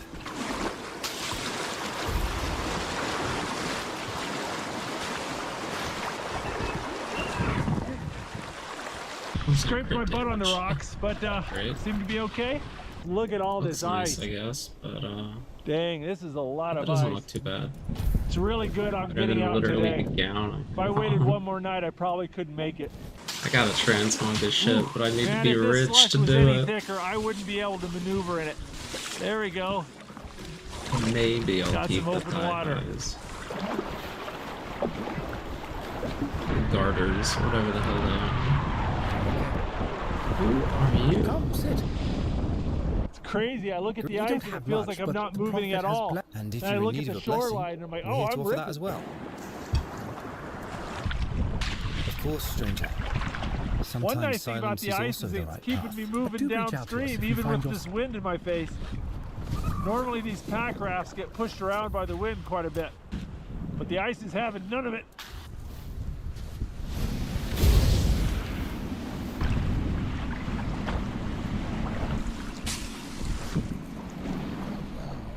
Another hunter on my path.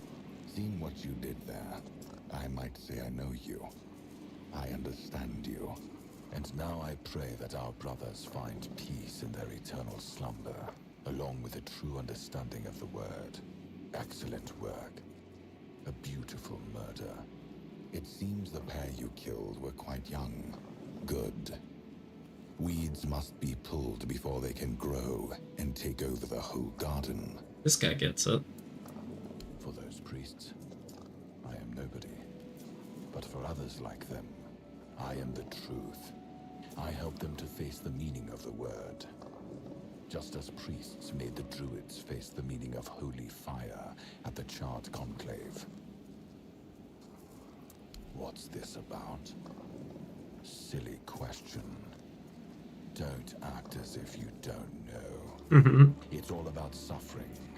Making those liars, those damned followers of the word, endure what they inflicted. This is the law that governs the world. Inflict suffering upon others. The Red Priests followed it when they burned my brothers. The Druids and the Wicker Man. Now, I follow it too. And I hope that their prophet, their saint bitch, weeps every time she sees her worshippers dying like dogs.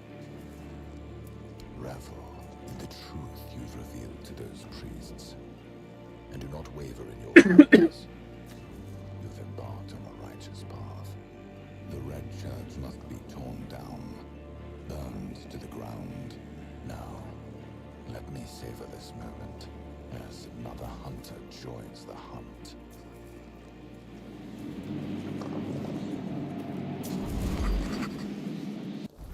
Okay, I like that guy.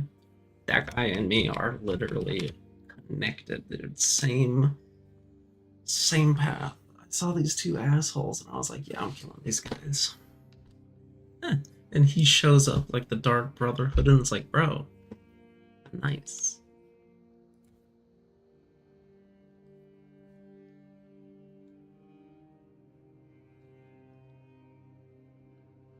The Inquisitor.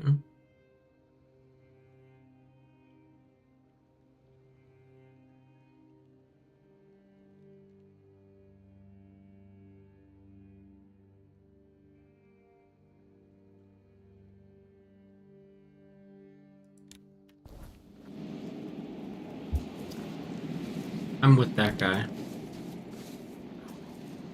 And he's a druid, which just means like spellcaster. Which is basically what I am, and also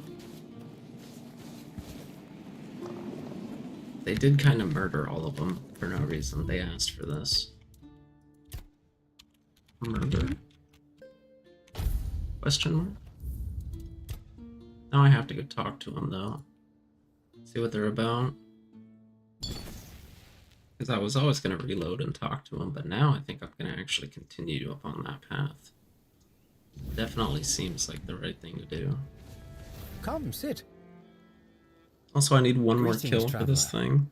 We don't have much, but the Prophet has blessed us. And we recently took our vows, so we were sent out on a pilgrimage to strengthen our spirits and seek those who may need our help. Yes, Avalon has become a dangerous place. The weirdness may soon devour this land. The Red Church still has so much to mend. Indeed.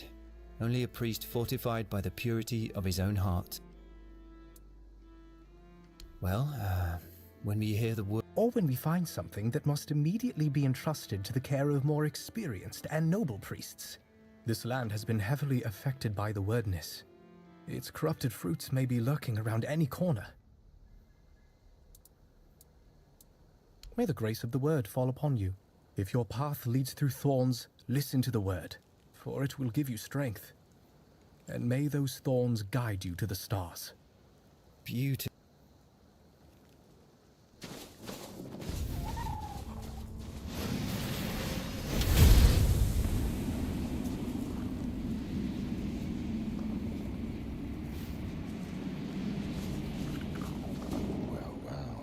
Another hunter on my path. Seeing what you did there, I might say I know you.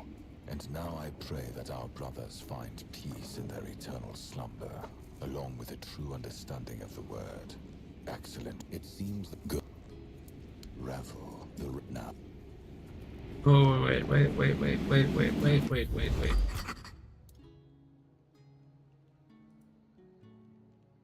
There's a third option.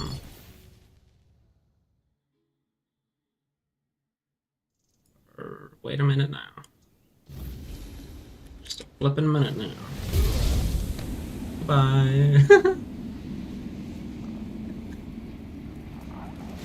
Bye.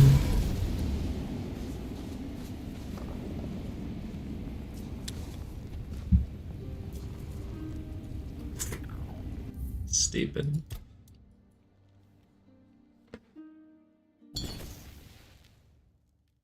Killing these random priests. I'm gonna do it. I am officially a warlock. Murdering the priests. We're out here together.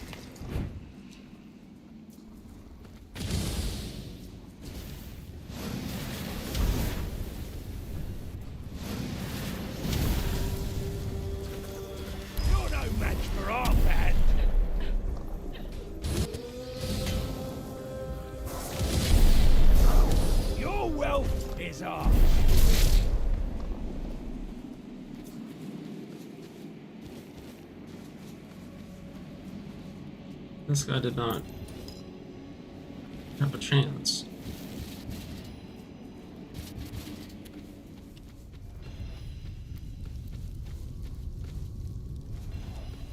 But, like, I'm still pissed, because if I wasn't super heavily nerfed, I just would have one-shot him. I'm attacking from stealth. I should have one-shot him anyway.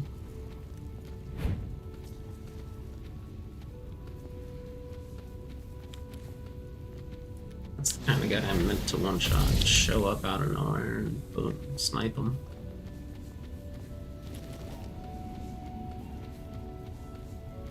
Who are you?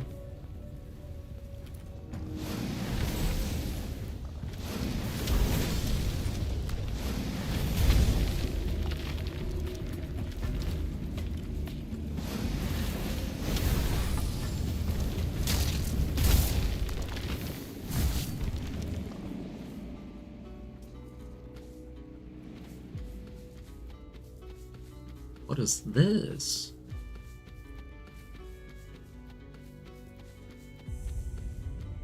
Ancient beast.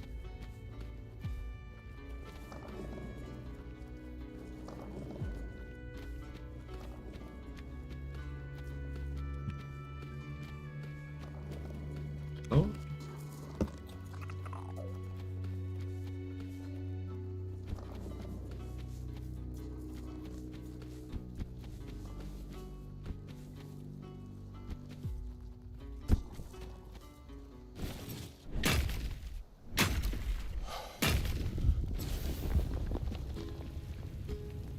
Oh, right, because I had the heart out, I didn't have a wand out, so I'm significantly weaker, actually. Kinda forgot about that. I wonder if it counts as a soul cube.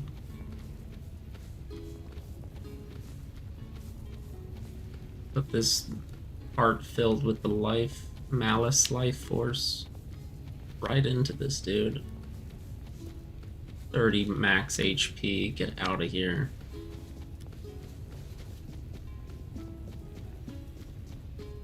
No, oh my god, hell no. 30 max HP, what a joke.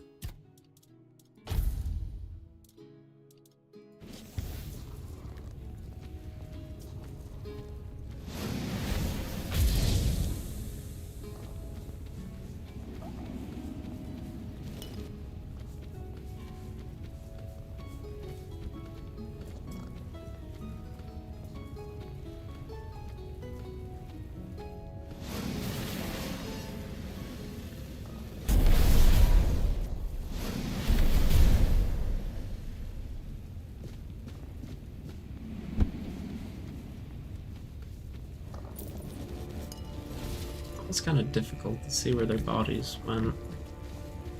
I'm just like downhill. I shoot them, but then I completely don't pay attention to where they go. Like that one guy just disappeared, right? I don't see his body. Where is he? I swear it makes them disappear if you look away.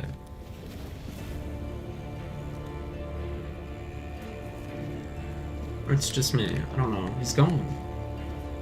That guy's not gone.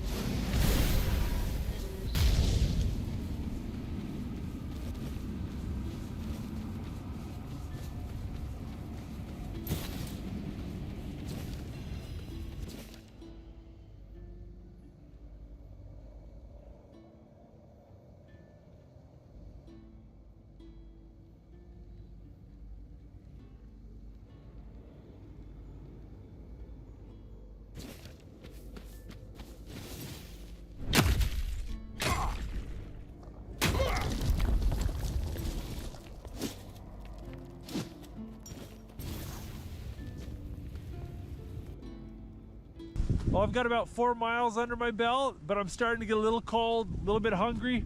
Then I remembered I packed my food inside the raft. I really don't want to have to deflate the raft to get lunch, so I might have to just power through. Ooh, getting spicy. Man, I want that sunshine back. Man, some of these ice chunks are getting big. Gotta go around that one.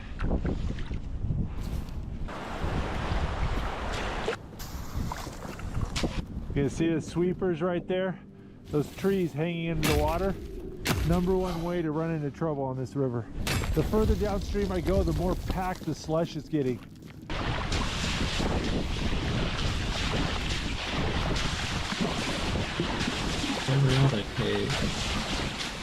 Whew, that was tough.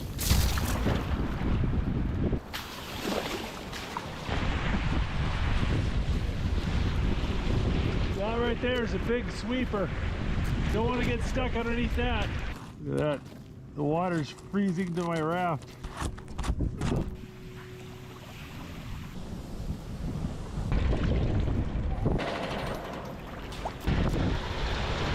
The cave I was already in for real, actually, wasn't it?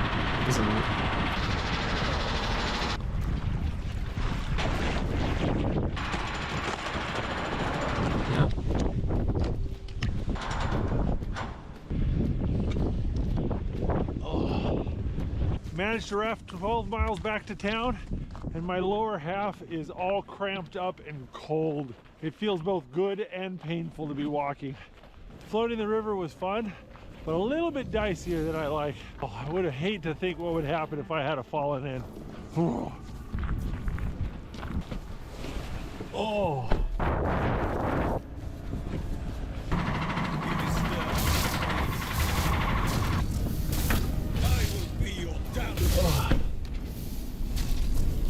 If you like that video, make sure to check out the Outdoor Boys YouTube channel, where we have hundreds of videos just like this. And if you want to see our newest adventures, make sure to click subscribe so you'll...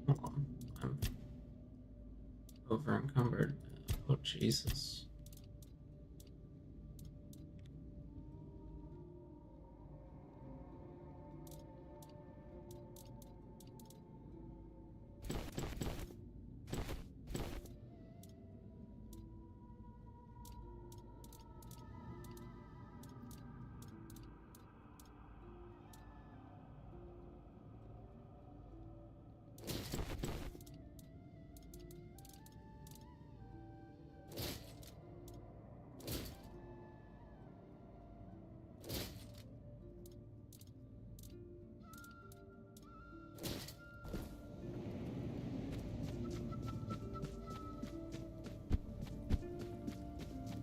Think about calling my horse, and my horse is literally right here, so that is perfection. Oh my god. Right where I left him.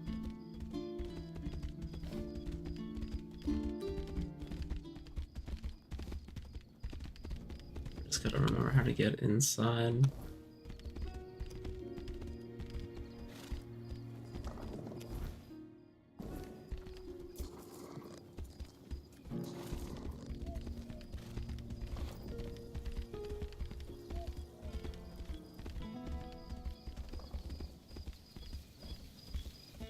Yeah, so I don't know if this guy uploads to his YouTube channel anymore. I know that he said he quit. Wow, really, dude?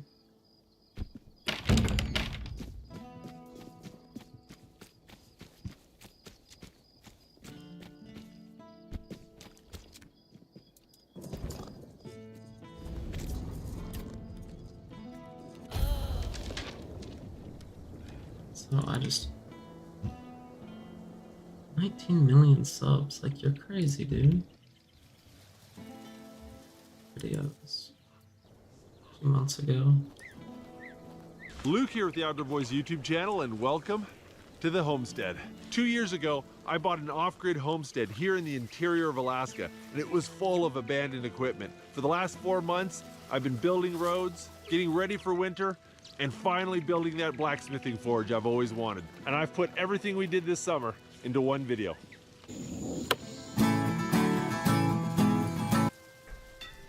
We're not going to be able to do much without the battery. We made a video recently. Let it go.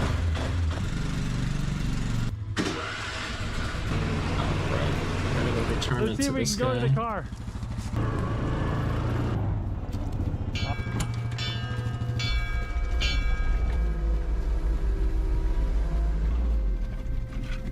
Excavator's good. I'll tell you what, things are actually in pretty decent shape. I'm pleasantly surprised. Who left a cheeseburger in here? Oh, gross. Oh, close that. That does not smell good. It touched me. It touched me.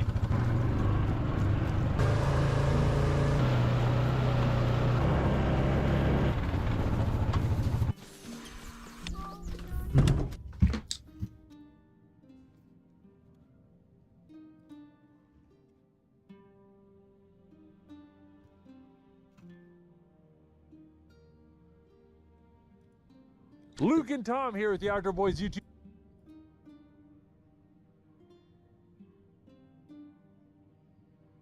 You can see why you'd want to quit. 19 million subs means like you're actually one of the biggest channels on YouTube.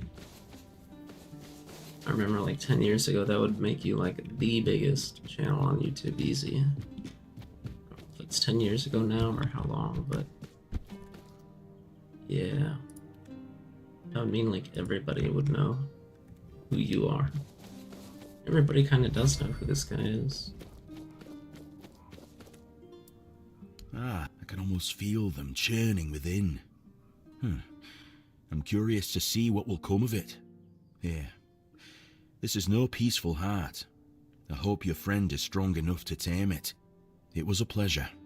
Give Bayor my regards. I hope his new heart brings him happiness.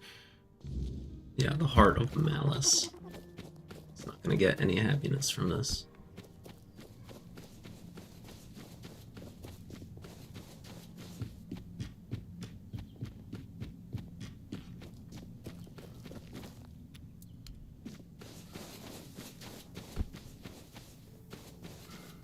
Filled with the dead souls of 15 creatures I murdered.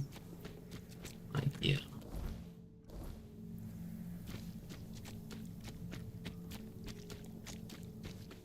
These guys evil? Yeah, they're evil. Looks like we're gonna have to kill these guys.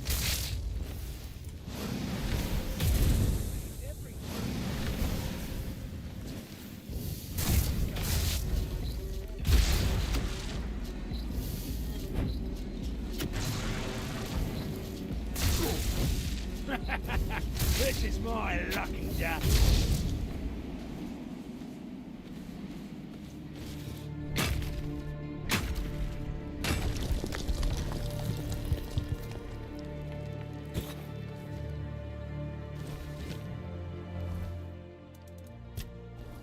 At max capacity.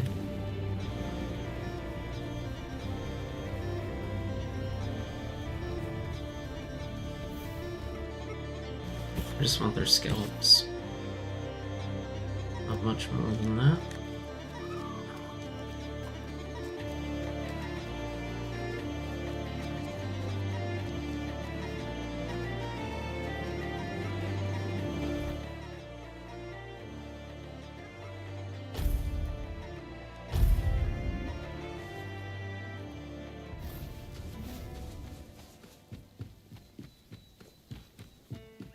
Just the tippies.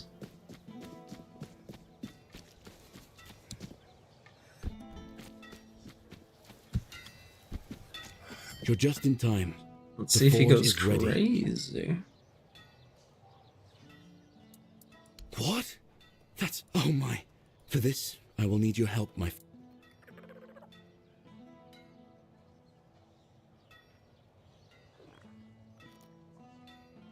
Right, I can still either give him the heart or say no. I can convince him not to use it. It's it could be bad for him, I guess. Let's see if those... But I'm gonna give it to him. I don't want it. I suppose that's it. Surprising how simple it is to look into someone's heart and tear it out, isn't it? It's different. Everything looks a bit like it's mired in fog. But I don't feel bad. In fact, I feel good. I feel stronger. I guess more will become clear with time. The measure of my debt to you is 2 hearts. I don't know how a man could ever repay something like that. I'll be going back to work. Got something? The men here in Connacht is dying. Perhaps the Camelotians have a point. I just want to do my job the best.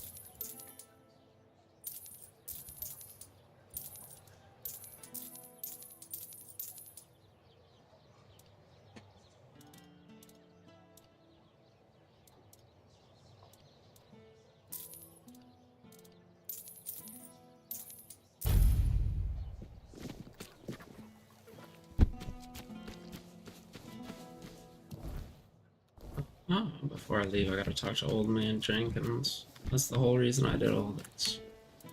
Beor's fully recovered.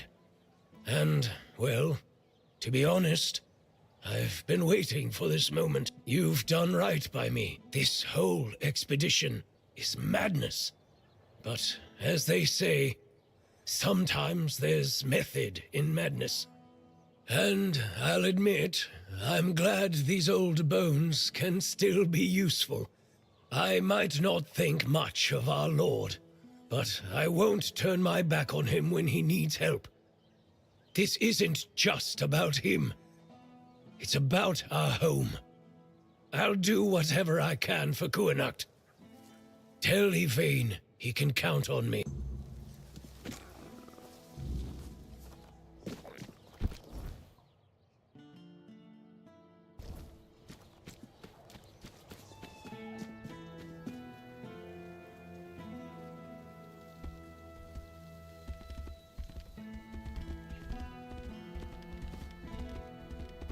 We have to go talk to the last guy.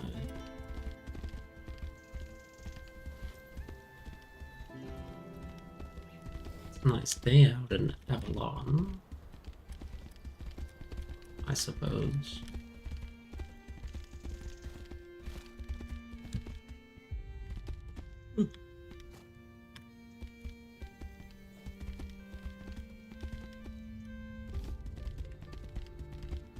Whatnot.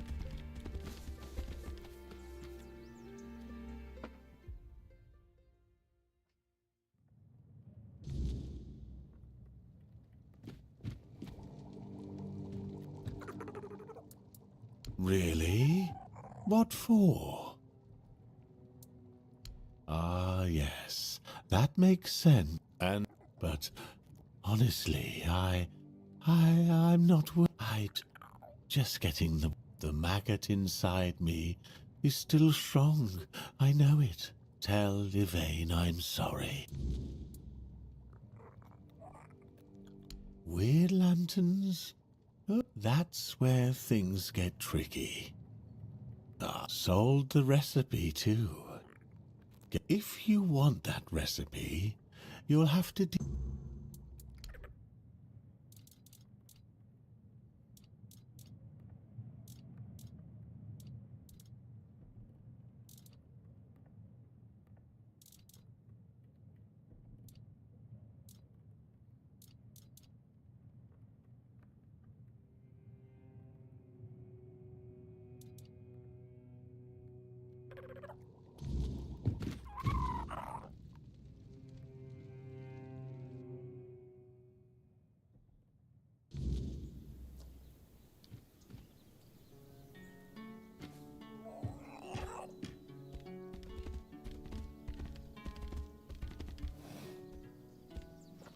Riddlemus has a new video. Hey there, Ian McMystery here with a bit of a story to start this episode off. Recently, I met up with a guy in a mall parking lot, and he says to me, "Here, you can have this big box of VHS tapes. My grandma died, and they were her tapes when she was alive, but she's dead now, so that means you get to have them." And I was like, yes, go grandma. Rest in peace and all that stuff, but also awesome, I get some free shit. So now I have all these tapes labeled things like Walt Disney's Bigfoot, Movie Dad with Alzheimer's, Mr. Boogerdee meets Charlie Brown, Alcohol and Drug Abuse at the Icecapades, and whatever this one says, I can't really make this one out. But what's actually on them? What secrets are these plastic cases hiding? Well, it's a mystery, one that I'm gonna start solving on this episode of Mystery Tapes.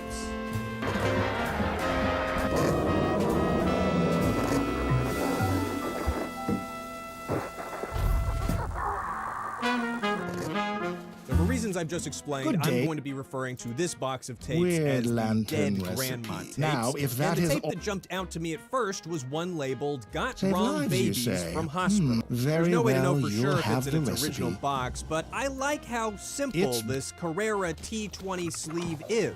Simple, bold lettering with a flashy gold accent. I find it to be very stylish. Based on the label, at first I thought that maybe this was going to be a taped confession from dead grandma that her child was switched at birth, but it turned out to be a 1991 televised miniseries called Switched at Birth instead, not to be confused with the 2011 through 17 show Switched at Birth. This two-part miniseries aired on NBC and is based on the true story of a hospital mix-up where two baby girls each went home with the wrong set of parents. For some reason, I had it in my head that this was gonna be a really funny watch, kind of like an episode of Wife Swap, only it's Baby Swap. But it turns out that the show and the real story are both horribly depressing, and I can't imagine why anyone would want to watch this outside of making a YouTube video, so I'm gonna go over it, but briefly. The best part of the show is probably at the very beginning, where one of the mothers immediately realizes that the baby she's received isn't hers. Her complexion is... Look, it's so much darker than she was. Honey, now that's a dark complexion. She's just outright totally ignored. No matter how many times she's like, excuse me, this is the wrong baby, I think I would know. She's just, constantly poo-pooed. Are you sure she really... Now don't go being a nervous mother. Not only at the hospital, but at home as well. She's desperately trying to get her husband to believe that they brought home the wrong kid, only to be blamed for being like a crazy bitch. She looked different. Don't you make this any harder on us than it already is to you. As I'm sitting here describing it, I guess it doesn't sound very funny, but I was laughing. You heard the right sound.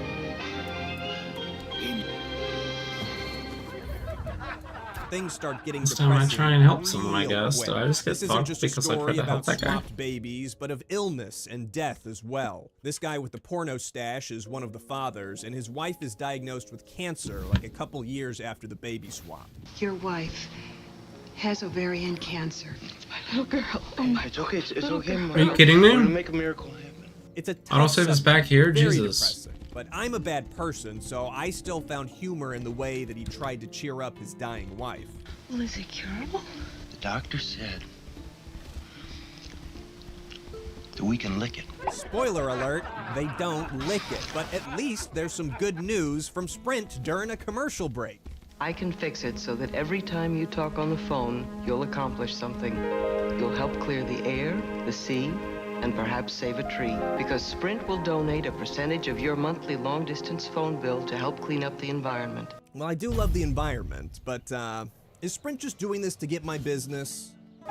Is Sprint doing this to get your business? What difference does it make? They're doing it. Always I mean, you're essentially guilt-tripping me into a cell phone plan, so that's nice. What difference does it make? Unfortunately, I couldn't find out if this scheme from Sprint actually did anything to help the environment or not, but I did find out that they sold a phone made out of corn and then famously got acquired by T-Mobile, effectively ending the brand. The guilt trips and the corn phones just weren't enough to save them. Anyway, let's check back in and see how Porn Stash is doing. Mommy's not... Yeesh. Let's just skip forward a little bit. Mommy? Am I going to die? Spoiler alert, yes. This whole thing is just a misery marathon, dude. There's so much crying. It's just crying and crying and crying and crying and crying. But hey, have you heard about McDonald's revolutionary new healthy burger? McDonald's explodes another myth. If it's low fat, it can't be delicious. Not so. Introducing McLean Deluxe, made with a 91% fat-free beef patty. Low fat and delicious? Can't be done.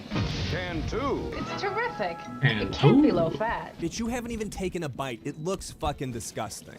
The McDonald's McLean was a part of the restaurant's now largely defunct line of sandwiches. In fact, this was the first one they introduced all the way back in 1991. These deluxe sandwiches were supposed to appeal to adults with ingredients that were fancier, or in this case, healthier, and would go on to be considered one of the most expensive missteps in McDonald's history. The McLean Deluxe was able to maintain its lower fat content because of the addition of carrageenan to the meat. Doesn't that sound delicious? I read in one place that it did well in taste tests, but I also read in another place that people considered it flavorless, so I'm not sure that there was ever a general I thought that consensus, lined up but with me either way, putting the thing it didn't there. sell well and was discontinued in 1996. A less fatty burger sounds pretty unappealing to me. I mean, that's where the flavor is at, right? Anytime I see a discontinued food item, though, I wish I could just reach into the past and snatch one up. I mean, it's no corn phone, but I'd still try it. Not so. New McLean Deluxe. After billions and billions, another first at McDonald's today. Do there, Oscar? Luckily for me, this tape only had the first half of Baby Swap, so instead of witnessing what was most likely a gloomy conclusion, I was treated to a All cliffhanger VHS instead. like After one of the recordings are children amazing, with the dies, commercials parents actually finally realized being that they the brought home most wrong interesting kid. And then it's part. like, to be continued. Who cares you know? about the If show? you're It's all the interested in a commercials horribly that were depressing on back retelling then. of a horribly You depressing need something. real-life story, Yes, I've already heard go about check it out, I Here's your guess. reward. There was only You've one got- other thing on this Of course. Pereira tape, and it's a performance by Red Skelton, a lifelong entertainer is a known for his perfect work on transfer radio point for and us. TV. They gave me a big Priests, car to drive suppliers, around, a big Rolls Royce. knowledge, Steve. My wife said, all let me flow drive together that thing. in I can the stop silence. it on a dime. She If the men did. here knew, But the if it's dime was in the strength little or old undermined, man's pocket. let's use that advantage. I'm And believe vaguely me, familiar with the his church work. doesn't I know give him up from his advantages Christmas lightly. special, which I bought So, because I collect yes, Christmas helping the specials, farmers and I improves thought our the name on the standing. box was But Red don't mistake it for Skeleton, charity. and that sounded We badass. make this town It stable. turned out to be You've done not well, very but good, remember- but Red still seems like a fine entertainer nonetheless.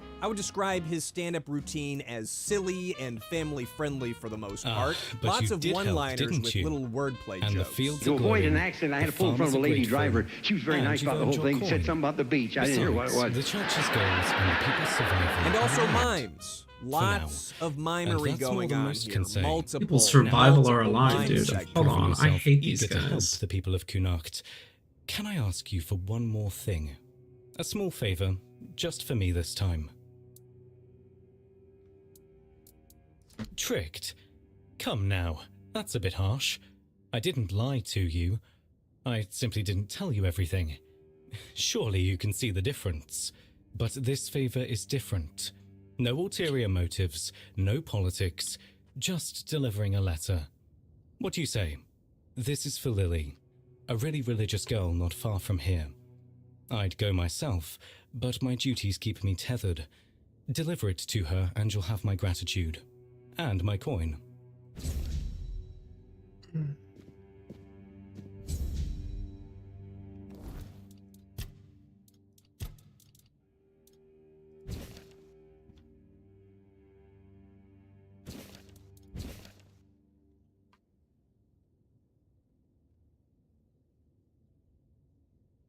I'm gonna read it right in front of his face.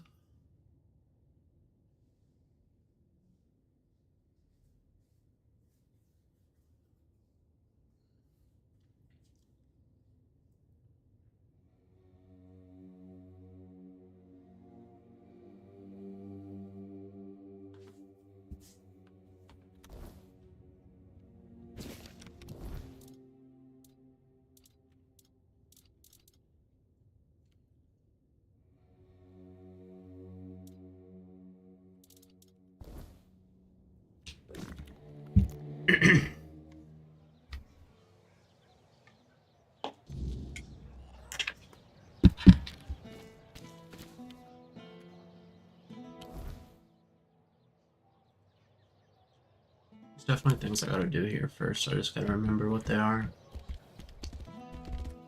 Now that I'm in medium armor, not light armor, I actually have to use my horse. Gotta like...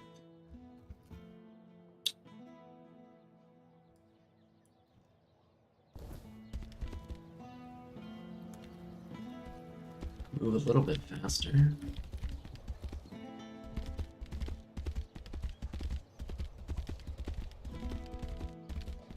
I do not like this place.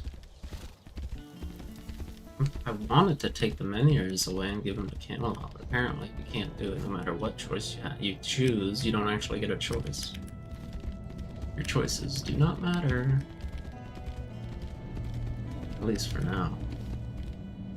Uh-oh.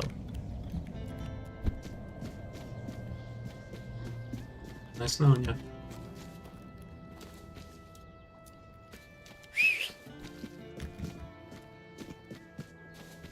Have some spare food or coin?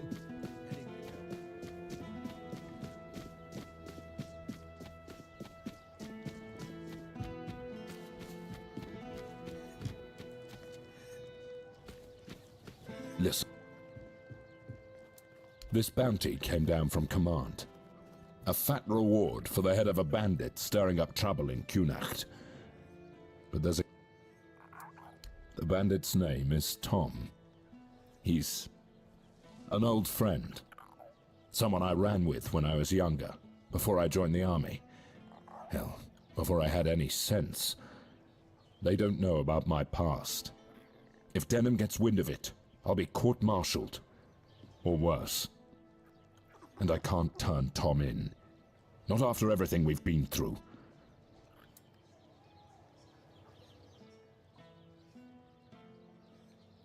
I need you to find Tom. Talk to him. Convince him to leave Kunacht before the bounty hunters catch his scent. If he stays, it's a death sentence for both of us.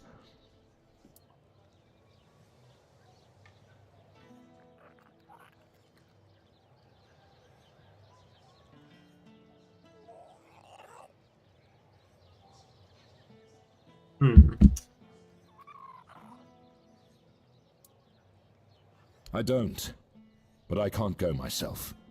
Denham's men are watching my every move. If I disappear for even a day, they'll start asking questions. You're my only option. Listen, Tom and I, we've seen things together. Done things I'd rather forget.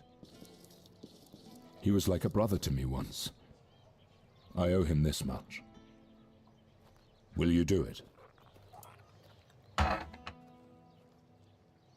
Good. I knew I could count on you. Here. Yes? You managed to defeat Sindamar the Firebringer. Congratulations. Long ago, when Sindamar wasn't Sindamar and wasn't bringing anything, he was just a common townsman, deeply devoted to the All-Mother. At least, that's what everyone thought. Secretly, he was studying forbidden fire-summoning magic. Ooh. Eventually, forbidden he stopped fire-summoning hiding magic. it. You can imagine the havoc. Personally, I'd take 100 Furkits over one Sindamar any day. It's a good thing you managed to stop him. And here are the remains of Sir Valen himself. Justice finally caught up with him. He was a scoundrel, a drunkard, and a libertine. And an aristocrat, too.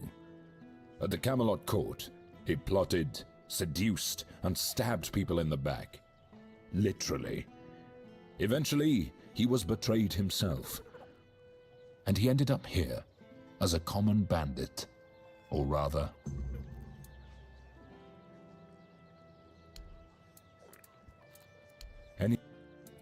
You'd better move quickly. Tom's not the kind of man to sit... I should...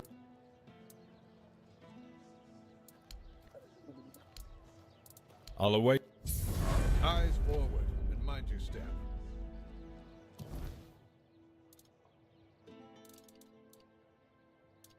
Kind of busy, but I'll go deal with this Tomathea. Yeah, I've been over there. I know what it is.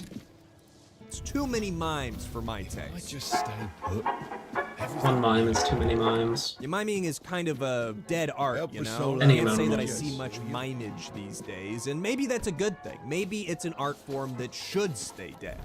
I don't like mimes, I don't like clowns, I don't particularly like anything if we're gonna get into it. What difference does it make? My wife is a lovely lady. She's only 21. Of course, that's 150 for you and me. Red Skeleton seems funny enough, though, for the right audience. Old people, probably. He's like a friendly grandpa you see at the Christmas party, and he gathers all the family into the living room so that he can crack a few jokes and do, you know, whatever this is.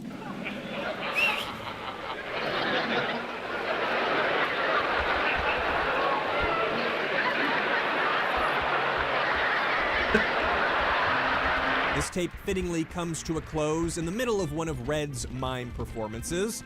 I guess dead grandma got bored and decided to watch something else, which probably good idea, given my that horse her is actually time faster was, than me, even in medium armor. limited. This is crazy.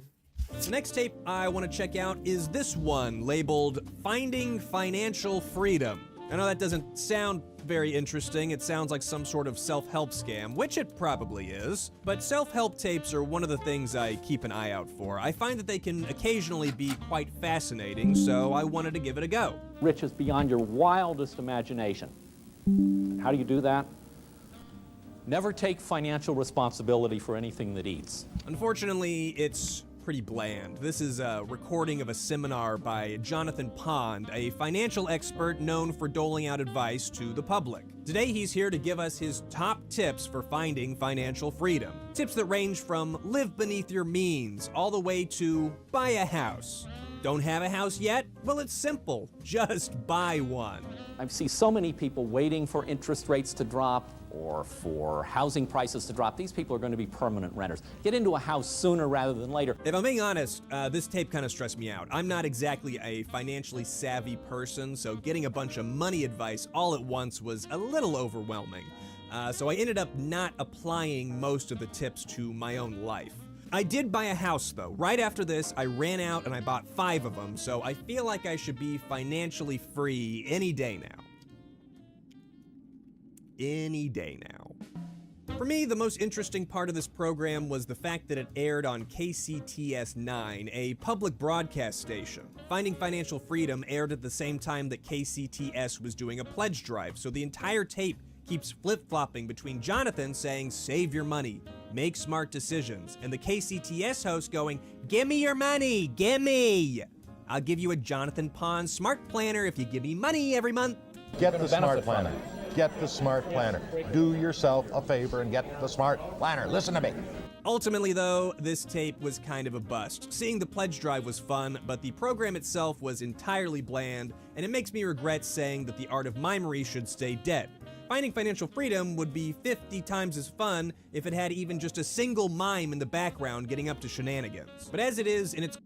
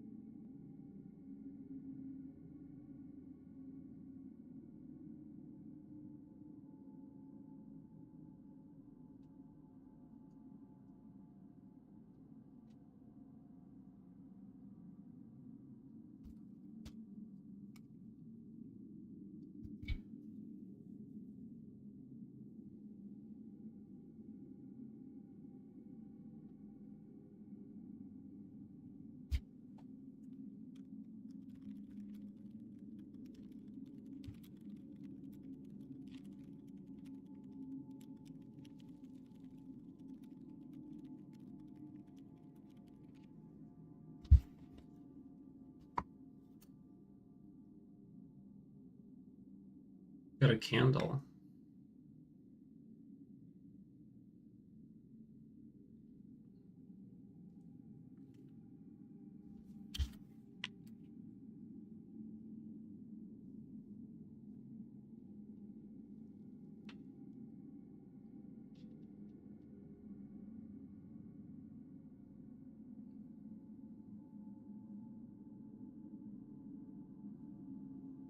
Put it on top of my computer now. That's like the dumbest thing ever, but I'm just gonna be careful.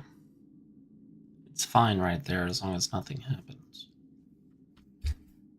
The top of my computer is perfectly clean. It has nothing on it really. Well,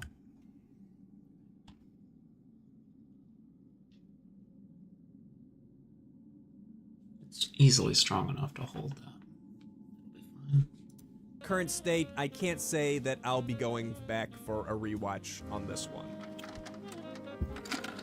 Candle Instead, let's smells like focus our attention starlit on what skies. turned I out can't to be the pinpoint it. absolute best of these three I'm bad tapes. at One with the pinpointing label flavors, but it Bob smells like Barker that. 25th It smells really Anniversary good. Special. It arrived to me in this classic Fuji case with gradient blocks on the front, and oh, did you know that Fuji are the official videotapes of the National Football League? I wonder if that's still the case. I'm waiting to make my entrance for the Price is Right 25th Anniversary Special. Stick around. Unsurprisingly, this tape opens with an episode of The Price is Right, hosted by the legendary Bob Barker. This is one of my favorite game shows, and Bob is an awesome host. He's got that perfect blend of friendly, I was yet wondering witty, when and someone would occasionally come insulting knocking. humor that I find very inviting to watch. And here he is in August 23, 1996, to celebrate the 25th anniversary of the show. Should have known. That old fool always did. So, what now? The special itself consists of normal Price is Right gameplay, in which contestants try to guess the various prices Disappear, of huh? products so that That's they what can I've go been on doing stage my whole to guess life. the price of various Hiding, products in running, hopes that they can scraping make it to by. the final round I don't where they owe will him guess the anything, price you of know. various But products. maybe But I owe since it's an myself anniversary one last special, chance it to also get out features of this a number mess of clip alive. segments where All Bob right, Barker takes us I'll back go. in time to witness Not for the show's Asco. best moments Not over for the you. years. Because I'm too damn stubborn to let the world bury me just yet. Tell him something for me. Tell him this. The boy with the slingshot grew up, but some things never change. Like, remember when there was an on-set proposal? Remember when some lady put her yabos on full display? Remember when a young Vanna White appeared on the show before she got famous? Or how about remember all those times Bob was manhandled by various Samoans? Now, Samoans are lovely people, but for some reason the women can't resist picking me up. Remember? Do you remember? Do you remember? Remember? Remember? Remember? Remember? Remember? You remember? Do you remember? Remember? Do you remember? The hell?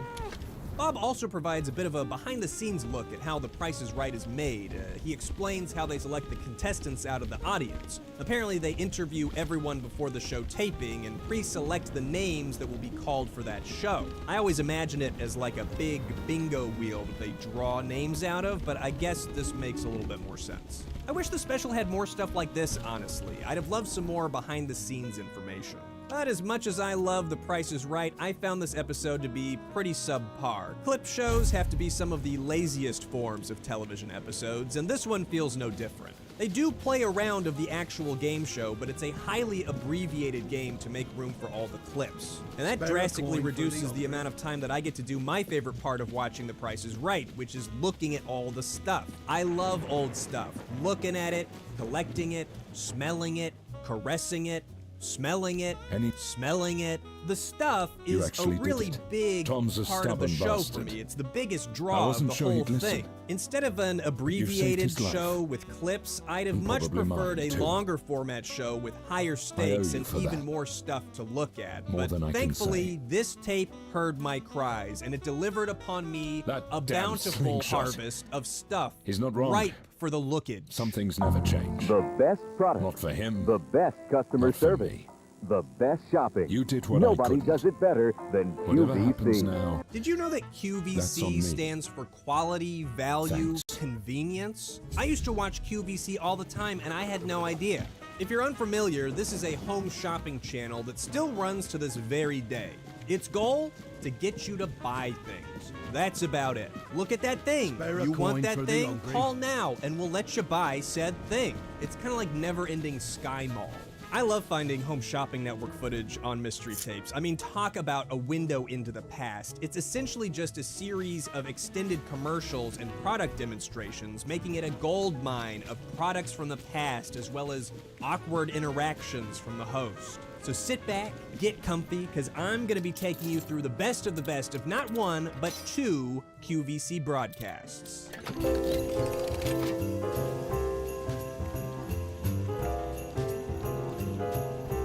The first segment is a live look at Santa's toy workshop. Bet you didn't think that this is what elves look like, huh? Well, you're wrong. The evil cowboy is on the show to sell Cabbage Patch Kids VHS tapes, but this guy on the left is our host. He is a lively one, and his name is Steve. This world debut, I'm telling you, you are in on the ground floor of what is going to be one of the hottest things in the world of animation. Steve seems pretty impressed with the Cabbage Patch tapes, but what really gets his steam engine going is this Bachmann Cannonball Express train. All right. I'm playing with trains here. He loves the way the rail pieces lock together with easy track technology. He loves the track's re-railing feature, which seems to work about 20% of the time. But what he really loves is the teeny tiny handcar that comes with the set and actually works. Come on, guys, faster, faster, faster! No! Oh! How cool is this? This is great. We're having small accidents here.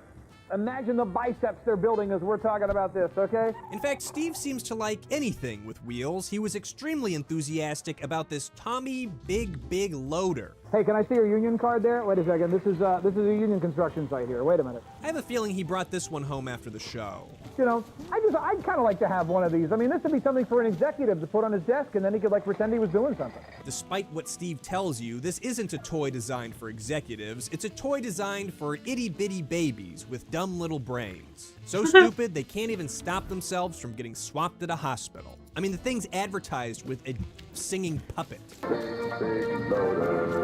Big loader works all day long, so I'll sing this big song. The toy essentially plays itself. You just watch the different trucks drive around and complete their operations. It is actually pretty cool. Some pretty ingenious toy design going on in here. Anyway, later on in the broadcast, Steve brings this toy up again and pretends that the workers are catcalling the ladies. Actually, there's a deluxe version where they whistle at the girls coming by. Anyway, we got to cut the regular one there. $19.97. So we know Steve likes wheeled vehicles, and we know he loves the ladies, but that got me thinking about what Steve doesn't like. Turns out it's teddy bears. It's one of those teddy bears, and when you touch it, I only let you in because we're supposed to be brothers and sisters in the word. Okay.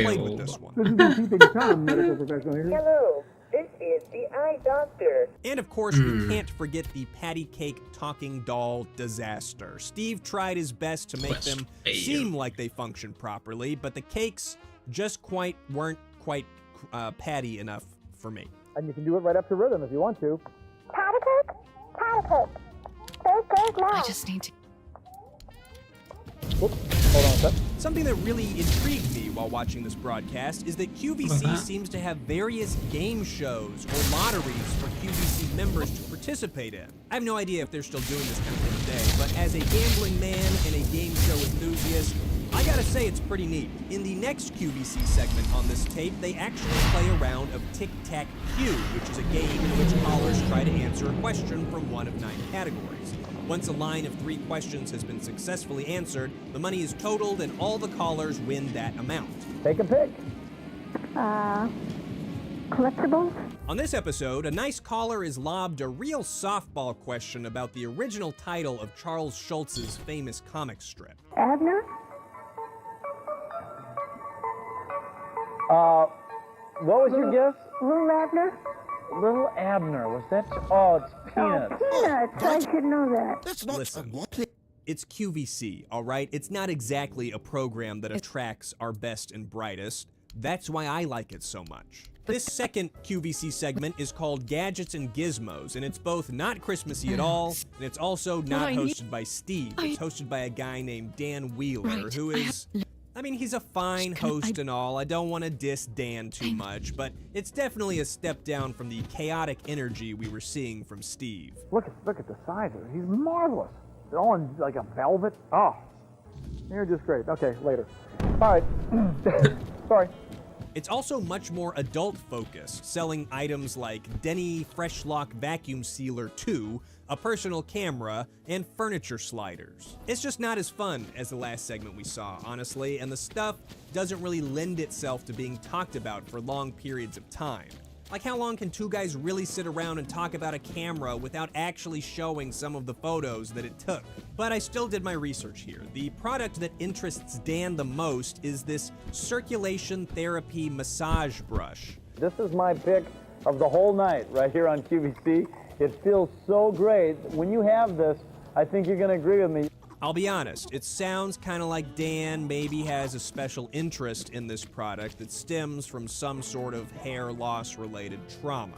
Maybe if I would have started using this about 10 years ago, I wouldn't be losing the hair like I am. No idea if this magic brush helped him regrow any of his hair, but I'm gonna guess no. Boy, it really does feel great. I'm not gonna want to stop brushing my hair. The strangest thing for sale on this broadcast was the Cool Duck 3-in-1 personal fan. It's a duck fan, kind of. I'm not really sure what makes it 3-in-1, and I don't think they ever specified. It's clearly just a fan. You can clip it onto things, that's one feature, and Dan also claims that you can position it, but no matter how much he manhandles his duck, the thing seems to only point forward. But hey, at least it makes a noise when you squeeze the tip, though. I understand Kathy Levin has one of these, and she has trouble getting anything done at home because she's always squeezing the beak, just playing with her little duck. Just teasing Kathy if you're listening. I gotta say, the whole thing looks like trash. It looks like a bunch of scrap parts put together to make a duck fan. And you know what? It's not even a duck. This thing is clearly a chicken. Just look at those large talons. Those are chicken feet. You're not gonna fool me, Dan. I'm sorry, I'm just in one of those silly moods. It must be my cool duck fan here. And Fabius is the father, isn't he? That's the about shining it star for the of the meat Red of this Church, tape, always but let's talk about the playing the odds and saviour. ends before we wrap up. Yes, In between I the know QVC about them. segments, there were a couple Lily of was episodes once of a Siskel and devoted follower Ebert, of an the infamous All-Mother. movie review show that I've heard Poor plenty girl. about, but never actually watched. no It was kind of easy cool thing. to see them bicker about movies Yes, I of the can. era, If but she I wants to can't keep say the that I tune child, into the it priestesses regularly. of the Eddie Titan Murphy is steps back. can take her in. He is, and it But is a if she isn't spectacularly ready funny for that picture. path, The only thing I there are really other noted options. about these episodes is that Common they both enough. preferred a very Brady Tell sequel her. over the original film, which I found surprising. And Siskel It's sure had some Rosemary's. opinions about the movie Striptease. Throw some Her rays. character is deadly boring. Let's face it, as constructed, the only reason to look at this picture is to see her body. All in all, though, it was all right, but I think I'm going to stick with On Cinema at the Cinema. The last thing on this extremely long 6-hour tape is a segment of the 1996 MTV Movie Awards, and their set is awesome. I love the casino theme, I love the martini mic stand, and I love seeing Whoopsie Goldberg come out of the slot machine. It's great. So, here are the nominees for Best Movie, of which none of mine were nominated, but that's okay. It was wild to see the parade of familiar celebrities, because they all look so young. It's a little freaky. Really makes you think that one day we'll all be dead grandmas, you know, eventually. Except for Adam Sandler. He might live forever. He just looks like Adam Sandler. Anyway, the big prize of the night, Best Movie, is awarded to David Fincher for Seven, which is a pretty great movie. It's a good choice. When this movie first came out, a lot of people said, I hope just I'll feel an better MTV once. movie. It's only an MTV movie, and never it's not even a been Disney. Do you? What's the problem with really that? think so? Thank you. All right. Thank you. Oh, If sorry, you sorry. ever That need was a place to actually stay, the second biggest you're welcome prize to of use the my. night. The first one. I'm here tonight to present the award for Best Sandwich in a Motion Picture. This is quite an honor. The award for Best Movie Sandwich was well contested and hard fought. I'm a little nervous because I had sex with the Turkey Club when it auditioned for the Larry Sanders Show. But ultimately, it was awarded to ham and cheese on sliced bread from the movie Smoke. You know, as an actress in Hollywood, I can most certainly empathize with what it is to be a sandwich. I've never watched Smoke, but maybe I'll check it out just to see that sandwich. As we begin to close out Really? That this sandwich does episode not of- look that good. Are you giving it to that sandwich? Was this award serious? Because that's a nice sub right The there. award for- That's an awesome turkey club. That Best turkey movie club ought to sandwich win. was well cheap. Watch Smoke episode of Mystery Tapes. I have saved my personal favorite segment for the end, which is a roundup of all of my favorite commercials from these tapes. From brands you know to brands you don't, let's see what kind of interesting things I was being advertised while watching these bad boys, huh? Let's talk about the food, shall we? I already talked about McDonald's McLean Deluxe while covering the first tape, but I found even more commercials for the McLean Doomed Deluxe. Deluxe menu on the second two tapes. Specifically, they were for the Arch Deluxe, advertised as the burger with the grown-up taste and advertised by McDonald's executive chef Andrew Salvaggio. My brother wanted to be a cowboy, but me? Andrew Salvaggio, McDonald's executive chef, food enthusiast, and the man who actually created the Arch Deluxe. The best ingredients are just the start of a great burger. Crisp leaves of iceberg lettuce, the stone ground mustard sauce, the soft comforting potato roll, all layered together in one symphony of I made it If for you want to you. buy They eggs, seem to be go talk to the really missus. focused on the lettuce, Consider like yourself warned. weirdly You eat 'em at focused your own on the peril. lettuce. And they also put out an anti-littering PSA that doubled as an Arch Deluxe commercial. No need to worry. Yeah, the missus told so they know not to come crying if they find he is growing. But that's not all. I also found a commercial advertising not only the McDonald's Monopoly you'll say? game, but also supersizing. I don't Two know. promotions that would face significant Well, hardships see, with in the most future, crops, you much plant like the them in the Arch weeds Deluxe. and Honestly, it's a weird little pumpkins. time They're a capsule whole for different McDonald's. They were story. advertising a lot of They new bloody things. love the weirdness. Or the weirdness loves them. I'm not sure. Either way, they always end I up love weird pumpkins. I'm getting my pumpkin seeds. If you're lucky, they'll just grow really big and make you see everything in orange. If you're not, they might grow teeth that eat your entire family.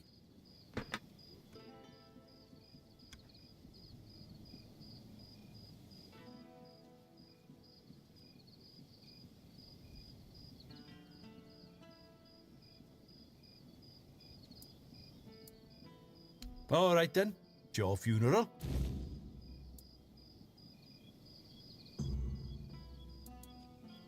I see. We've already told your lot, and I ain't talking about it no more.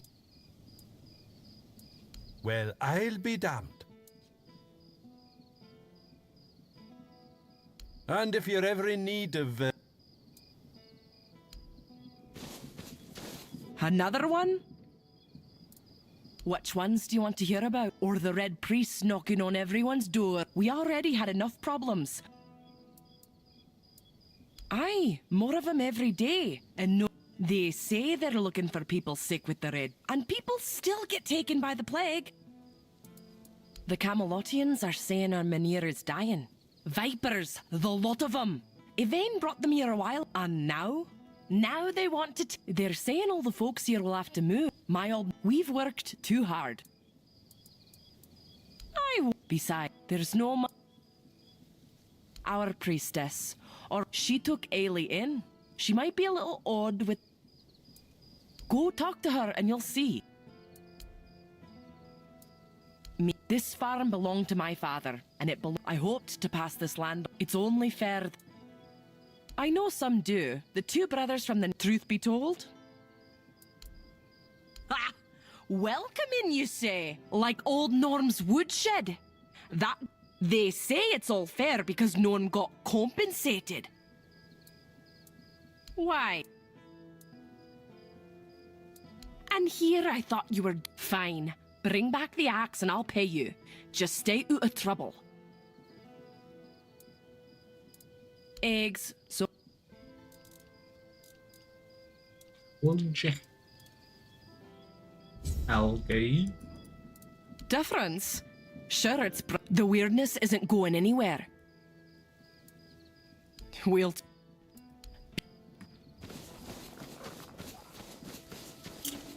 Some people might not believe you if you say you're helping for the kindness of your heart, but I'm actually not. I need money. Pay me. Money is not easy to come by in this game.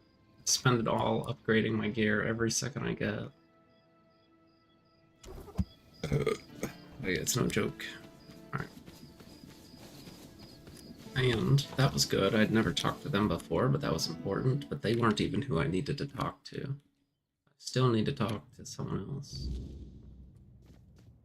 I'm not sure who. I just gotta show this belt buckle to them. Neither of them had the option. These are not the people I'm looking for. Blah, blah, blah, blah. About to get dark. Up in here, up in here. Maybe he's over in this house.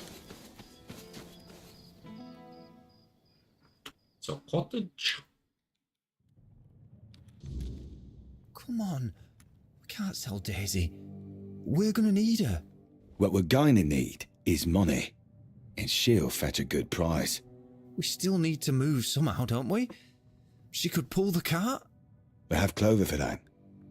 Look, I know how much this horse means to you, but I've already talked to Dinham. He's willing to pay a lot of gold for her. But what if we... No, Gil. Enough.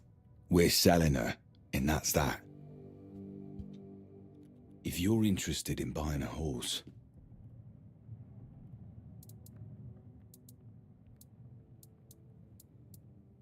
Yeah, they're doing their job. We've got time to think. I've seen enough to know staying means taking a gamble. If it gets wet, I just...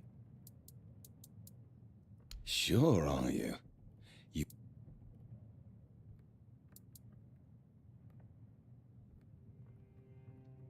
Well, then you won't get Daisy. She'll be... Different. I don't even know if there's like different horses in this game.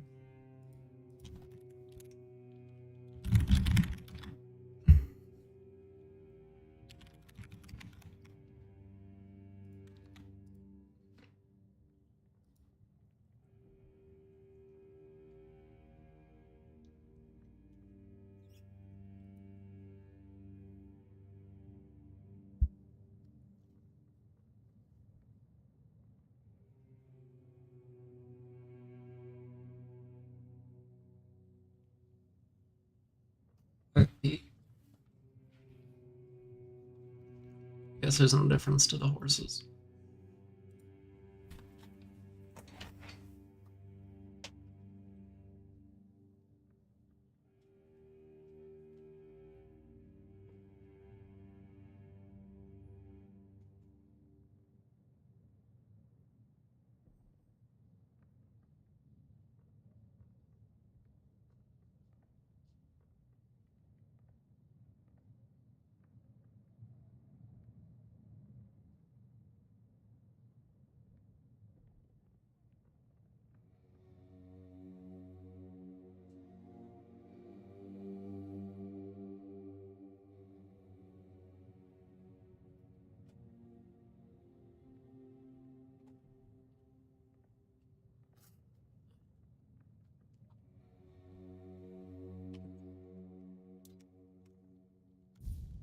Nice to see you.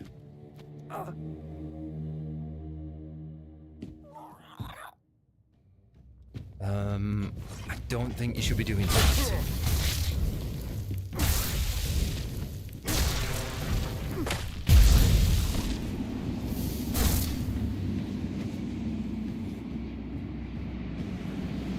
Slid into this guy. Hey, you! Well, you... Oh, get...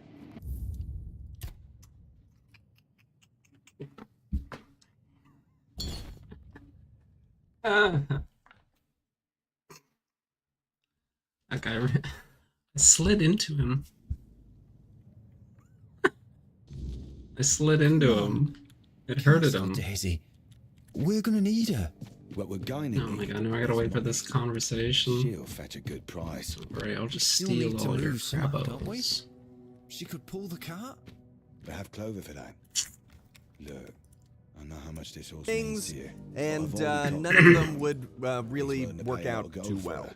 Burger King was also running ads, although they felt no need No, to brag Gil, about the fact that their enough. burgers have lettuce. selling And her. KFC also Enough had some that. skin in the game. They were advertising a mix and match bucket where you can combine fried and grilled chicken. Moving to things a little more obscure, I also saw an ad for Black Angus Steakhouse, which is a restaurant I've never heard of before. Steak topped with garlic, barbecued ribs, and your old Wild West Are you onions sure at that's a good $10.99. idea? There are only Nope, 30 that remaining Camelot- locations today, but at its peak there were over 120 across the country. The commercial is I do. Pa had to borrow money from Grandpa to buy it. odd. He'd say, I guess I must. There were also tempting advertisements featuring Haagen-Dazs sorbets, Ritz crackers, and a couple of 3D ads for Chips Ahoy. I kind of miss the old Chips Ahoy commercials, I can't lie. Really makes me want a cookie. Speaking of cookies, Oreo was trying to get into the health food space by launching a granola bar, which they wisely describe as wholesome instead of healthy. Oreo granola bars, a whole lot of wholesome fun. It seems like there was a health food craze at the time. Not only are people like Oreo and McDonald's trying to appear more healthy, but we've got low-fat popcorn from Orville Redenbacher in a strangely sensual commercial. 94% fat-free. Hello, Marco. Marco. 100% carefree. Smart Pops from Orville Redenbacher. And also, Frosted Mini Weeks are bragging about their health benefits as well. In what has to be a sign of the times, there were also a number of different meal replacement drinks and shakes going around, each looking horrific in their own unique way. Each low-fat shake has the protein of a chicken salad sandwich and more calcium than this yogurt, plus the very best chocolate taste. Nestle Sweet Success. For lunch. I got a bone to pick with this Albertsons commercial, specifically the section that advertises their cake decorating services. Searching for the perfect word? Is it honey bunch, sweetie pie, pumpkin, snicker poo, love puppy? Love puppy? Is that appropriate? And what the fuck is a snicker poo? Not like when you toss a Snickers bar into a pool to make it look like someone dropped a deuce in there? Snicker poo? The strangest commercial on any of these tapes, though, Hey there, has to traveler. be this Pepsi spot, which we're gonna watch now without commentary. Sure thing. I can part with some for a few coins. Helps you. Helps. Them. And plus. Take care of.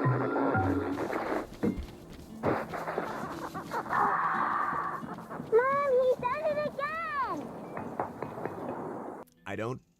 I don't know what to say about this, I'll be honest. So I'll just say Snicker poo. Keystone Beer had an I looked away eye-catching and there was a commercial kid with a few inside of a Nestle Pepsi. Snicker Poos in there to be this Pepsi spot, which we're gonna watch now without commentary.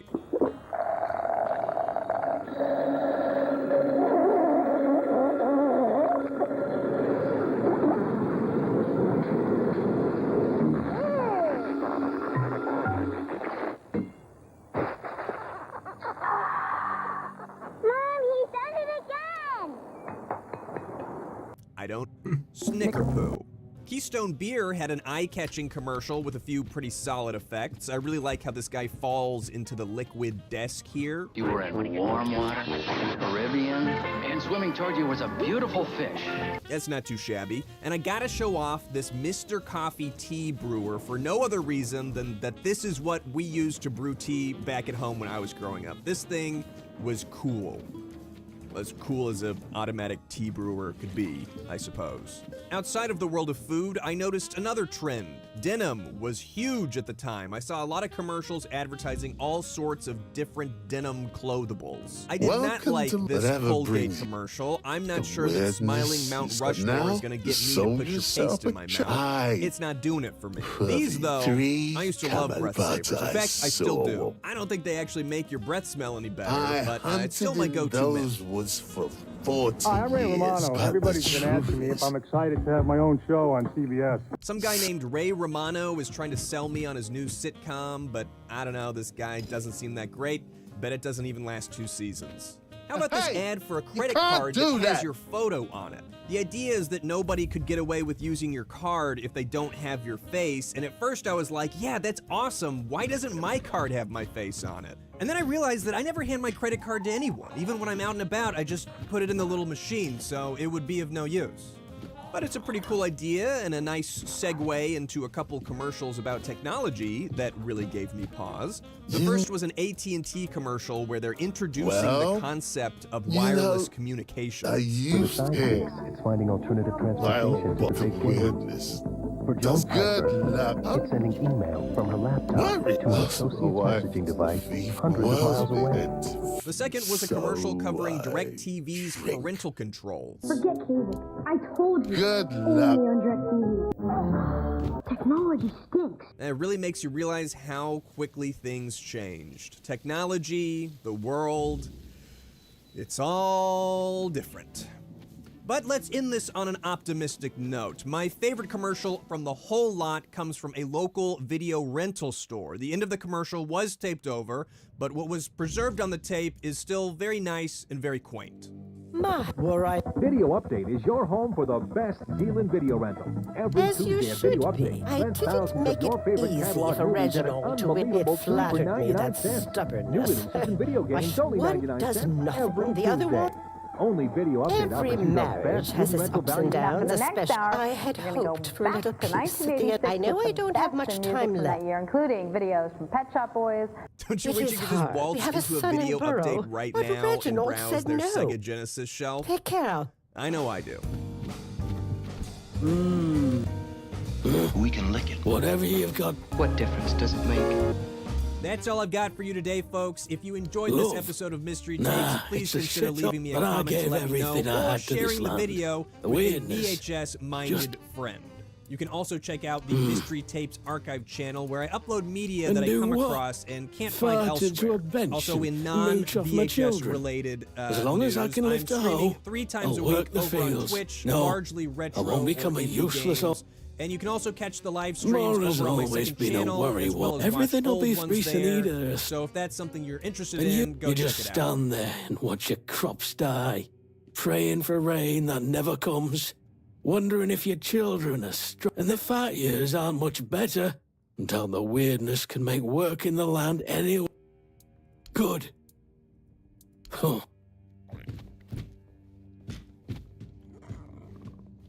I am here to make you leave, actually.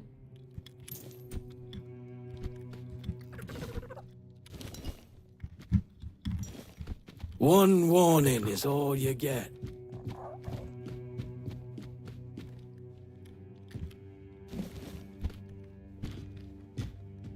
Butter. Didn't think anyone would stop by.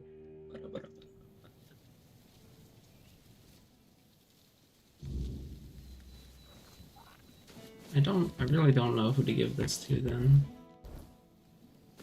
Stupid old belt buckle. I went and talked to everyone in this town. I didn't even know it was a You need place. something? And no one here needs it.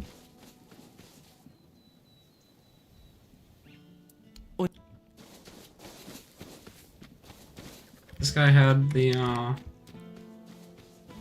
pumpkin seeds for me at least. That's nice. Nothing else to do. Not a single other person to talk to.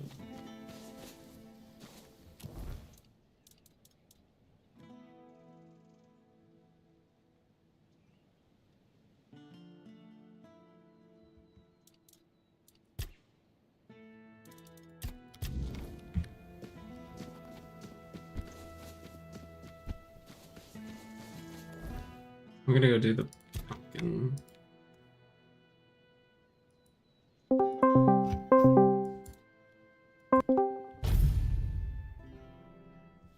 Hey. Hello. I finally got pumpkin seeds. I saw. They're gonna be evil. They're gonna eat your family.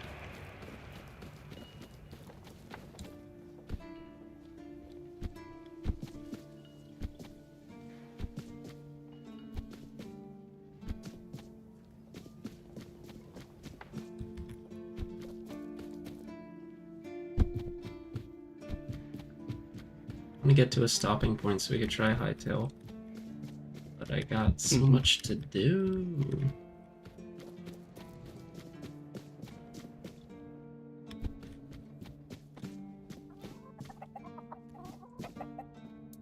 Thanks, but I don't... Huh. We'll see about that. Now.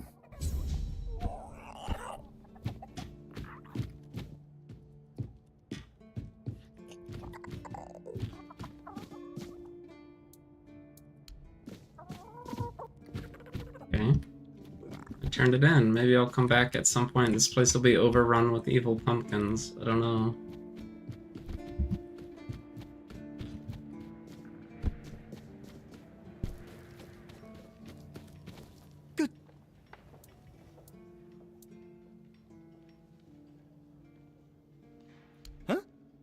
So, what do you need this time? Hey, not this time, my friend. I've run out of ink. I'm waiting for a delivery. In the meantime, I need to ask you for a favor. Orla. I guess you still haven't sobered up, huh? The Stale Lamb. You know, the tavern in the village below the keep. It's run by Ron. Truly a great place. I hope they're not planning to close it down. Oh, they wouldn't do that, right? Just as we agreed. I appreciate that you remember. Holding one's tongue... You do know it needs to stay between us. Fantastic. So, on a recent night out at Ron's, it seems I may have left some sensitive documents at the bar. Documents, with Captain Fergus' seal. But not necessarily sealed by him. You know what I mean. I can't really go there right now. Could you get them back for me? I'm sure it won't be too much of a problem. Splendid! When you have the documents, meet me at the third crowing of the rooster. What?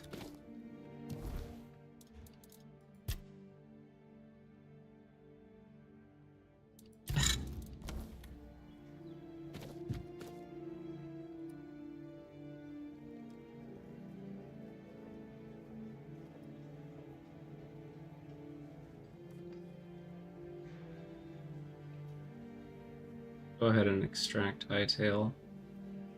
I gotta convince myself to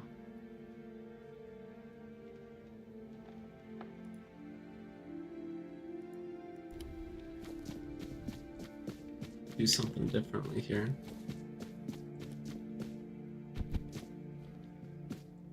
I hatched my little dragon guy. I guess he's an axolotl. Well, you could feed him. You can pet him. feed him hamburgers. Guess they do stuffs. Mandrake makes them big. They don't last very long, I guess, though. But you can ride them.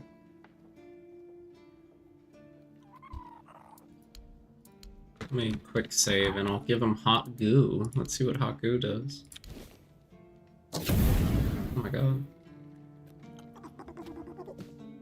think it makes him like help me do more damage, or he does damage, fire damage or something, which is cool. Sure that's not gonna last forever, but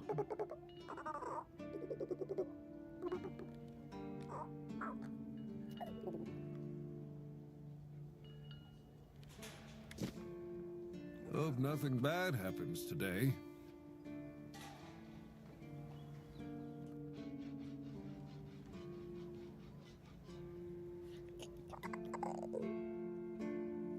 how long it'll last.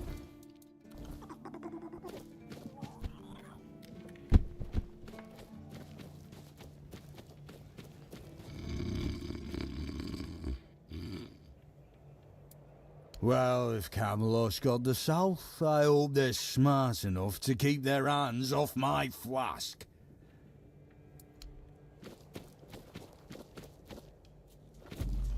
Oh shit. He just does AoE damage. Ah! He killed himself. Yeah, don't touch me. I have magic explodey damage on. It's a bad idea. I said don't do it, bro.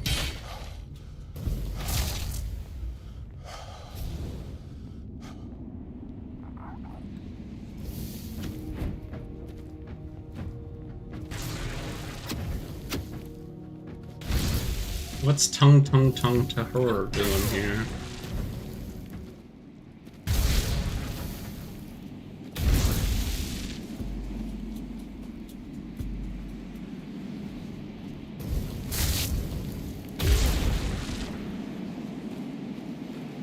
I really don't want this smoke. I don't know what the hell they're doing.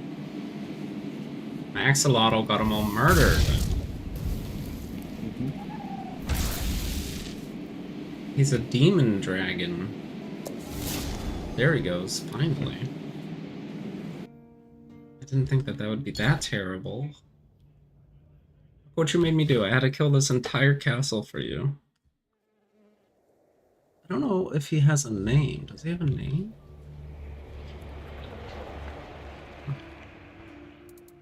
Guess not.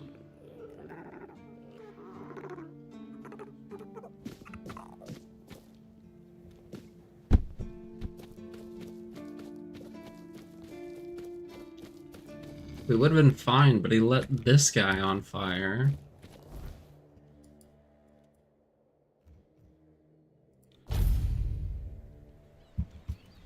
One of my favorite NPCs, the drunk guy at the gate. Sleeping while standing up. Somehow. Mm-hmm.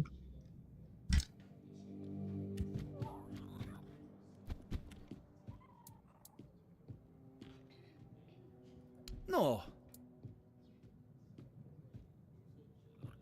No, listen. Half of them couldn't tell the quartermaster. But that means... No. Impossible. What if... Holy moonshine. I remember. Sigibald. It was Sigibald who left those documents behind. I've no idea how you found out about it. Aye, of course I have.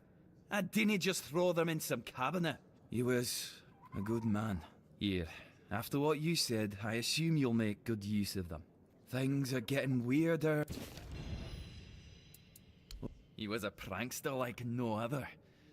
Once, he slipped a rotten egg into the quartermaster's dinner. Never a dull moment with him. That's... No problem. Listen.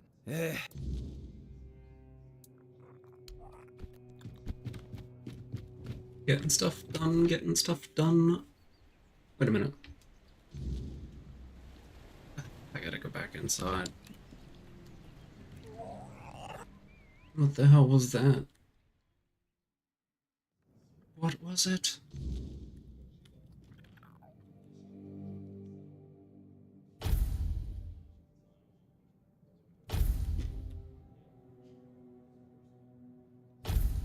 Nothing.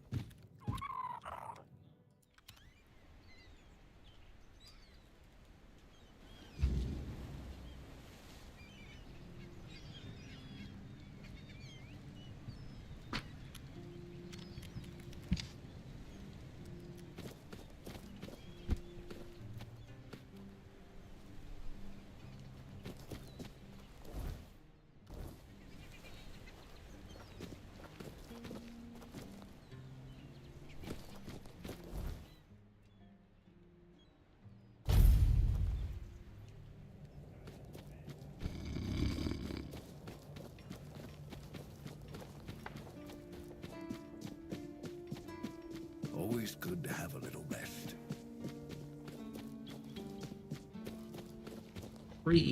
You're back! I told you, Ron is a good guy. Yes? You're really good at this today. Wait. Oh. Oh, you're serious. I understand.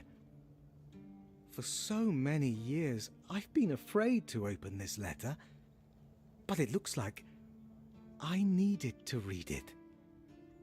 Well, it is what it is, right?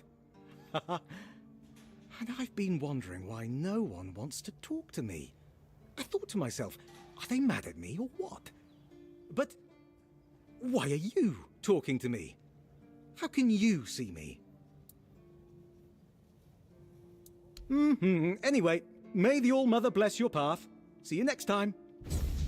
Goodbye. Super dead guy. So, Captain Seamus stepped down. If that young lad Fergus wants to prove himself, let him have it. As for the Camelot fellow, let me put it this way. That's my rule. What do you want?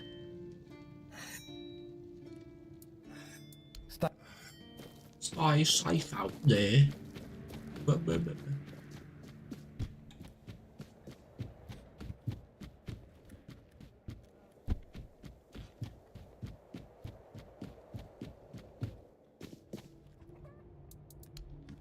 It's hot in here. Really hot in here.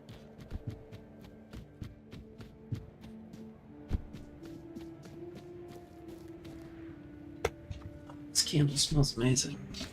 The tiny little fires are actually making it hot.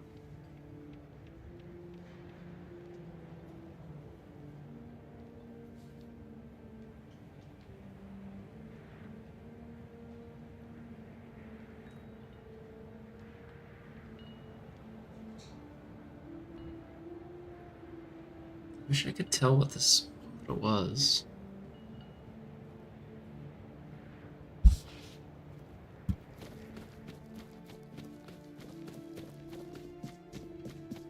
Guess I could look it up.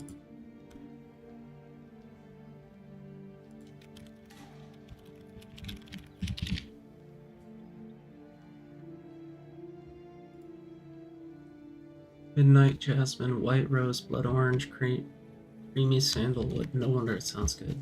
I mean, smells good.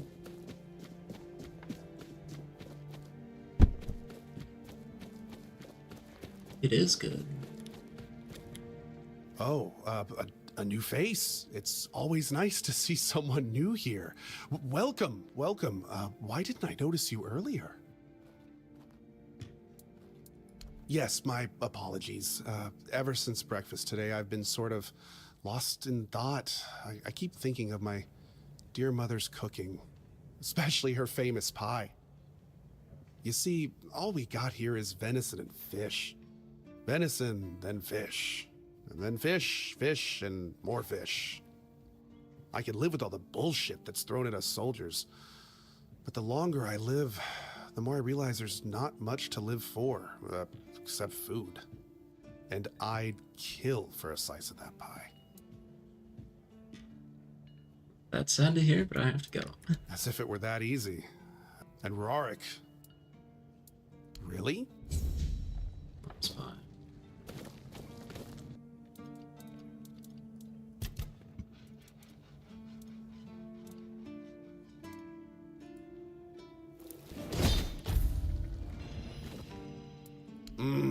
Yes. Still tastes like shit. Exactly how my mother would make it. It's just what I needed. Oh, don't get me wrong. I really appreciate what you did for me. It's just that every time I doubt my service in the Horns of the South, I need a reminder of why I enlisted. My mother wasn't much of anything, to tell the truth. She always said I was good for nothing and that I should be glad she even kept me. And every day she'd bring back home a new uncle. Many of those uncles like to kick me out of my own house when they were drinking and getting busy. Then, when she'd sober up and got rid of an uncle, she'd bake me that pie as an apology. It always tasted like shit. If the other villagers hadn't been feeding me, I would have starved to death. Hence the pie. When I left my village, I decided to never look back.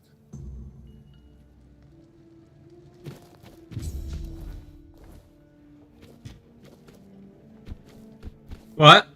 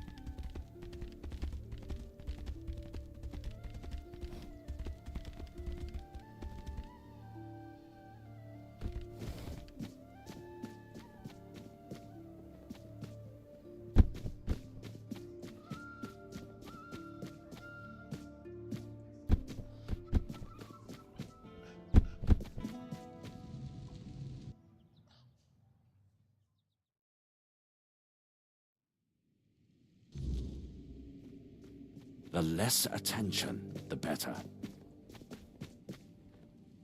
What news? The people I told you about. Well done. Naturally, I would have preferred to... Perhaps along the way, we'll meet others willing to lend us their skills. After all, I can hardly believe you're the only one bold enough to roam the world in search for adventure. You've done me a great favor.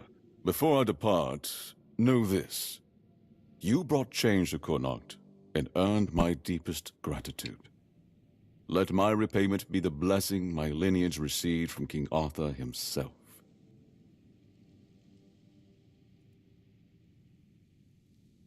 Be the shield that watches over Connacht, as House Terion has done for generations.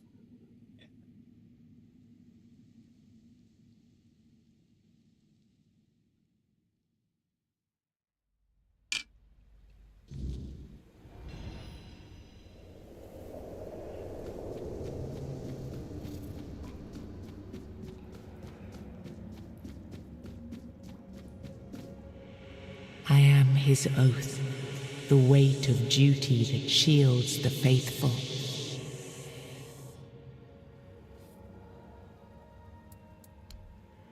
I am the wall between order and ruin.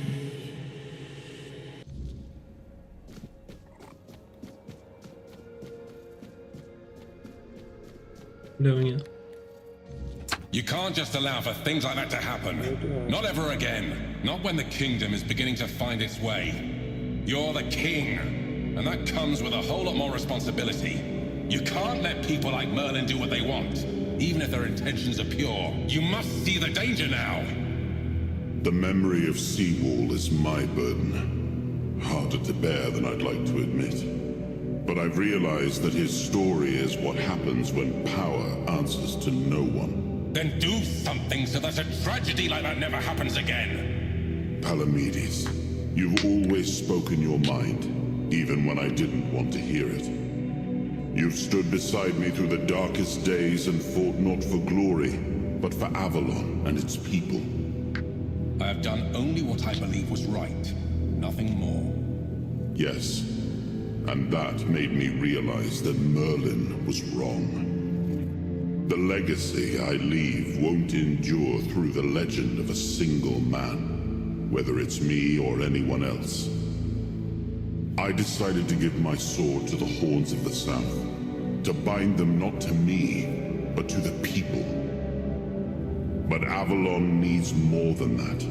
It needs structures, memory, and resistance to corruption. It needs the foundation of something greater than any one of us. A shield? Yes. One to guard Avalon, even from itself.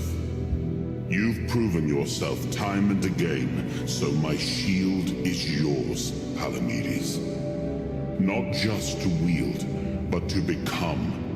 Let your bloodline anchor what my reign could not. And you believe I am worthy of such a responsibility? I will not fail you, my king. Don't carry this burden for me, Palamedes. You never have.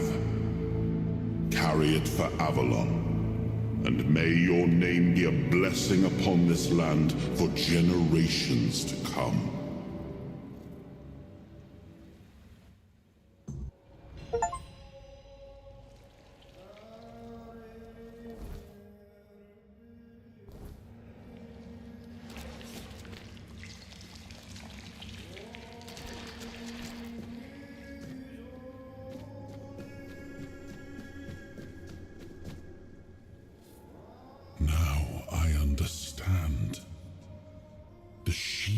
Isn't an object. It's the bloodline itself. But I also remember the shield was meant to resist. Not enemies, not blades, but corruption, compromise, cowardice. Palamedes understood that. Nothing I've seen here reminds me of him. Nothing resembles the kingdom we were trying to build. Lord Yvain, a joke of a man. a mere shadow of his ancestor, not worthy of his title, nor of leading his people. I tried to build something lasting, something that wouldn't depend on me to survive. I distributed power, tied it to oaths, not blood, gave regions autonomy, left behind symbols to bind them. But what we've seen so far, that's not a kingdom. That's theater. People playing at being lords and commanders, taking on roles they don't even understand.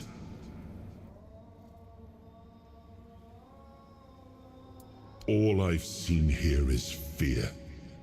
Indecisive men wearing the mask of power. But their power comes from symbols they don't even understand. And when a decision needs to be made, they hesitate. When danger appears, they flinch. Denholm, commander of Camelot's forces, is incapable of acting without direct orders. Yvain, a descendant of Palamedes, yet too weak to stand against choices that harm his people. Their fear breeds indecision. If you cannot choose, you cannot protect. And if you cannot protect, Avalon rots. It was you the men here responded to, and you who rekindled it.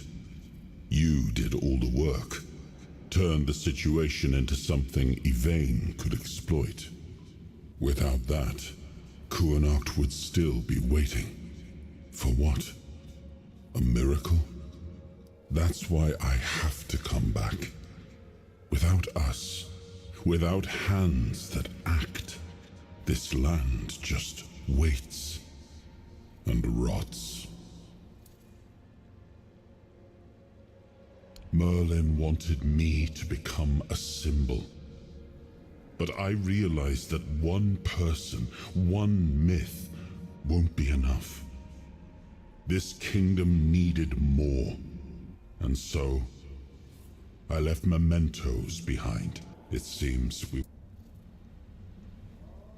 Yes, the situation is complex. But that is precisely the burden of a leader. Complexity does not excuse paralysis. And yet they sit in deadlock, doing nothing, while the world around them fractures. Turn every resource toward understanding why the weirdness is returning and stopping it. Hiding in Camelot is cowardice. Staying here? Stupidity. But what I would do doesn't matter.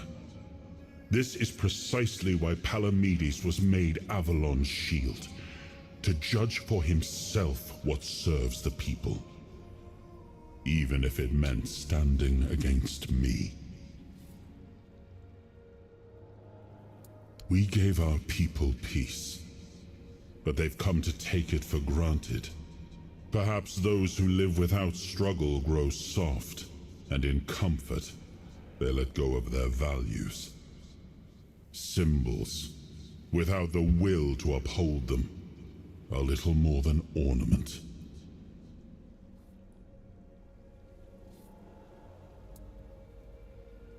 I named his bloodline the Shield of Kuanacht, and granted them dominion over this menhir, with full autonomy.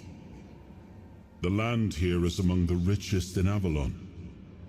This place was meant to stand as a counterweight to Camelot's rising power.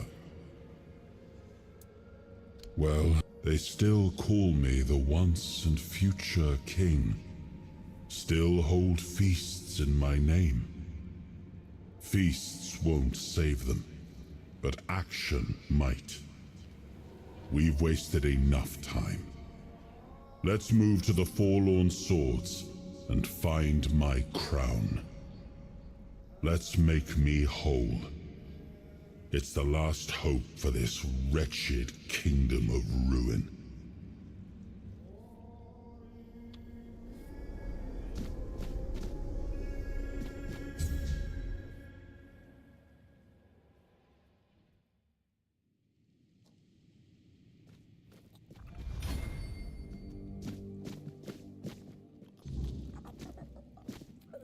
Where am I?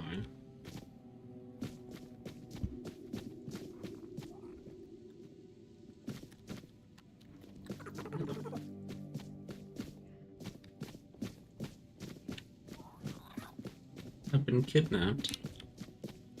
I should stay out of trouble.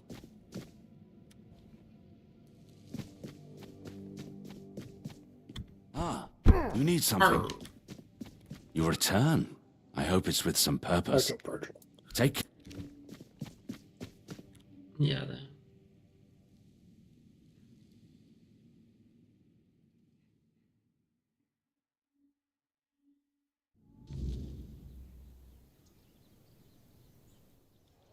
Are you sure you want to do this? You can still back out. I have no other choice. I will either return with the Grail or die in the attempt. Fine. Do as you will. I'll gladly hear people's reactions to their own lord abandoning them, especially now, when all hope is fading along with the Mynheer. Don't say I didn't warn you. Look who woke up. Our lord gave a rousing speech to his subjects explaining why. I'll leave you two. I need to start cleaning up the mess you made. And before I forget, some shady-looking character was looking for you. Didn't tell me his name, but said you're old friends. Said he'll wait nearby. Greetings, friend of our house. What may I do for you to...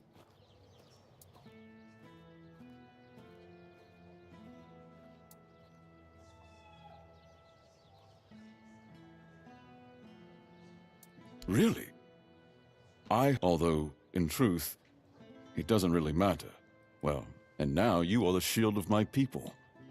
I trust you will ensure that his blessing is not squandered.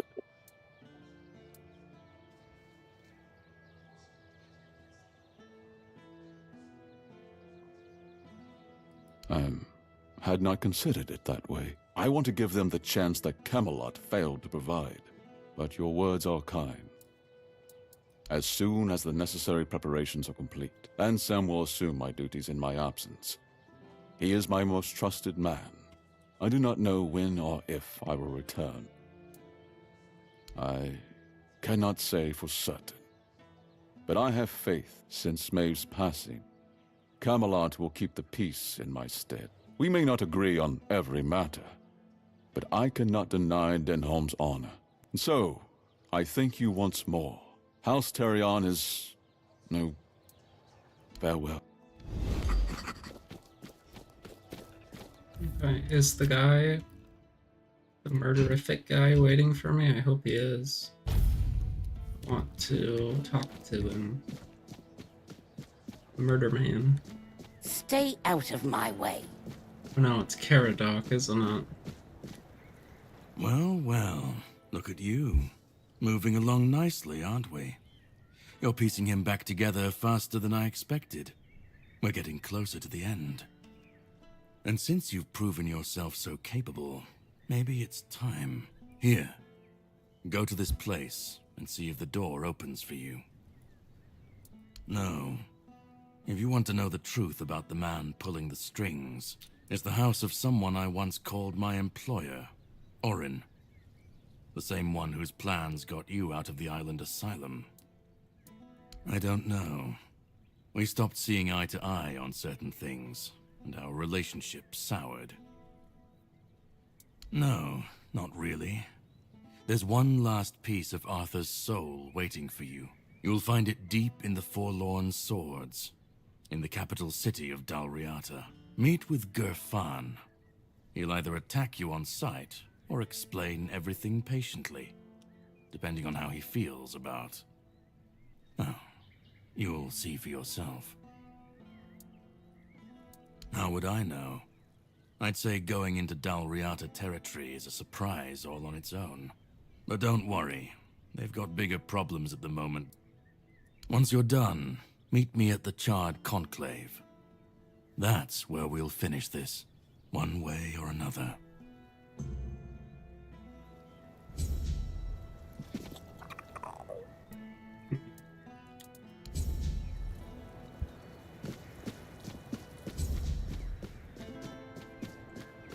Getting close to the end. We're in Act 3 now, soon. Let's say this is Act 3 now. I can go to new area. So, time to take a break.